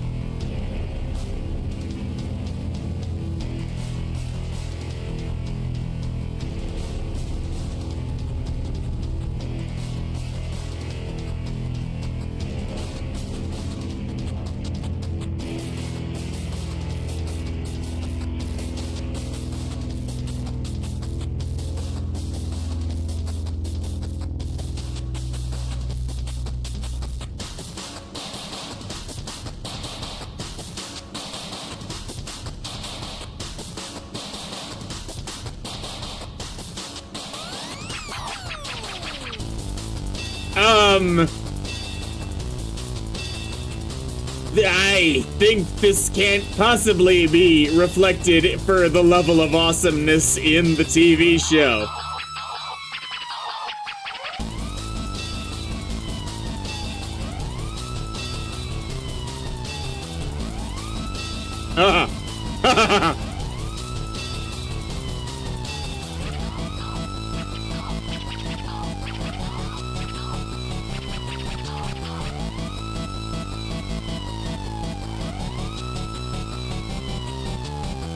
Was that dead? Fully dead?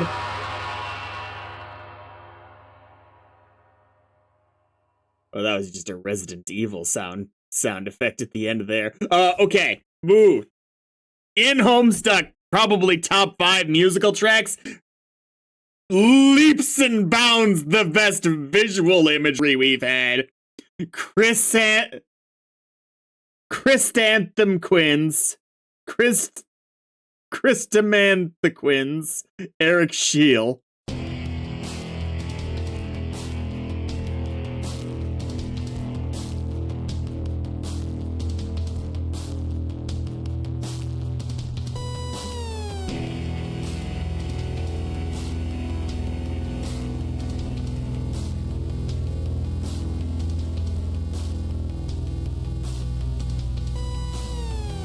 And these are all events we already knew about, but perhaps not the full context at the time.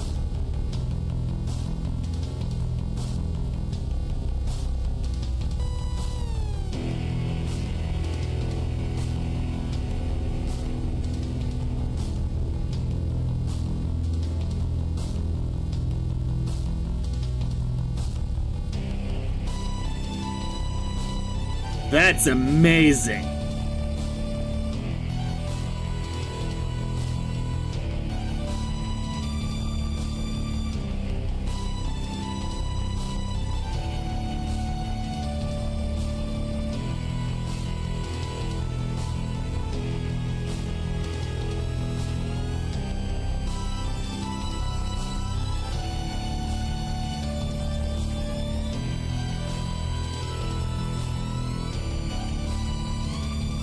No bullshit.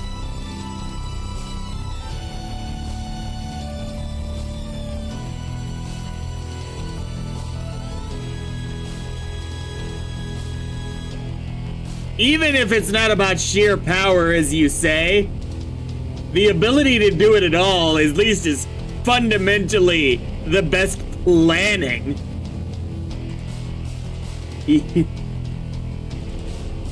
Outrageous.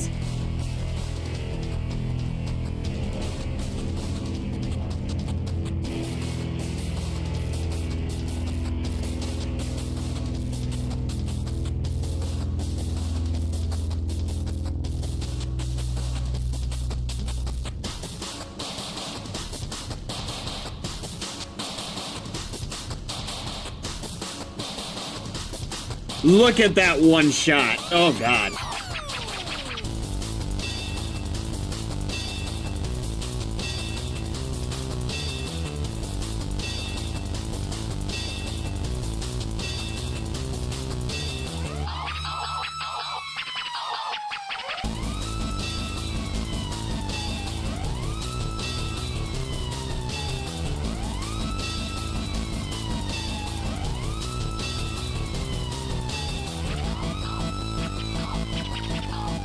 Okay, so in this moment, Vriska's probably dead. Probably. I think that's what they're showing here, but that could be a misread. The glasses, too. Dude.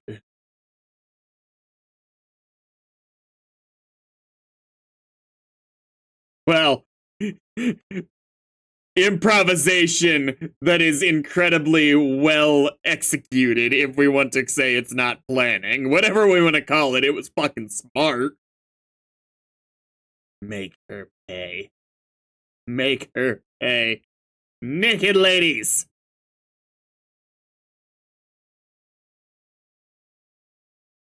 Atta girl. DD. Who's DD? Diamond douchebag. Someone needs to grab the reins on timeline management here. These delinquents waste too much time. Can't seem to conduct their business with any efficiency at all. Payback scenarios notwithstanding, there's always time to be made for a good comeuppance. Skip to the end?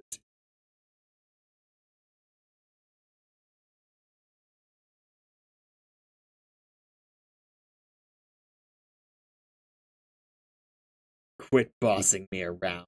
I'm not. Quit bossing. I'm not okay with it.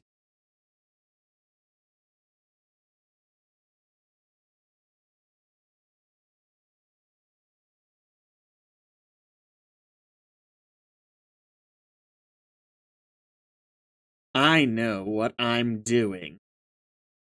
That's what I like to hear. As you were then. Aradia, skip to the end.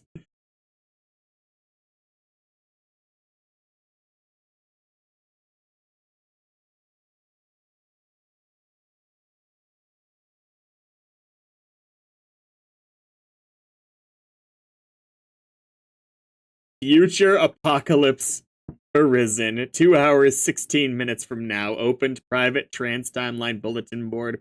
Road to the undoing.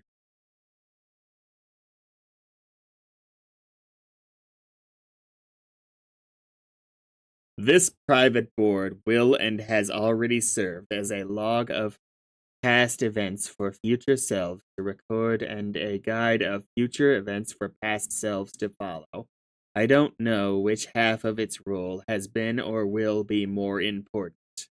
Possibly neither is critical since deviation from the course is mostly impossible and reflection on its traversal is completely irrelevant. But I'm typing this anyway, because I'm bored again. 601 past apocalypse arisen responded. And I believe you should be emotionless as well. Nope, not. What was my voice for you emotioned apocalypse arisen? Aradia, where are you in my notes?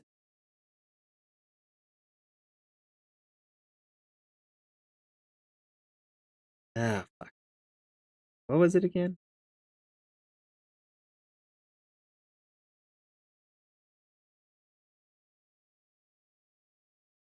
And here I was thinking we were, oh yes, Sailor Moon! That's right. And here I was thinking we were taking orders from voices! Only we've swapped from the imperatives of the dead and those of our future selves! Who are also dead! Yes, it seems that way! Oh well, it was an enjoyable reprieve from fatalism while it lasted. I'd nearly managed to savor it, an arrow narrowly avoided then. Oh wait. I nearly managed to savor it, an error narrowly avoided then. I think we should refrain from dialogue in this memo. Without resorting to banning or absurd exchanges of self-repudiation. Yeah, I agree. I just thought I'd interject that and go. Okay.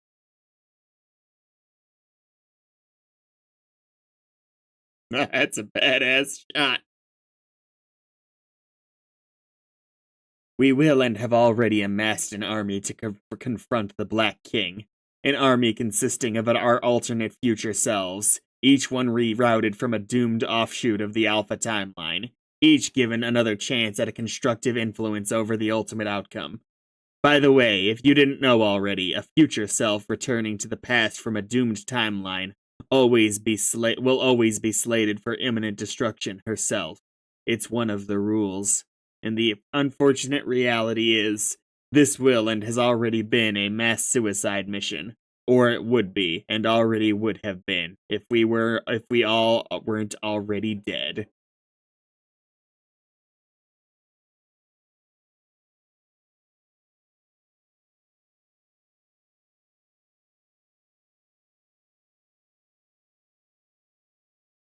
Mobilizing ourselves in such numbers would require to neutralize the king's psychic attacks.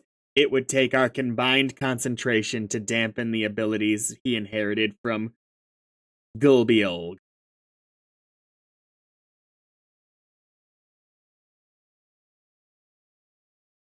Without the cumulative effort of our doomed reserves, without the heightened mental and physical endurance of our robotic vessels, without the untimely demise we all shared before this began, victory would not be possible. He would kill us all with one dreadful sound.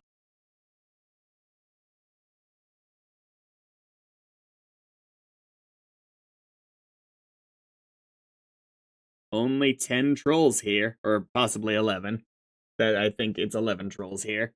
So we're missing Vriska.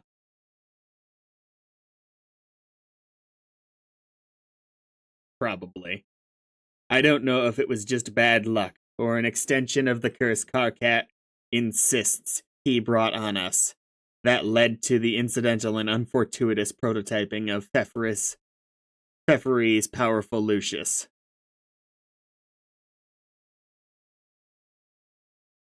No, Aradia's probably not down there with the others, obviously.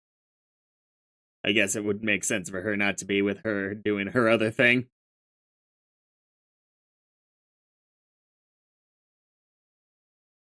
Without which the battle would have posed little challenge, I think. It was more likely just another inevitability, a product of collusion between the disparate forces at play, a bargain struck between what Skya knows already and what the gods demand up front. Together, they orchestrate trials sufficient to ensure that in overcoming them we would be proven worthy of inheriting The ultimate reward. Ribbit. Whoops. At this point, I'm looking for an off-ramp for where to call this stream quits. So, if there's an obvious point, which I feel like there has to be one soon, I will be stopping there. And so it would be, and has been already, that while distracted by the combined efforts of our doomed legion, the king would be aggressed by the others. And even though each would be well prepared, perched on the highest rungs of their echelators, equipped with the best weaponry Grist could build, versed in the deadliest frayet motifs $1 could buy. Even though the meteors from the king's own reckoning would be turned against him. And the dice. And even with one impossibly lucky roll of the dice at the final moment, yeah, fuck yeah. We would only narrowly succeed. But ultimately.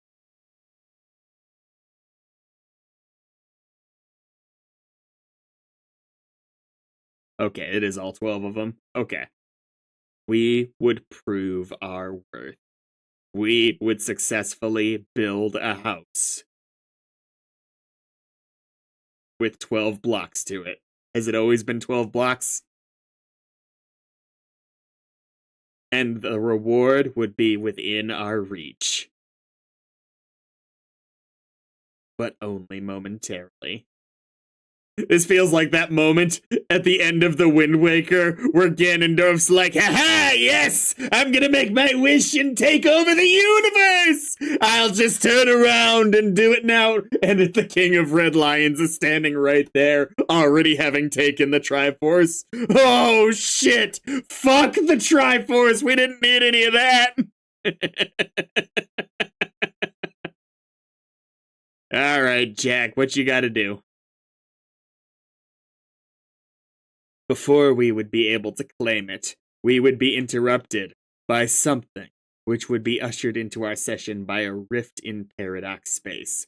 A rift we would determine will be opened by 4 members of a fledgling species, who will be playing in another session of the same game, that we will and have already played.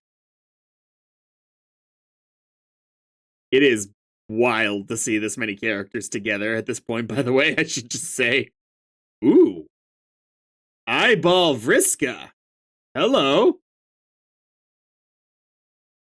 What do you have going on there? Hello.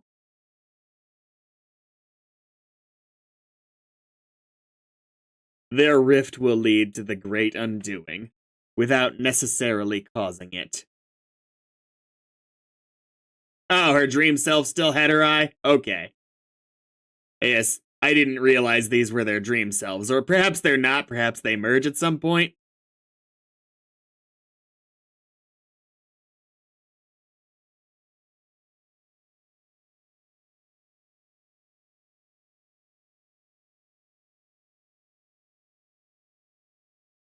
Their rift will lead to the great undoing, without necessarily causing it. Not directly. Such rifts are themselves supposedly benign. Useful, even.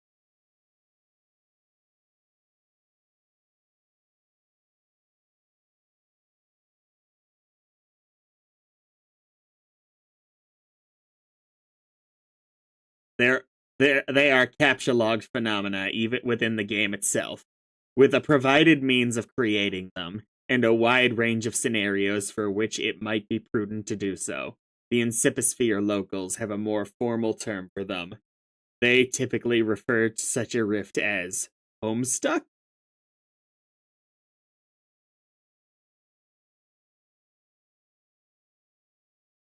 A scratch. Damn it. I was hopeful there for a second. I thought we were going to do the CinemaSins moment.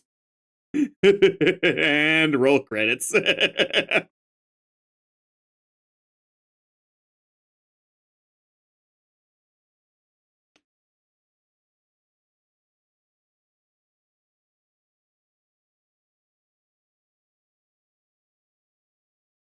Oh.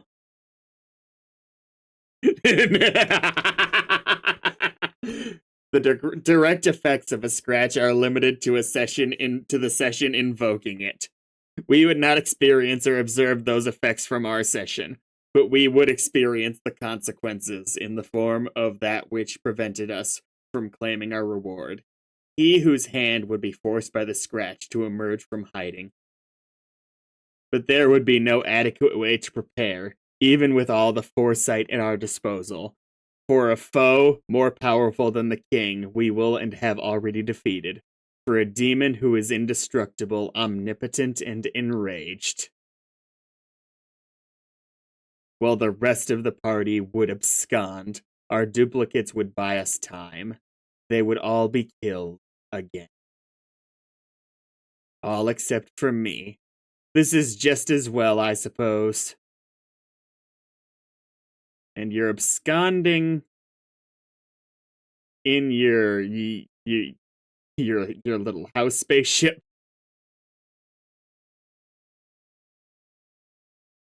This is just as well, I suppose.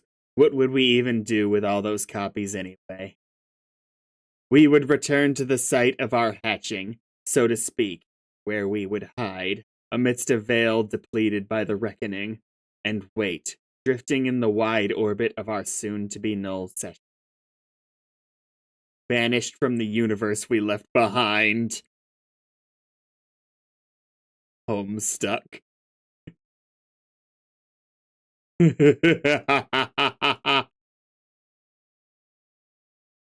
Oh, that's awesome.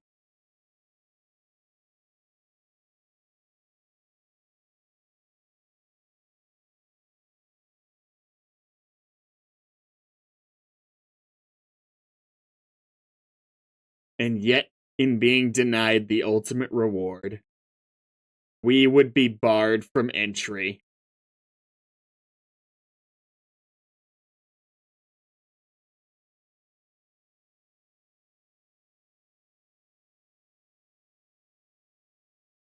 Into the universe we created.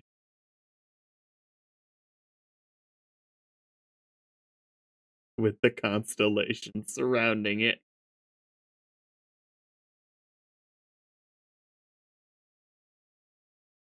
End of Act 5, Act 1.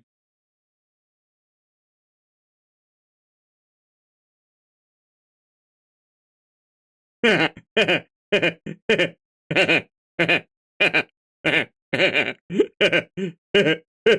that's fucking awesome. They didn't just create Earth, they created a new universe. Fuck Earth! Homestuck by Mark Hadley.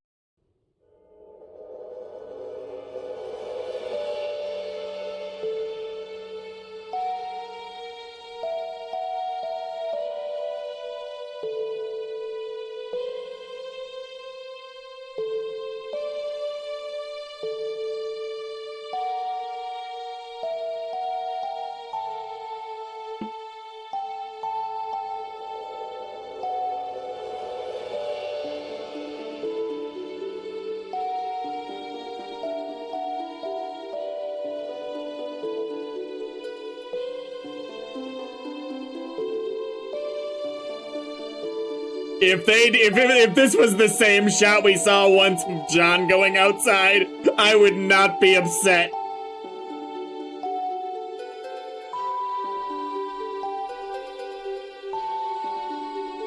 Oh my god.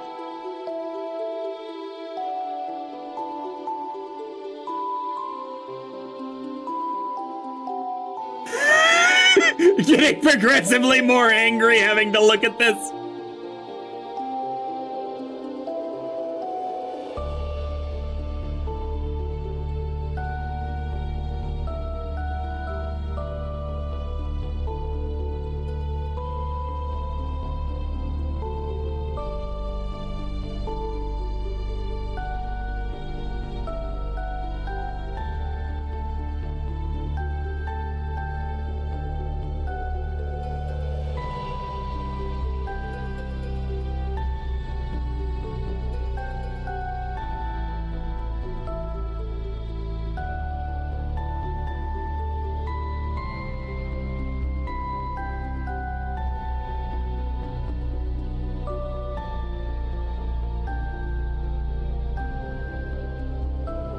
Back to back, two of the best songs we've gotten so far. Two of the best visual sequences we've gotten so far. This one's not as epic as that one was.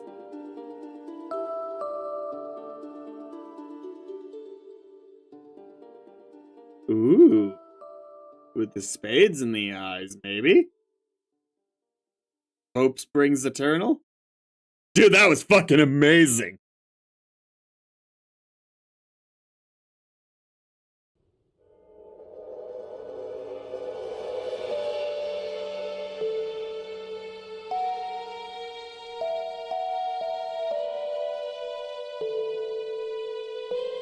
The sad thing is, John can never really experience the reciprocate in the correct way with the romantic differences between species.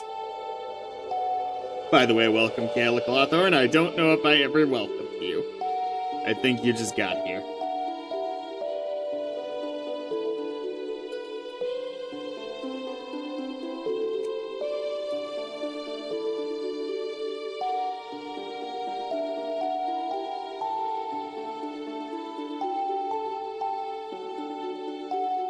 This song is outstanding.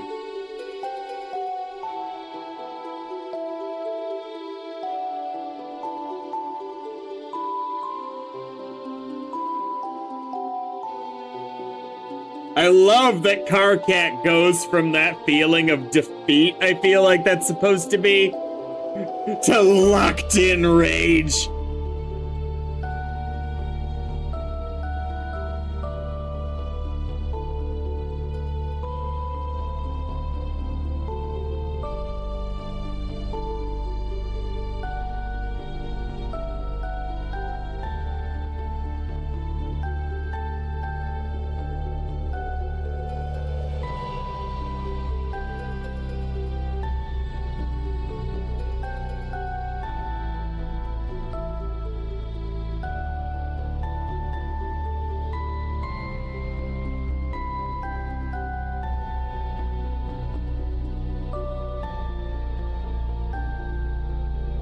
Well, we know that the earliest we saw Carcat was his, nicest behavior, quote unquote. Now that leaves me curious. Actually, good point bringing that up. We know that often the feelings flip, and you're not necessarily bound to one quadrant in your feelings, so yeah, at some point, there was a shift in Carcat's perspective. Oh no. I feel bad. If we ever see the timelines line up, which we can hope. Shit. Unlocked. The baby is you. After the MSPA forums banned a certain genre of fan art, Toby made that as a form of rebellion.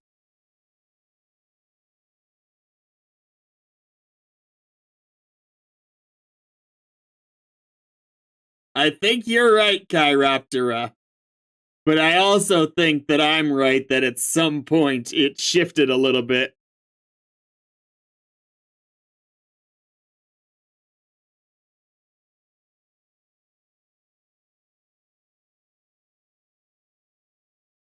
Oh, the baby is you.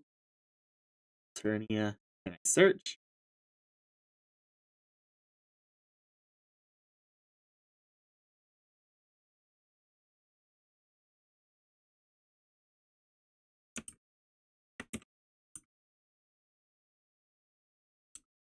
Where is the baby is you.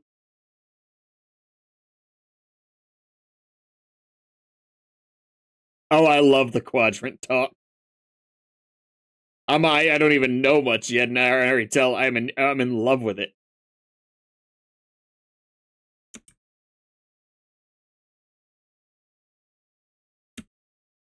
I might just look this up on YouTube.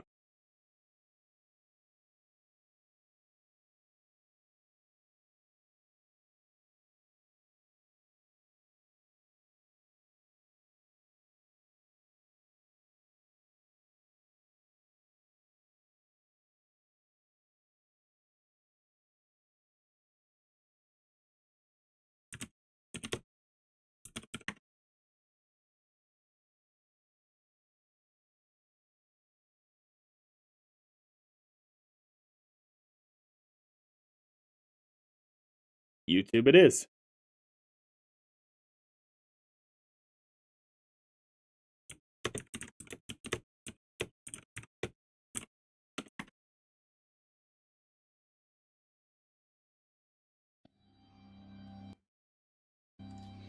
Oh, it's a full album? Shoot. Every day, 1 million babies are born in the United States alone. Many of these babies climb out of vaginas. Others, the storks bring them.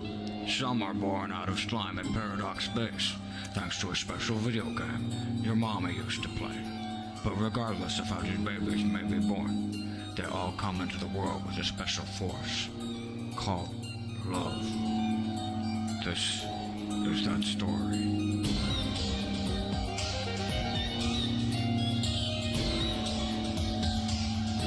Toby Fox is a deeply strange person, and I will love him until my dying day.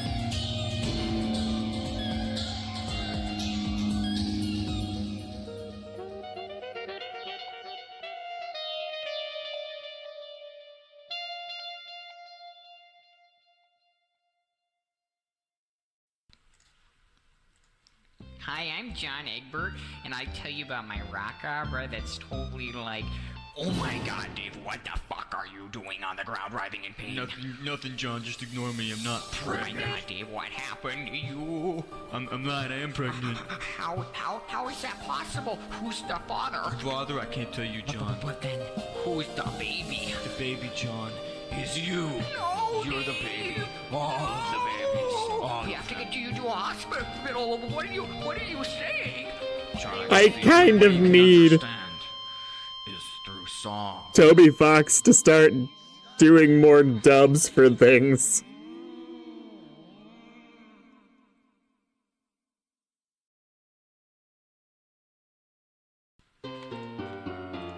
I was sitting around in the middle of the night, all bored with nothing to do. I called up a friend, he put some stuff in my hand, I taught him 100 different ways to screw. Oh, Dave. Kong sunk his boots, touched his immigrants, the chips had just started to fall. Now, after the night, I was given a fright, a baby tummy shaped like a ball. Damn, John, I'm having a baby, and the baby is you. I birthed my best friend, it's true. Oh, no. I'm having a baby, and the baby is you. Koala babies of the avenue. I'm having a baby, and the baby is you. My ovaries are at the wazoo. I'm having a baby, and the baby is you. You're gonna come out my hoo-hoo. But how is that possible? I don't know. How is that He possible? entered all of my 7 gates. He touched me, John. Meow. Prototype my medium. Now my Colonel Spiders wish with data. And now you're the baby. Open wide. What the fuck, FLC? I'm sorry, I don't have much to say about this, but You're having a baby and the baby is me. I'm the best friend, it's true. I'm having a baby and the baby is me. why? I'm having a baby and the baby is me. Just, I'm having a baby and the baby wears shoes. so the genre of fan art, I presume, was, kid versions of the main characters? What was the genre?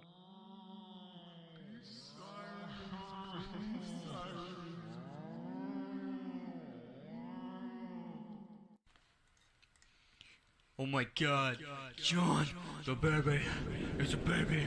It's a baby. Dave, you're losing your water break. We can't go to What did they have a reason to be hospital. making that kind of fan art for? Is it like, I don't get it.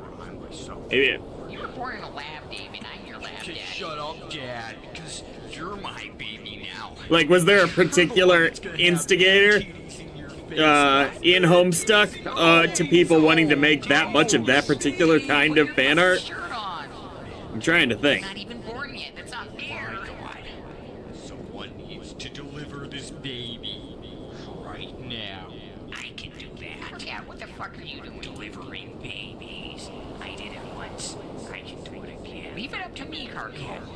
No, I can't. You're the baby. I must do this. I must be the. I love this voice for Carcat, and no one can tell me different. There's some things you can't know. Like what? Please just The rest of it's kind of like, eh, but that one's Once nailed. upon a time on top of a a mountain. A baby was sitting in a water fountain. His name was. Like, don't get me wrong. Trying to question the nature of, covered in peaches and cream. And that story today. fandom is not what we should do here. But still. I'm a troll, John. I wanna fuck you out of hate.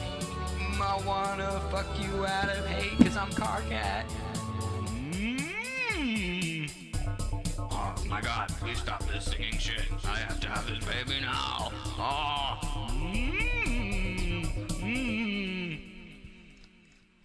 Oh my god.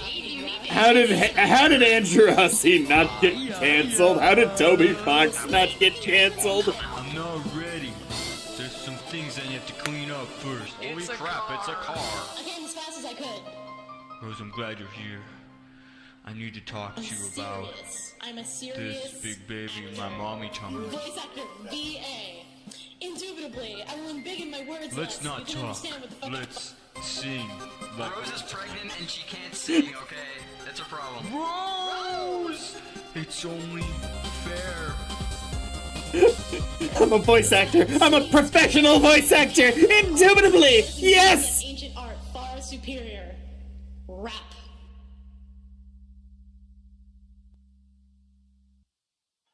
It happened. Make it happen, Lalonde. Suck that bitch's dick. I am going. That's not what I'm doing. That's the opposite of what I'm doing. All right. This is it. Ah, it's not recording. I came as fast as I could. Indubitably, I can. But Who is this delightful woman? Alright, Strider, let's do this thing. Strider, let me break it down like this for you. There once was a violet femme fatale whose violent violin sung sweet without the tables of a boy who turned tricks and treats like Fuck yeah! breeze. So fresh were his beats, but alone they were weak. No revolution. Together, over time, there was an evolution. They met on the net and there was a fusion like Danimo's yogurt breakfast. I mean, I knew about the and Hive Swap and souls and hearts. Kickstarter or whatever it was issues. Each other. You But I've bad never heard anything else about him. They promised to be each other's baby mommy babies, but now they're caught in their lies. Their fingers in another person's pies, guilty of Who another is this person's delightful woman? Strider, heart to heart, don't treat me like a fool. You may have played me, but my heart waylaid me. I wanna be your baby What? mommy I know how you're too. feeling. I know your emotions. I want you to know I mirror your devotion. You'll see this kind of depravity on the Serengeti. Whoop, there goes Astroliner and Von Fawn, so it's one of these two. Fuck, I'm the baby of bad choices and my little legs are cocked. I want it to be true, make you a faithful hubby, but you know I can't do it, just too much trouble. This is all great. I'm not the other. We can't be baby mommy daddies because you're my sister and I'm your brother. The feelings of your feeling, we share the same idea. I know I screwed up and probably caught gonorrhea, but the truth, bros, is that we can't have a baby because it will be retarded, and besides, incest is disgusting, and anyone that condones pedophilia or incest is bad, and they should see a psychiatrist. And also, will you marry me? Yes, Dave. So we can have take this me baby away, together. Strider. Heart to heart, I wanna treat you like a fool. You may have played me, but my heart waylaid me. I wanna be your baby mommy. Wanna be your baby mommy. Baby mommy, baby mommy too. God, I hate Garage Band so much. I came as fast as I could. Dave, I lied. Rose, I mean, I think we can. No, I work through lied. this, you I'm know? not pregnant. No. I'm just fat. Oh, Rose. I don't care. Being pregnant might be a for 'em, but shipping us together is. I'm going to hell. I'm going to hell. The two naked incestuous pregnant teenagers are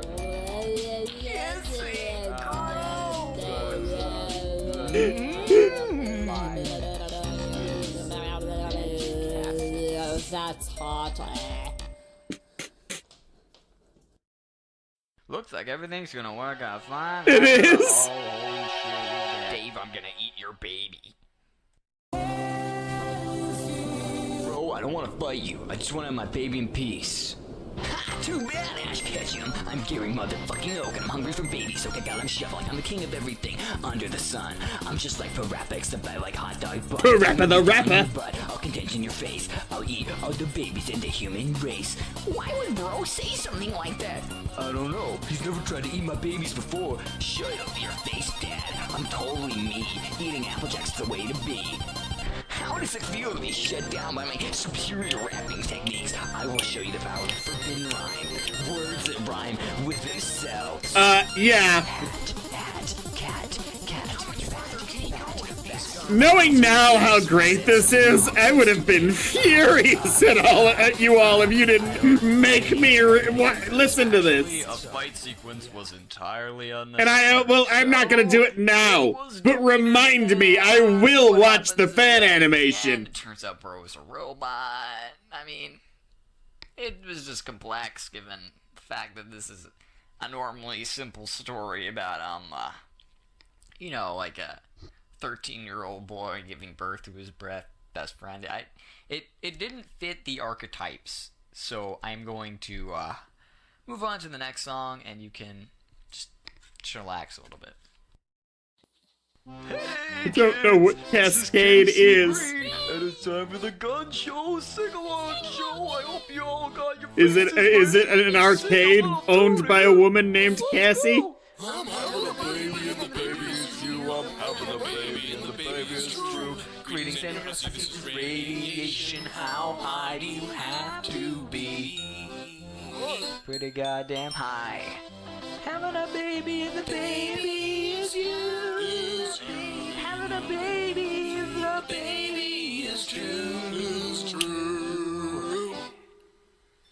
Oh, I'm having a baby, and it's gonna be awesome when I have a baby. Oh my god, it's happening!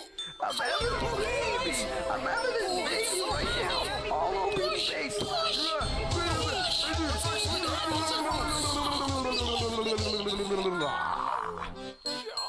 Okay. It's beautiful. It's beautiful, John. You're a beautiful baby. I want to give you all the appropriate heads up that when Deltarune Chapter 5 comes out, you're probably not going to see a Homestuck stream for a few weeks. Because it will have my undivided attention. Who would even write this Kongsuck song anyway? Immigrants? 100,000 years ago, far in the depths of Paradox Space, a new life form is about to be created. One whose origin is as enigmatic as the glimmer of a muscle beast's teeth. Some are carried in by storks, some are recreated from Paradox slime. Others Adam pirouette Sandler? out of their best friend's magical non-existent vagina. But regardless of how these beings may be born, they all come into the world with a special force. One called love. This is the story Not of one necessarily man's search for required. love and truth in a universe forgotten by time. The story of those fearful creatures. Those that we call babies.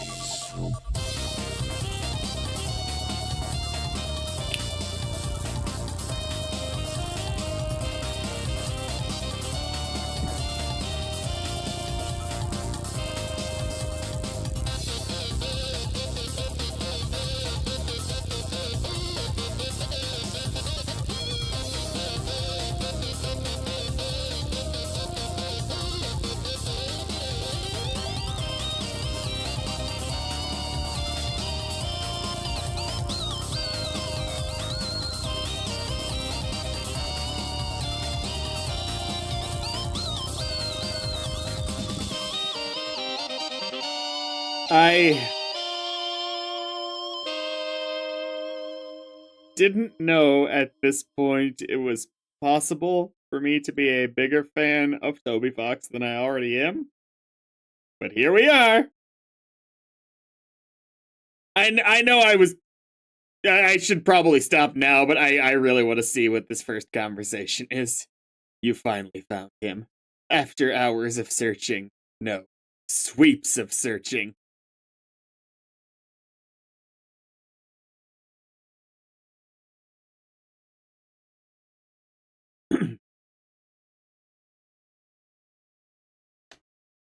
Attention, worthless human. This is your...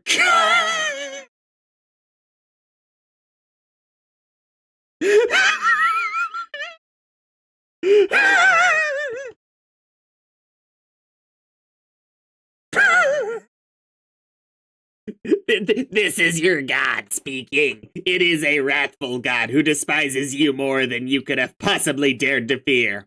I have watched your entire pathetic life unfold. I have observed you while you would wake and tremble in personal prayers of shame. Well, you pleaded forgiveness for being such a wretched, disgusting failure at every conceivable level. Prostrate before the stupid and false clown gods you have scribbled on the walls of your block. Bogus deities worshipped by a primitive paradise planet.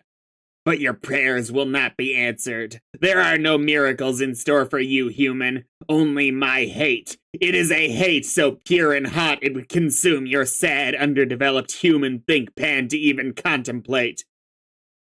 It is a hate that to fathom must be put into song, shrieked by the 10,000 rowdy shout sphincters, peppering the gruesome underbelly of the most translucent god the furthest ring can muster.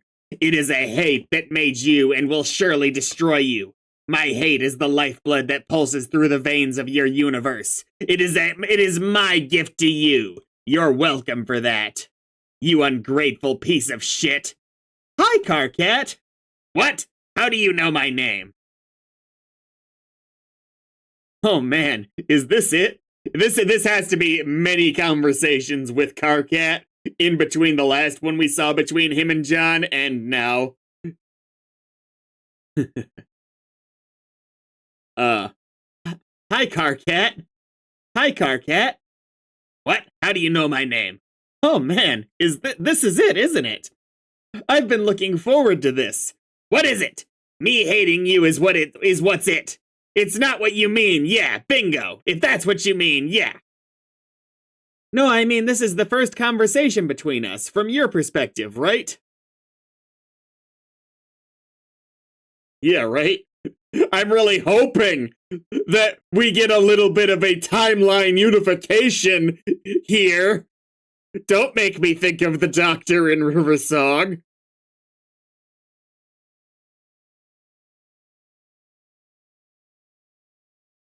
Yeah, are you suggesting we've spoken before? Yeah, lots of times. Actually, I should introduce myself properly. Hi, Carcat, I am John.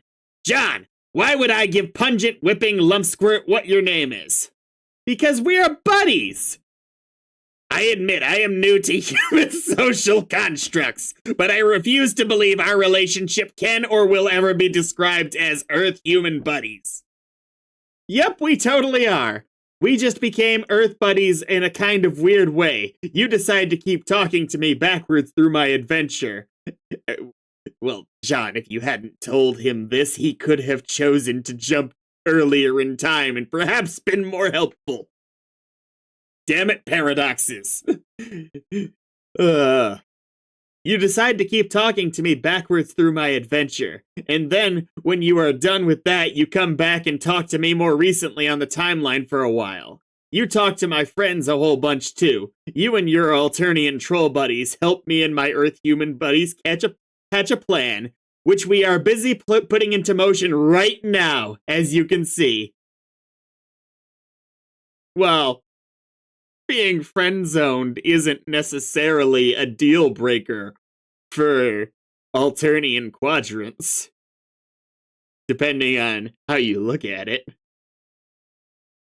These are lies. I know when I am being trolled. Who do you even think you are talking to here? I am your god, remember? Yeah, I know.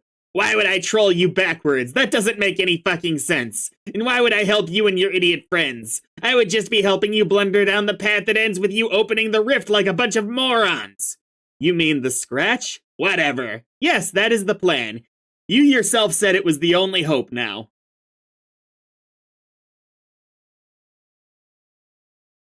Ridiculous! I didn't wiggle out of a puddle of slime yesterday. That was several weeks ago, okay? I do not think you appreciate the gravity of my antipathy, John Human. Egbert, Okay, human Egbert, I fucking loathe you, and I have tuned into your channel moments before the eradication of your timeline and that smug look on your face, with just enough time for me to basically completely just fucking destroy you with hostile rhetoric. There is no chance I will ever help you, and you can't possibly understand how much I hate you or why I hate you. I wasn't joking when I said I was your god. Like that wasn't just a lot of bravado and useless pissing around. I am literally responsible for your existence. We beat the game and you are playing and created we beat the game, you are playing and created your universe. We were going to enter your universe and rule over it like tyrants. It was to be our plaything, John. You have no idea how sweet it was going to be. And then we couldn't claim our prize because of that monstrosity you sprung on us. Man, I know. None of this is news to me, Carcat. But to be quite honest, it doesn't sound like your intentions were all that great, wanting to be tyrants and all. Maybe you got what you deserved, you stooted fuck ass. Stooted? Wow, your species really is brain dead. Heh, it's an in-joke. Never mind. Anyway, hey, I thought this was supposed to be the conversation where you do all that amazing trolling. Come on, bro, flame me! I have been really excited about this. You actually want me to troll you. I mean, don't worry, I can and I will. And it will be a goddamn bloodbath when it gets started. It's just kind of weird that you're excited about it. Is that normal for your race? I don't know. Probably not. I just think it's kind of funny when you do it. That's really condescending, and it's hard to convey how much more I just got pissed off than I already was. But maybe it makes sense, actually, that you welcome my acrimony so readily, on account of probably some weird gland humans have, like a punishment throbber or some silly-sounding thing like that. It might mean that I'm right about you. Right about what? I mean that it seems like we are connected in some way, don't you think, John? Sort of cosmically. Like our hate for each other is so strong it must have been written in the stars. You know, the ones I fucking made for you. I don't hate you. How can you possibly claim to have talked to me a lot already and not hate me? Aww. Aww. See, it doesn't add up. Wait, are you saying that we are Kisma-whatevers? What? No. What do you take me for? That would be such a brazen solicitation. It's insulting. Okay, I'm not saying I'm ruling out the idea or anything. Like if later over time you started really hating me more, like really got to know me and found out about how much there was to hate, but in the past, I guess, I'm just saying who knows what could happen, or has already happened. Fuck, what am I babbling about? This is fucking ridiculous. We just met for fuck's sake, and it's not like we're ever going to meet in person. Fuck you! There, if not here, the fan fiction. And it's not like we're ever going to meet in person, so it's all a moot point. So forget I said anything. God, what is wrong with me? Well, I just didn't really have any idea that you had any sort of feelings like that, so I am kind of caught off guard. What feelings? There are no feelings. End of discussion. Hey, I don't have a problem with your weird sort of alien hate-love thing. It's just that, what? I am not a homosexual. Is John Egbert one of, like, 2 characters in fiction to be confirmed straight? No way. What the hell is that? It is like when a boy likes another boy, or I guess hates in this case. Humans have a word for that? Yes. How is that even a thing? Shrug. It just is. Human romance sure is weird. I'm just confused by your troll shenanigans. So many shenanigans.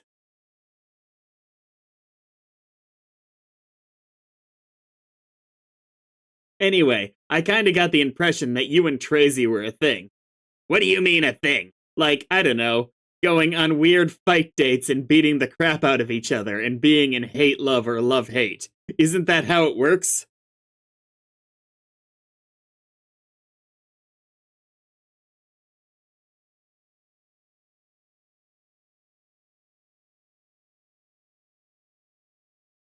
You are such an ignoramus. I could shit miles of rage snake to choke you to death. Ew. Who have you been talking to? What have you heard about that? I talked to you, and her, and some others.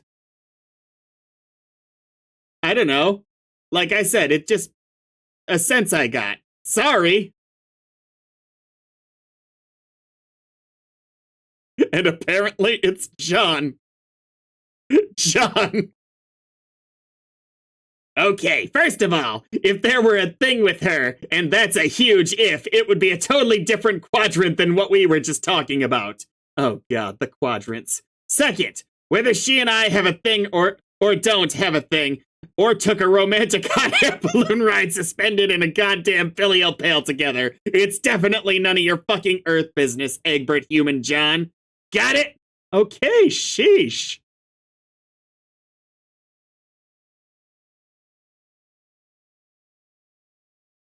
Carcat, if I'm going to be honest, this first conversation is not going how I thought it would at all.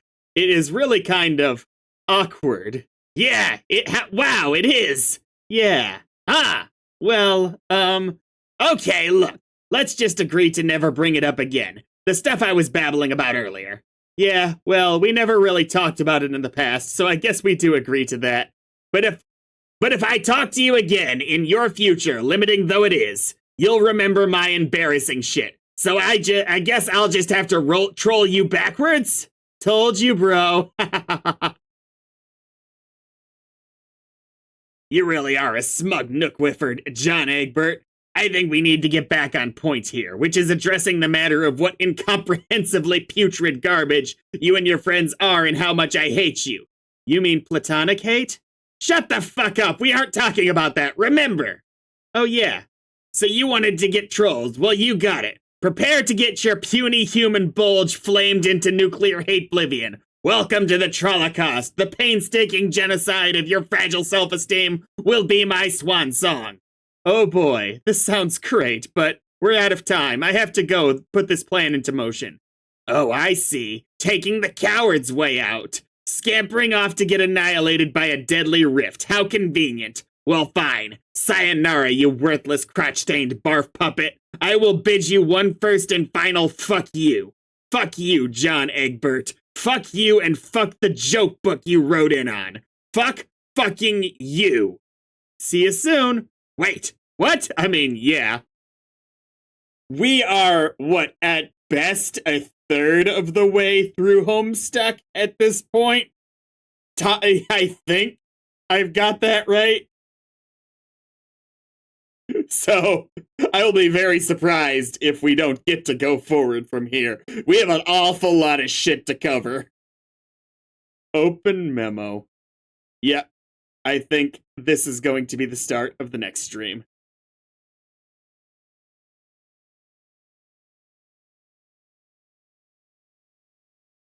Oh my god.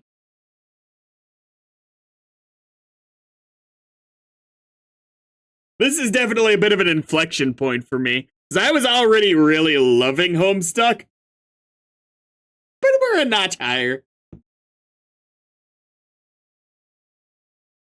But Homestuck does not love me. Jesus. I'm gonna call it quits here. Bye-bye.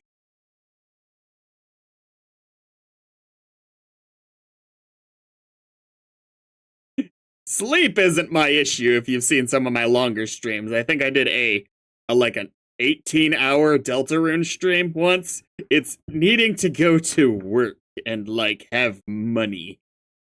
Take care.